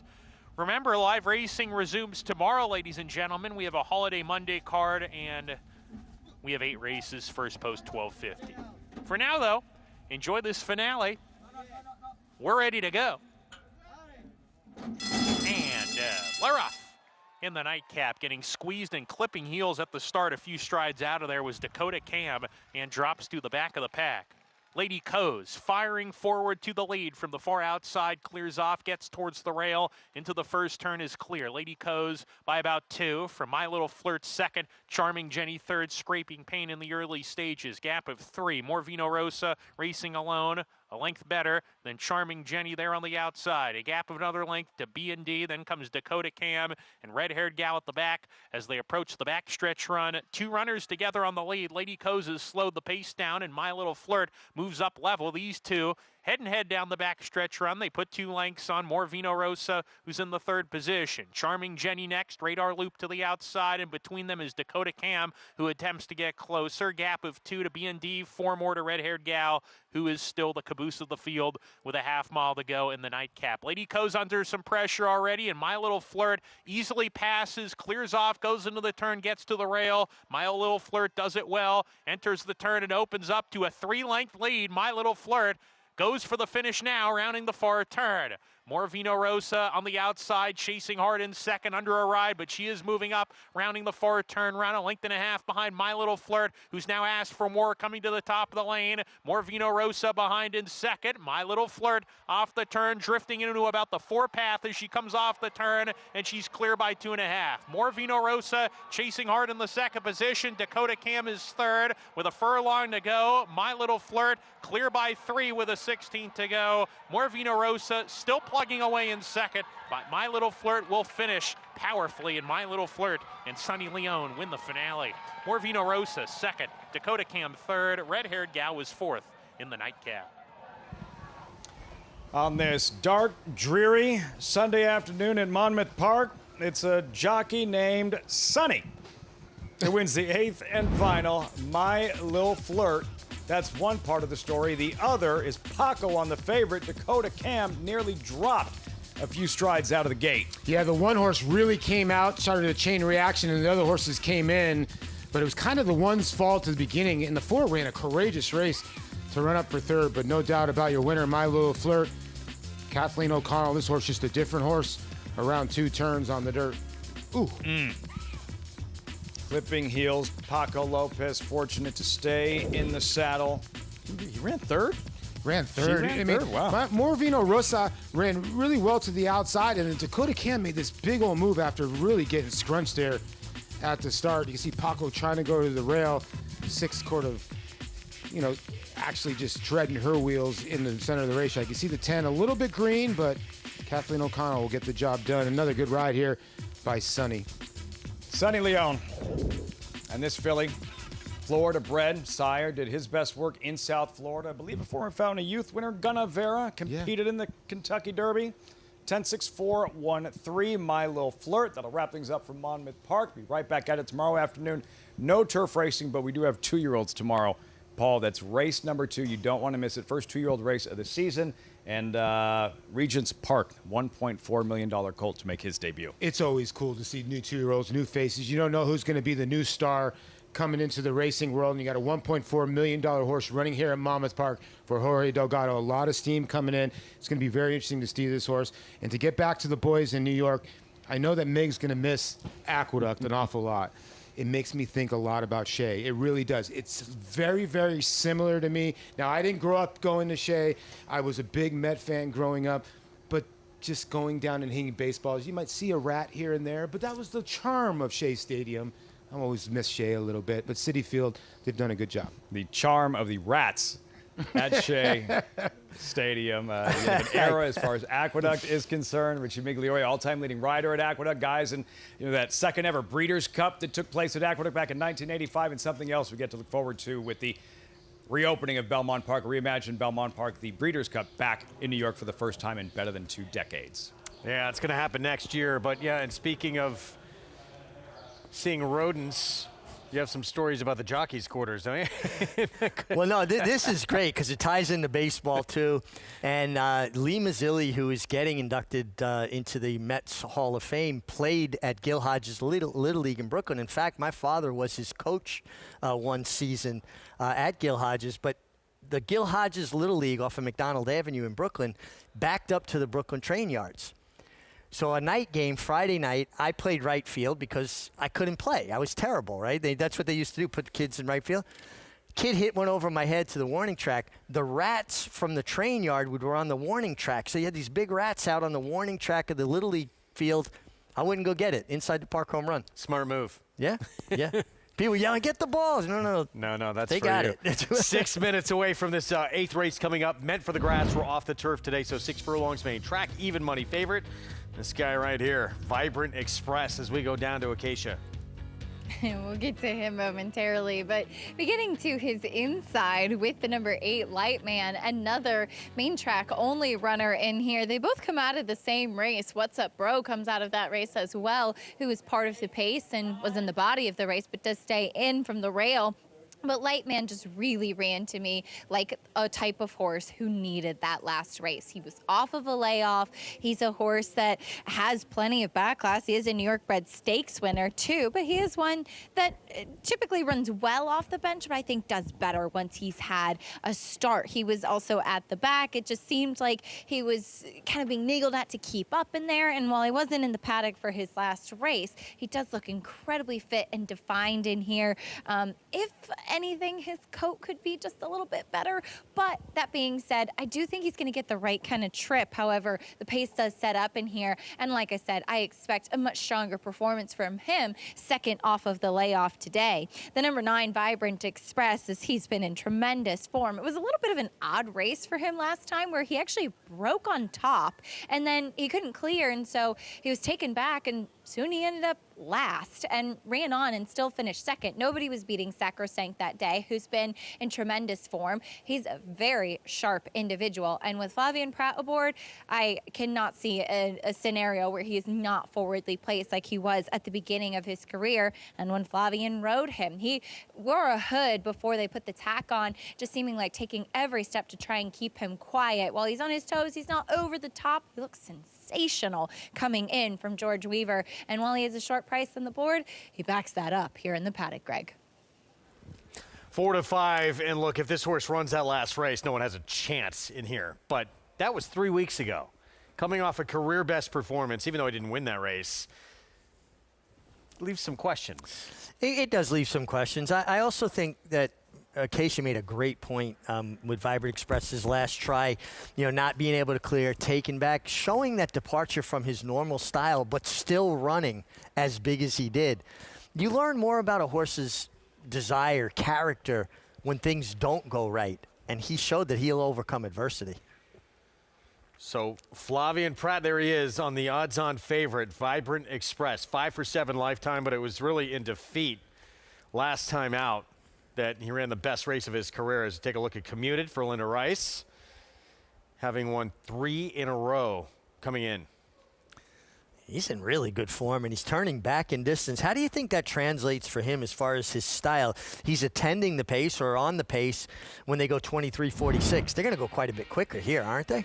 Yeah, he does not figure, I would think, to be the one in front here. Let's go back to April 25th. This was his 3rd win in a row, and he easily handled this group. Yeah, I mean, he just got very comfortable. But there's a big difference, when they go 22 and 45 as opposed to 23:46. Equate every 1/5 of a second to 1 length. You're going 5 lengths faster, more around 5 lengths faster in a sprint than you would getting more comfortable in a better rhythm going a mile.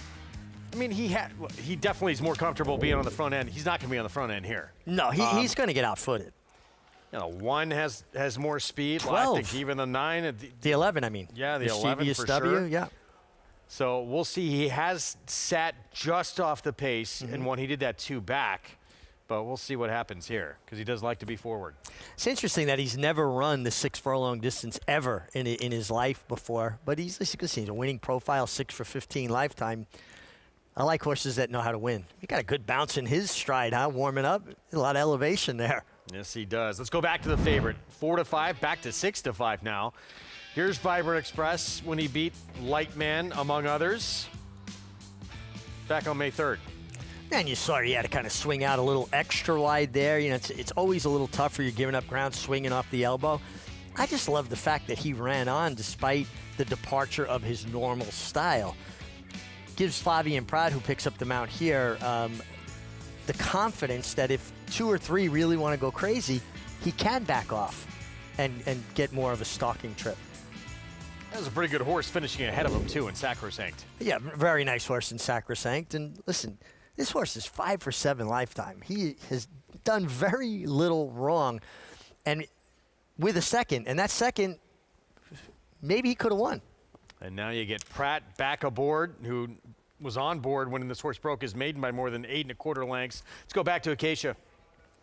And I did the handicapping show this morning, so I landed on Lightman and sticking with that pick, thinking that he'd get the good trip. But I have to say, your favorite really does look sensational again out on track and very much the horse to beat. We'll take a look, though, at the number 10, Commuted, who will try to make it 4 in a row, but is cutting back in distance now. And as Richie said, he's not getting the lead in this race. But it is funny looking at him. He does kind of appear physically like a horse that shouldn't mind going a bit shorter. He's a bit smaller, he's a little bit more compact, but he's very relaxed, very laid back. And Ricardo Santana did give him a big warm-up out on track to kind of perk him up a little bit.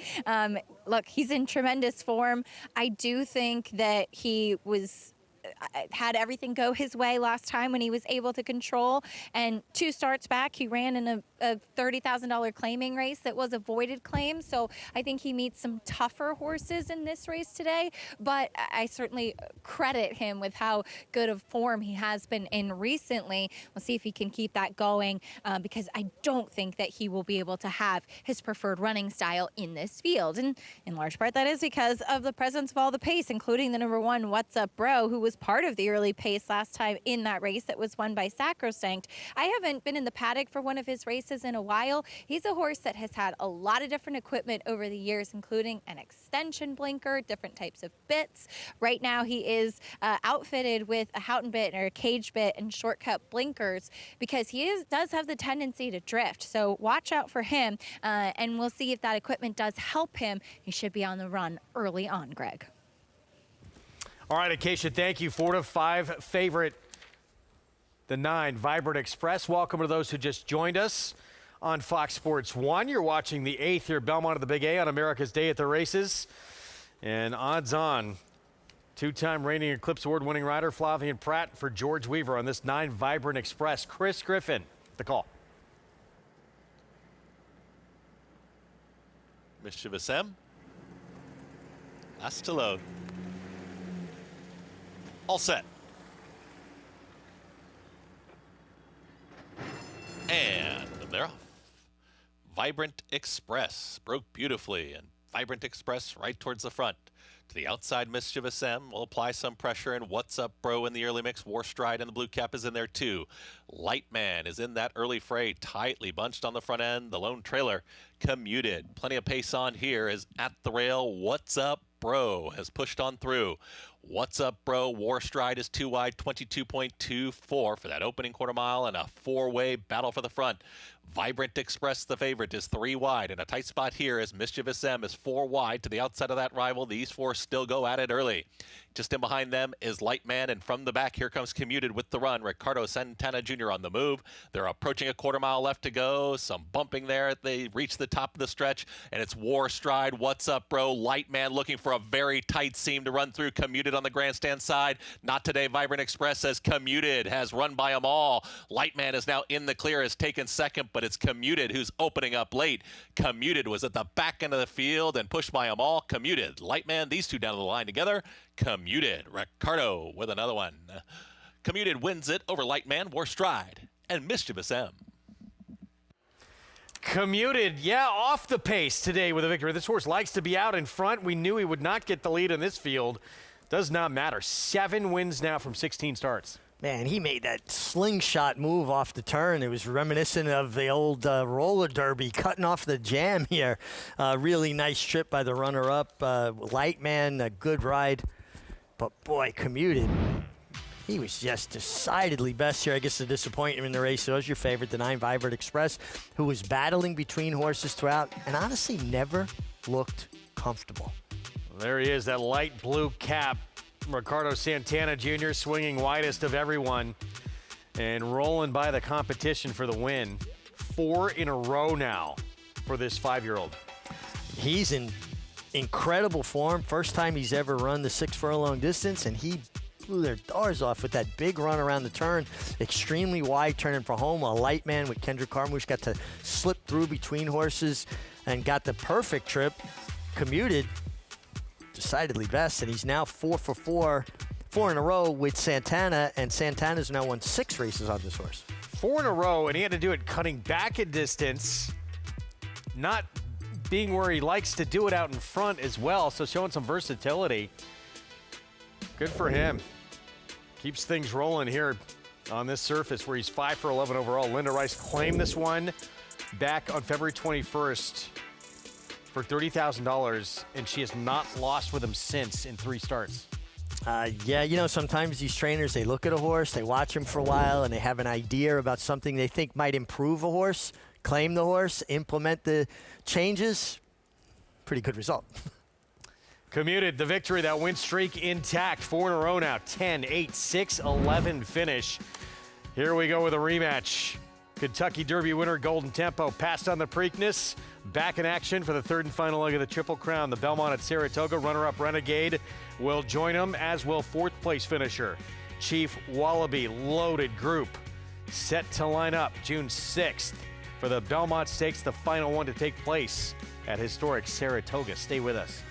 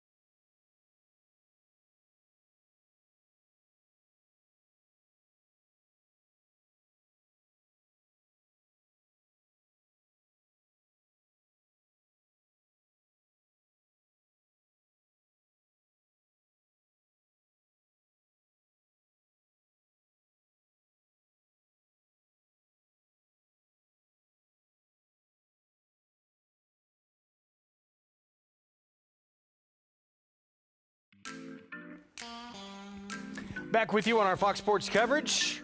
Commuted 4 wins in a row now to take the 8th Belmont of the Big A on the Sunday card. At 5-2, Ricardo Santana Jr. on board for Linda Rice, who owns and trains. Winner Circle lead-in. Brought to you by the Fasig-Tipton July Selected Horses of Racing Age sale, July 14th in Lexington, Kentucky. Nominate your racehorse today. It's a good effort from Commuted and just did not get the effort we've been used to seeing from Vibrant Express. No, but he never looked really comfortable. I don't know if he was struggling with the surface. He was in between horses. He did get buffeted about a bit right before they turned for home, but more because he wasn't holding his position. He just wasn't keeping up. Just an added character run from him. It was also his first time ever on a sloppy track. So maybe he just didn't care for it. Yeah, let's not be too quick to write him off. He's been pretty good to this point. Not today, though. Commuted. He continues to shine. Again, claimed by Linda Rice back in February for $30,000, and she's put him right back in the winner's circle 3 times since that claim. Perfect 3 for 3 with Linda. 4 in a row now for this horse overall. Just a win machine right now in sharp form. $7.60 for the win. Lightman Warstride wind up second and third to complete that trifecta.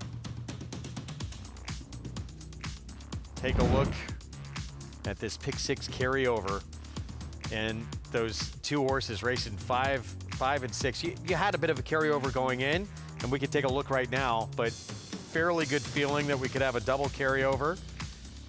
And with 1 leg remaining, survey says, no, it's very likely going to get hit. The 1 and the 8 are the only ones that would result in a double pick 6 carryover. Interesting. Yeah, I think the 8's got a little bit of a puncher's chance, though. I'm not as high on the 1, but I thought the 8. Yeah. Right? I would agree. That one 9-1 right now. The race that's going to close it out, $32,000 claiming race, 1-turn mile for 4-year-olds and up. And yeah, it's the 7 right now. Secured landing on a little win streak of his own. He's trying to win his 3rd in a row. And he'll try and do it for his 3rd different barn over that span. Yeah, but he comes off a very impressive win and, you know, a good speed figure. He's moving from 16 to 32. It's a pretty prominent jump up in class. Yeah, both those wins came for 16. So now, yeah, well, big jump up, as you mentioned. This what's ahead. Belmont Stakes Racing Festival. Last chance to see the 3rd and final leg of the Triple Crown at historic Saratoga Racecourse. Tickets are on sale now. You can be part of the action by going to belmontstakes.com/tickets. The first 2 years, the atmosphere there was just off the charts. If you could be part of the action any part of that week, it is sensational. If not, don't worry, we got you covered. And the 3rd and final leg of this Triple Crown season, you know, several horses obviously pass on the Preakness. Not many are skipping the Belmont. No, they're coming out in force for the Belmont, and it's going to be really, really exciting. And if you haven't gotten to experience a Belmont Stakes in Saratoga, this is your final chance. I don't think we'll see this ever again, and it is history making. So Golden Tempo passing on the Preakness. Obviously, Cherie DeVoe, she's from Saratoga Springs. What a moment for her. First female trainer in history to win a Kentucky Derby. But a race that was run where the closers were the ones who sort of picked up the pieces late. Is it going to be a different type of run race in the Belmont? I would imagine it will be a different run race. The Derby's a bigger field. The atmosphere, it lends itself to, you know, kind of everybody being a little bit more amped up. But you see in the back, in the cherry red cap, black silks, the famous Phipps family silks, also part owned by Vinny and Teresa Viola. Jose Ortiz just lets it drop completely out. Look how far back he is at this point. Very reminiscent of like Mind That Bird, right? Just getting back that far. Renegade dropped back after, you know, a bumpy beginning. He came out the first step, then the outside came into him. And here comes Renegade making the 2nd to last run. And it looked like Irad was going to get his Derby, but his brother had other ideas. Yeah, Jose Ortiz followed his brother, and there he is passing him by. Irad Ortiz Jr. to his inside. And an Oaks Derby double, just the 9th jockey ever to pull it off. Jose Ortiz. Hey, think about what Jose Ortiz has done so far this year. Dubai World Cup, a Derby, an Oaks, coming in and you know, riding the likes of the filly of Mark Cassie's at Oaklawn. I mean, you know, he's just hitting on all cylinders. It's fun to watch. How about 2 brothers running 1-2 in the Kentucky Derby? That's just really unbelievable. And I also like, listen, as far as Renegade, he had his chance, there's no doubt, but I'm not subscribing to the idea that bumping around in the beginning didn't hurt him. I mean, you can't quantify, and it's individualistic. You know, every horse is different.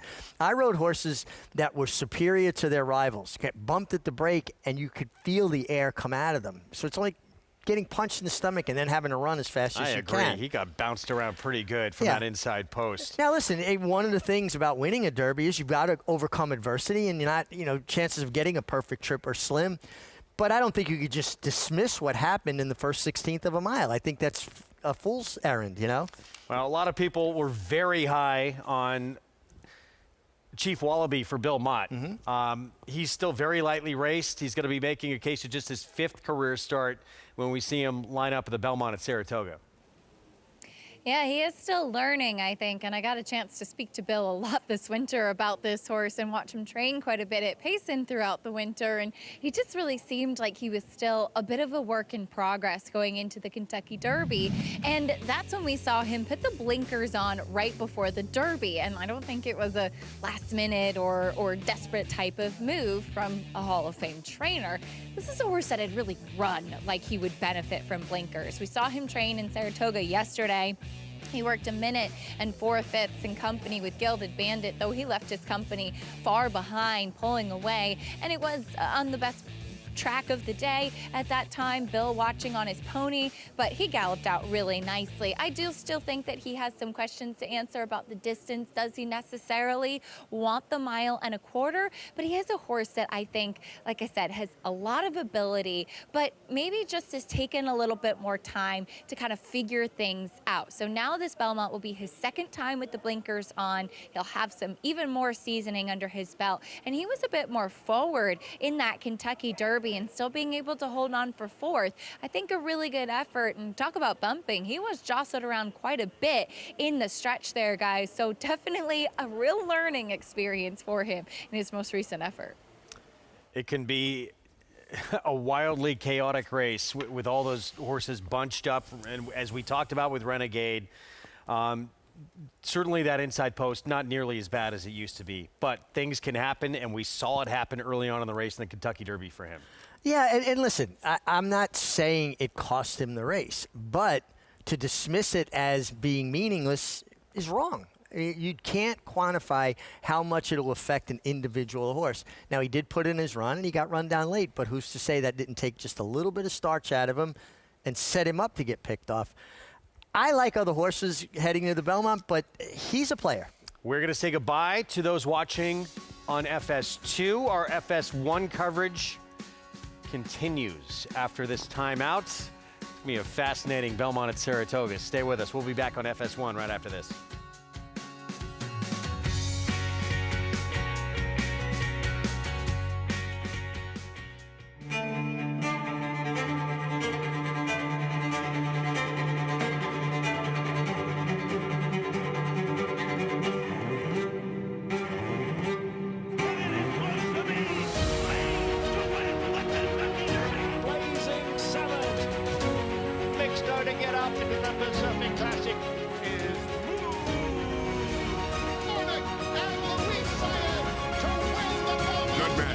The classic sire. This is where it all begins. These are the recruits for next year. They're going to be part of our roster, part of our team. The pavilion, it was jam-packed. It has remained jam-packed. Phenomenal feeling in the pavilion, on the grounds, in the back ring. You have a chance to make 5, 10, 100x. Big sale with a lot of quantity, but they're going to sell over 4,000 horses here. We had quality race horses today, I believe, that will go on and we'll be reading about in years to come. Keeneland sale. You got to be here.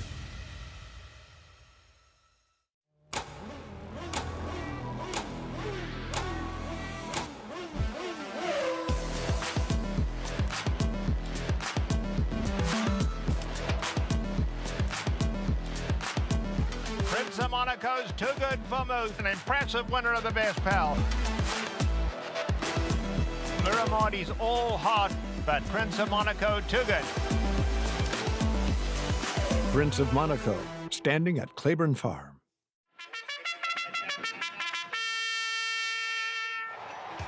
Monmouth Park summer season rolls on with live racing action every weekend with a $12.50 first post.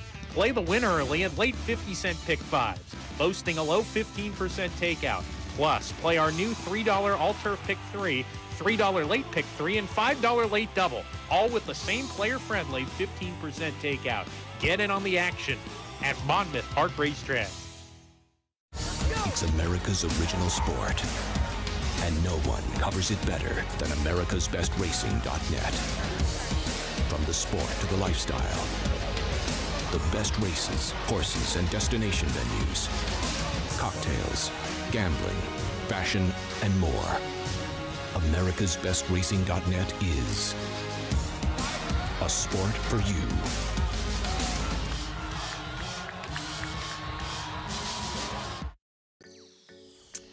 Back with you on our Fox Sports 1 coverage.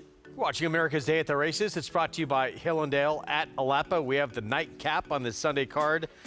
Still to come on this sloppy track off the turf today. We had some history made yesterday abroad. Just the third ever Triple Crown winner in Hong Kong racing history, and one that we got to know, a horse who's just been incredibly successful over the course of his career. Romantic Warrior, 8-year-old, in that defeat in the Saudi Cup to Forever Young last year. But this horse, first ever win at a mile and a half, winning this Champions and Chater Cup to complete this Hong Kong Triple Crown.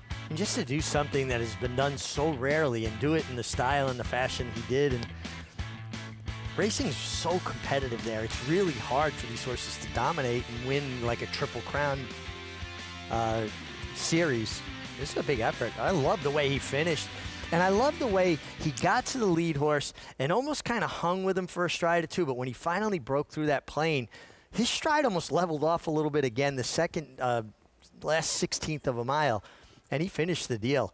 Not an easy thing to do there. And that was at Sha Tin. Sha Tin. Yeah. So you win a Triple Crown, only 3. It would happen last year as well. So now back-to-back years we've seen it, but it's only happened 3 times in history.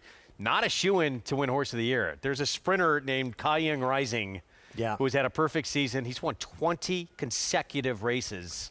So it's going to come down to those two for Horse of the Year. You think about how difficult it is to win one race, and now to string together multiple victories. There's so many things that could go wrong to get a horse beat.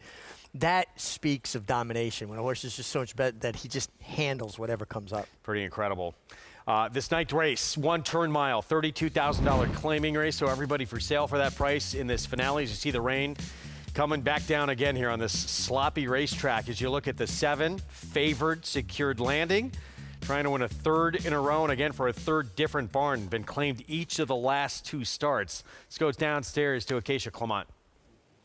And wanted to watch him trackside. So taking a look at a couple of others that I think are players in here. The number 3, Awesome Empire, I thought very intriguing, getting back to the dirt for Gustavo Rodriguez. Just felt like this was back to basics for him. They tried the turf last time out to no avail. It was also against Tougher. If you kind of sift through his past performances, he's run in some very good fields and some tough allowance races. And when he's been on the dirt in a claiming race around this price, he's been very effective and has run some of his best races. I know his figure 2 starts back wasn't quite as fast, but he does have tactical speed, and he has certainly fast enough races back in February to go back on. And like I said, I felt like he was going to be in a good position. He also looks super coming in for Gus. Ricardo Santana looking for another one as well, has been having a very good afternoon. But this horse, great flesh, great weight on him. He's forward, but not over the top. I really like what I see from him. And I do think that the mile suits him well, better than the 9 furlongs that he has tried a few times in the past. The number 5, Ambition, is another horse going turf to dirt. And I realize why they tried the turf with him, because he had run some good turf races with his previous barn, one with Steve Asmussen, and 2 starts back he actually ran okay in a pretty salty field, and last time out he faced a good group as well, but he's been better on dirt. If he runs that race back in March with an 85 Beyer speed figure, he could absolutely be in the mix here. I covered his race a couple back where just felt like he looked like a horse coming out of the winter months that maybe needed to get into his coat a little bit better, put on some weight and conditioning, and all that has happened. He's not the biggest, most imposing type of horse, but he does look stronger overall. Good in his coat in here. I think he should handle the wet track just fine, the way that he moves and the way that he is built. But like I said, he has certainly a race fast enough, and he is one that will be running late if there is some pace up front, Greg. Yeah, I mean, look, he has a race that blows this field away, and it came here at Aqueduct in March. That 85 Beyer and that win, and that starter non-winners of 1. No one really has a race that like that. He hasn't produced it since, but you know it's in there somewhere. Yeah, but he also went against tougher company, 3 back, going 7 furlongs. Then he went to turf, and those are the kind of horses that attract me, because I feel like those turf races dirty up their form, and you know people overlook them a little bit. I thought he was very interesting, the 5 Ambition. 4-1. right now. Let's go back to March 1st. And this is that effort I was talking about. He's 20-1 on this occasion, and this was the best race of his career. Far and away the best race of his career. Maybe, just maybe, he regressed a bit off of that big effort. He came back and ran a subpar race. Then they went to turf. So maybe he reacted a bit to how big this effort was. This was far and away his best race, and if he runs this race, Greg, nobody's fast enough to beat him if he runs that race. No, it's lights out if he could do that again. He's 4-1 right now. Christopher Elliott will ride for the barn of Rachel Sells. 4-1 on Ambition. Post parade for this nightcap. When we come back, we're approaching the 7-minute mark to post here in this finale on the Sunday card.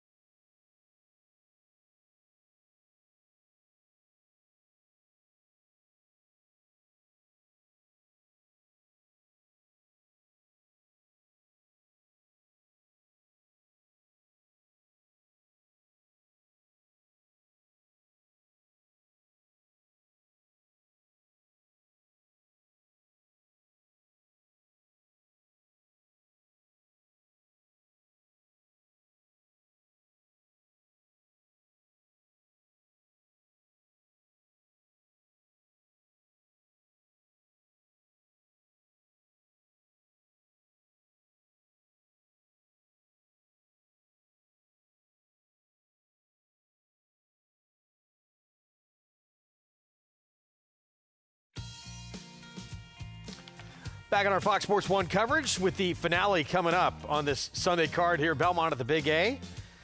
One-turn mile, $32,000 claiming race on this sloppy track. There's Kendrick Carmouche. He'll be aboard Secured Landing, this 7 here for trainer Mike Maselli. Again, trying to win a 3rd in a row. But as you mentioned, Mig, both those victories against significantly easier company. Yeah, and listen, he comes off a big figure win for the 16. Mike Maselli does terrific work. He was a really good rider. Won the Travers and the Haskell on holding pattern back in the 70s. But sometimes when you don't have to work as hard against your competition, horses get braver and they get in a better rhythm. I think he's facing tougher, and he's going to have to show me at an elevated price that he warrants 9-5. There's Kendrick Carmouche getting a leg up. He likes to be forward. We saw that in each of his last 2 wins. Does he get the lead again in this race? I don't think he gets the lead in here. Do you? I thought there was other speed signed on here. I thought the 6, Sarah Sherman, could have some speed. Even the 8, First Trumpet's got some speed. Go back to 2 back for First Trumpet, chasing 22 and change, 45 and change. Yeah, I thought maybe the 3 would be a danger to be up front. Smile and Say Cheese, 16-1 to kick off the post parade. Eased on the last time on the turf, but the form's been kind of steadily declining. Sanzio, Javier Castellano for Jimmy Ferraro has a couple of wins today. That also comes back off the turf. Would be a surprise. Here's Awesome Empire, and he has shown on occasion sprint speed. I think this horse is a major player. And one thing about Ricardo Santana, he's aggressive. He'll get his position going forward. And he's looking for his third win this afternoon, 9-2 on the 3. Here is Ambition, that huge race we showed you back in March on this racetrack. Major player. Last 2 races are dirtied up because it was the wrong surface. I think this horse is going to be tough here. Sarah's Shaman, 4-time winner, Ilkay Kentramachi barn. Sarah's Shaman, I just said Sherman, should be forward, should be involved. The favorite, 2-1. Here's Kendrick Carmouche on Secured Landing, trying to win 3 in a row. Yeah, making a nice impression on the racetrack, gliding over the ground here. I prefer others, but he's a player. First Trumpet, 12-1 outside.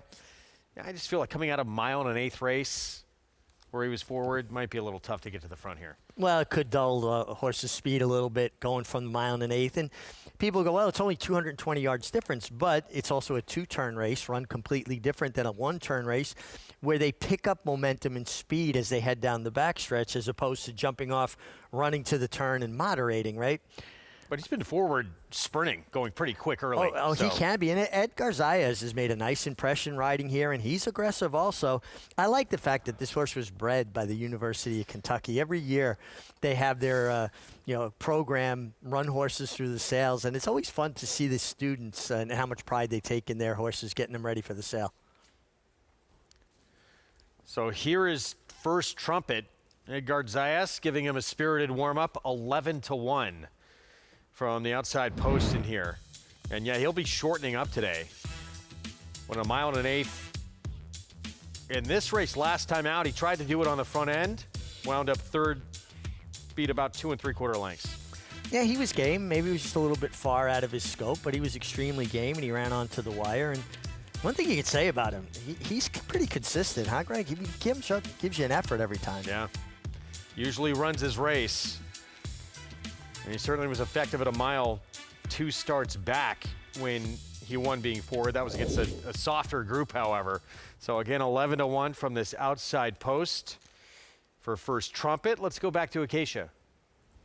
And taking a look at your favorite in Secured Landing, as you touched on, he's been in tremendous form trying to make it 3 in a row, and he just runs his race no matter what barn he's in. I always appreciate horses like that. Now, I do agree with Richie that he's stepping up in class here, and he's meeting some salty foes. I thought a pretty wide open race, actually, in this group here, and especially given how this pace could play out, that he should have some company in here. He was able to control things last time out, but I know we talk about the patented Kendrick Carmouche warm-up. He did not even do the post parade. He just came out from the ramp and just went right off for an aggressive solo warm-up. And this horse, as you guys touched on, moved really well out there, and he looks great. Super coat on him. He's really, really strong and well-muscled. I know that he's stepping up on class, and on paper, I honestly was against him, especially at a short price, but he stacks up really favorably with his competition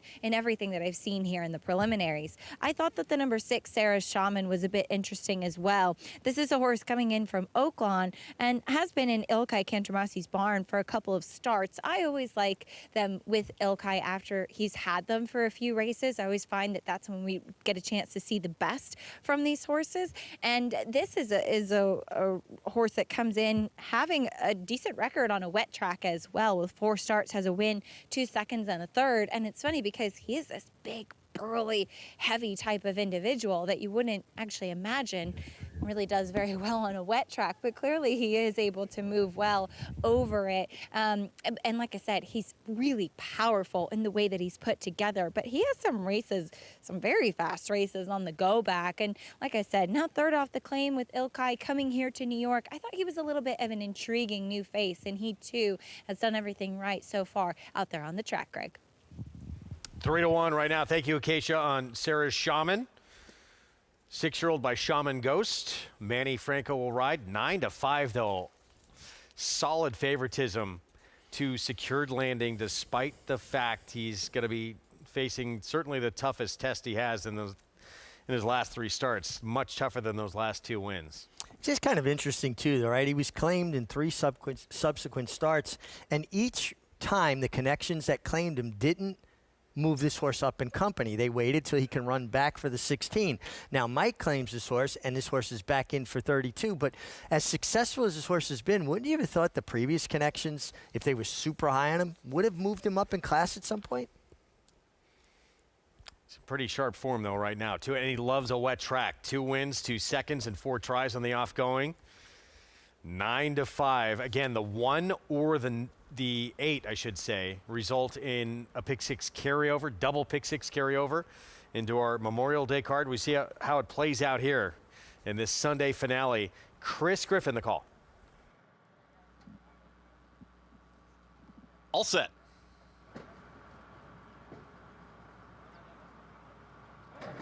And they're off.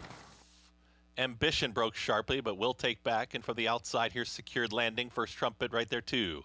First Trumpet, Secured Landing. They're going to challenge one another. And just off of them, Awesome Empire is going to draft right in behind this leading duo as they get set to come out of the chute, hook up at the back stretch. Just behind them is Sarah Shaman is in 4th, now 3 off the lead. Sanzio is in the orange cap towards the back end of the field with Ambition, and Smile and Say Cheese is the trailer. Well off the rail once again in 23.30. The opening quarter mile, Secured Landing is the leader. Secured Landing, First Trumpet is still a close-up second. Awesome Empire right in behind the leader, still in 3rd. At the rail, Sarah Shaman is now taking the rail run. Manny Franco moves towards the inside path as a challenging 4th. Just behind them comes Sanzio, who's moved in closer and traveling in tandem with Ambition. Smile and Say Cheese continues to trail. Secured Landing is the leader into the turn. Secured Landing still up by a length to the inside, Sarah Shaman. Awesome Empire is re-rallied, is now reclaimed 2nd, is up on the outside, losing ground First Trumpet. Ambition is under a drive, trying to catch up. Sanzio towards the inside, and Smile and Say Cheese still far back. They reach the top of the stretch. Secured Landing is still there. Secured Landing trying to put it away, but down to the inside, still rallying on. Sarah Shaman, Awesome Empire. They're slowly making up ground, but is it enough with a furlong left to go? Secured Landing is now up by 3.5. Awesome Empire, Ambition, they are running on, but only have a 16th left to catch. Secured Landing all the way. Ambition for 2nd, then came Awesome Empire and Sarah Shaman. Jump up in class, not a problem. Secured Landing in the best form of his career. 8 wins now from 18 starts. He's won 3 in a row. Was hustled along by Kendrick Carmouche. Mike Maselli, terrific job. Claim horse for 16, running back for 32. Get this kind of effort, decidedly best. Public all over it again. Nice effort by Ambition, who ran on from well back in the pack. And Awesome Empire had a perfect trip, just not good enough. The winner, Secured Landing, much the best. 3 wins, last 3 starts for 3 different trainers, and now he's moving to a new barn yet again. He was claimed also in here for $32,000.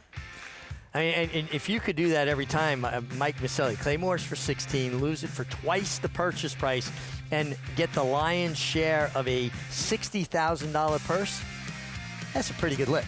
Playing the game right. 7-5, 3-6, 9-5 favorite. Secured Landing was able to use his speed and get to the front. Even though there were a couple others in here with speed, this one aggressive, and it pays off here for Kendrick Carmouche. Yeah, and listen, you know, one thing about it, you're on a horse that looks like their best on paper. Don't get cute. Don't get fancy. Do exactly what Kendrick did. Bounce them out of there. Make them play your game. Make them run to catch you.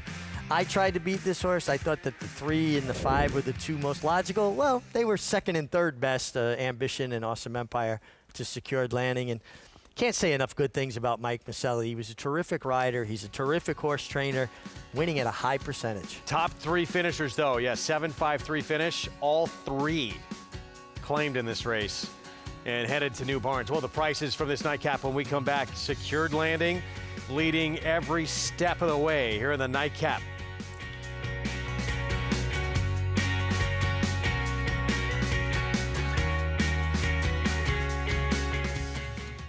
perennial leading New York sire Central Banker, sire of a $325,000 two-year-old colt in 2026, and the leading New York sire of stakes horses again, including Hot Currency. Hot Currency up by 4, 5 widening lengths, approaching that final furlong. No catching a geared down, dominant winner of the 4-star Crook. Give it to Hot Currency. Central Banker, standing for $7,500 at McMahon of Saratoga Thoroughbreds.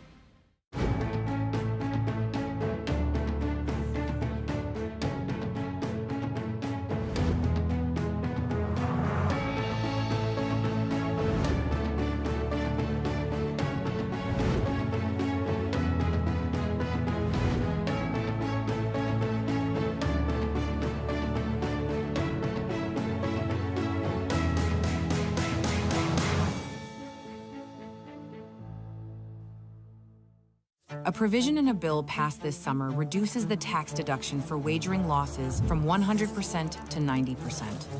This unfair change would tax horse players on a percentage of their losses, could cost over $1 billion in handle, and threaten thousands of jobs in the racing industry. That's why the NTRA is fighting to pass the Wager Act, a new bill that would restore the deduction to 100%.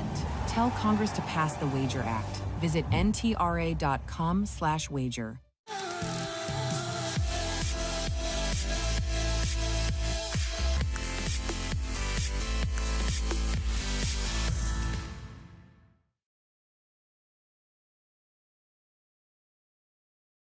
The Belmont Stakes Racing Festival returns for the final time to historic Saratoga Racecourse.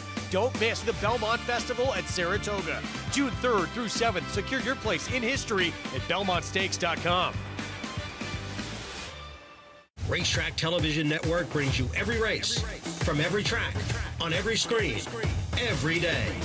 With monthly packages starting as low as $5, RTN gives you great value and access to more live HD streaming and race replays than anyone. Visit RTN.tv today to sign up and watch on almost any device, including Roku and Amazon Fire. RTN has packages that start at $5 per month.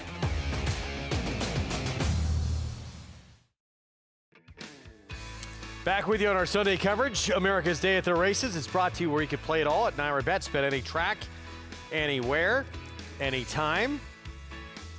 And here in the finale, secured landing gate to wire for his third win in a row. Again, for the third different barn he's been with. He's in good form. He's 8 for 18 now, lifetime. You love horses with that winning profile. And again, popular at the claim box. He'll be having supper in someone else's barn tonight. 2 today for Kenner Carmouche. Went with Katie King back in race 6 as well. This one, once he got to the front, seemed like it was never in doubt. He was always comfortable. He always looked like he was moving well, traveling in a good rhythm within himself. And he just kept finding. Kendrick won earlier in the day with a horse from well off the pace. This one wire to wire. It's good to be versatile as a rider as well as a horse. So 7-5, 3-6 finish, secured landing with the win. Don't mess around. You feel like you're on the best horse, the quickest horse, just take command early, and that worked out here. A horse who likes a wet track, obviously, as well. Now 3 wins and 5 tries on the wet going as that concludes our Sunday action here. We're all kind of turning our attention to upstate New York, third and final chance to see the Belmont Stakes up at historic Saratoga Racecourse. And all these horses that passed out of the Kentucky Derby on the Preakness, looks like most of the big guns are coming back for the third and final leg of the Triple Crown. Yeah, it looks like a big, full, competitive field. I'll be there next Saturday, Sunday. I'm hoping to be there early Saturday morning to see the final workouts for the Belmont contenders, at Saratoga. It'll be fun to get up there a little early. Let's wrap up this finale. Secured landing, 8 wins now, 18 starts overall, $5.66 for the victory. Pick 4, modest, but the pick 6 on a carryover day with those 2 numbers in the second and third leg. Pretty healthy return, just shy of $20,000. So let's talk Belmont Stakes at Saratoga. Look at the probables. Several names returning Of course, your Kentucky Derby winner, Golden Tempo. Runner-up, Renegade. Fourth-place finisher, Chief Wallaby. And then a horse who took so much money, Emerging Market, who made just his third career start. That is a massive ask in a Kentucky Derby to make your third career start for Chad Brown, Klarovich Stables. Connections that are historic. They're pretty patient and have had great success waiting and going to the Preakness with horses like this. They chose to go to the Derby. Now they're going to show up again in the Belmont at Saratoga. Yeah, I mean, listen, a horse that is certainly lacking some experience, but a little bit of a departure from his normal style, right? And you don't blame Fabian Proud at all. He put him more in the game. A 20-horse field, you're looking for a trip. You're not expecting horses to come from last and second to last, right? Chad Brown Klarovich, also with Growth Equity, will be making his fifth career start. He comes in on back-to-back wins, including the Grade 3 Peter Pan. And it's another big step forward for him. And you got to respect anything that Chad Brown puts out there. I mean, he's just too good at it to disregard anybody. Atinio, strength and numbers.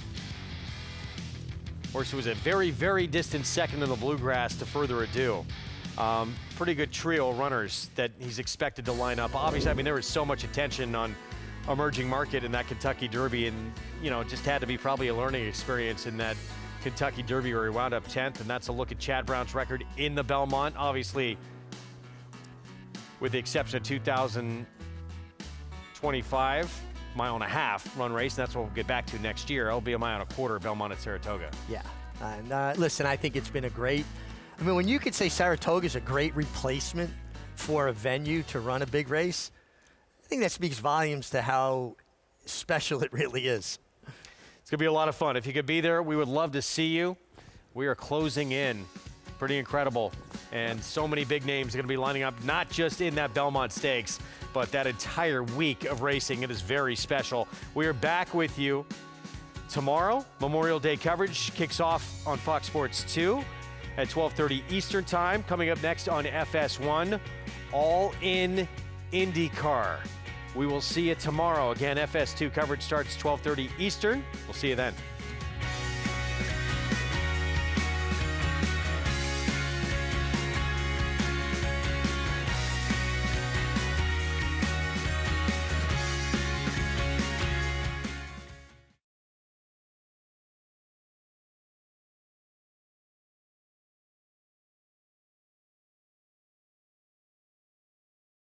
Some Empire and Sarah Shaman.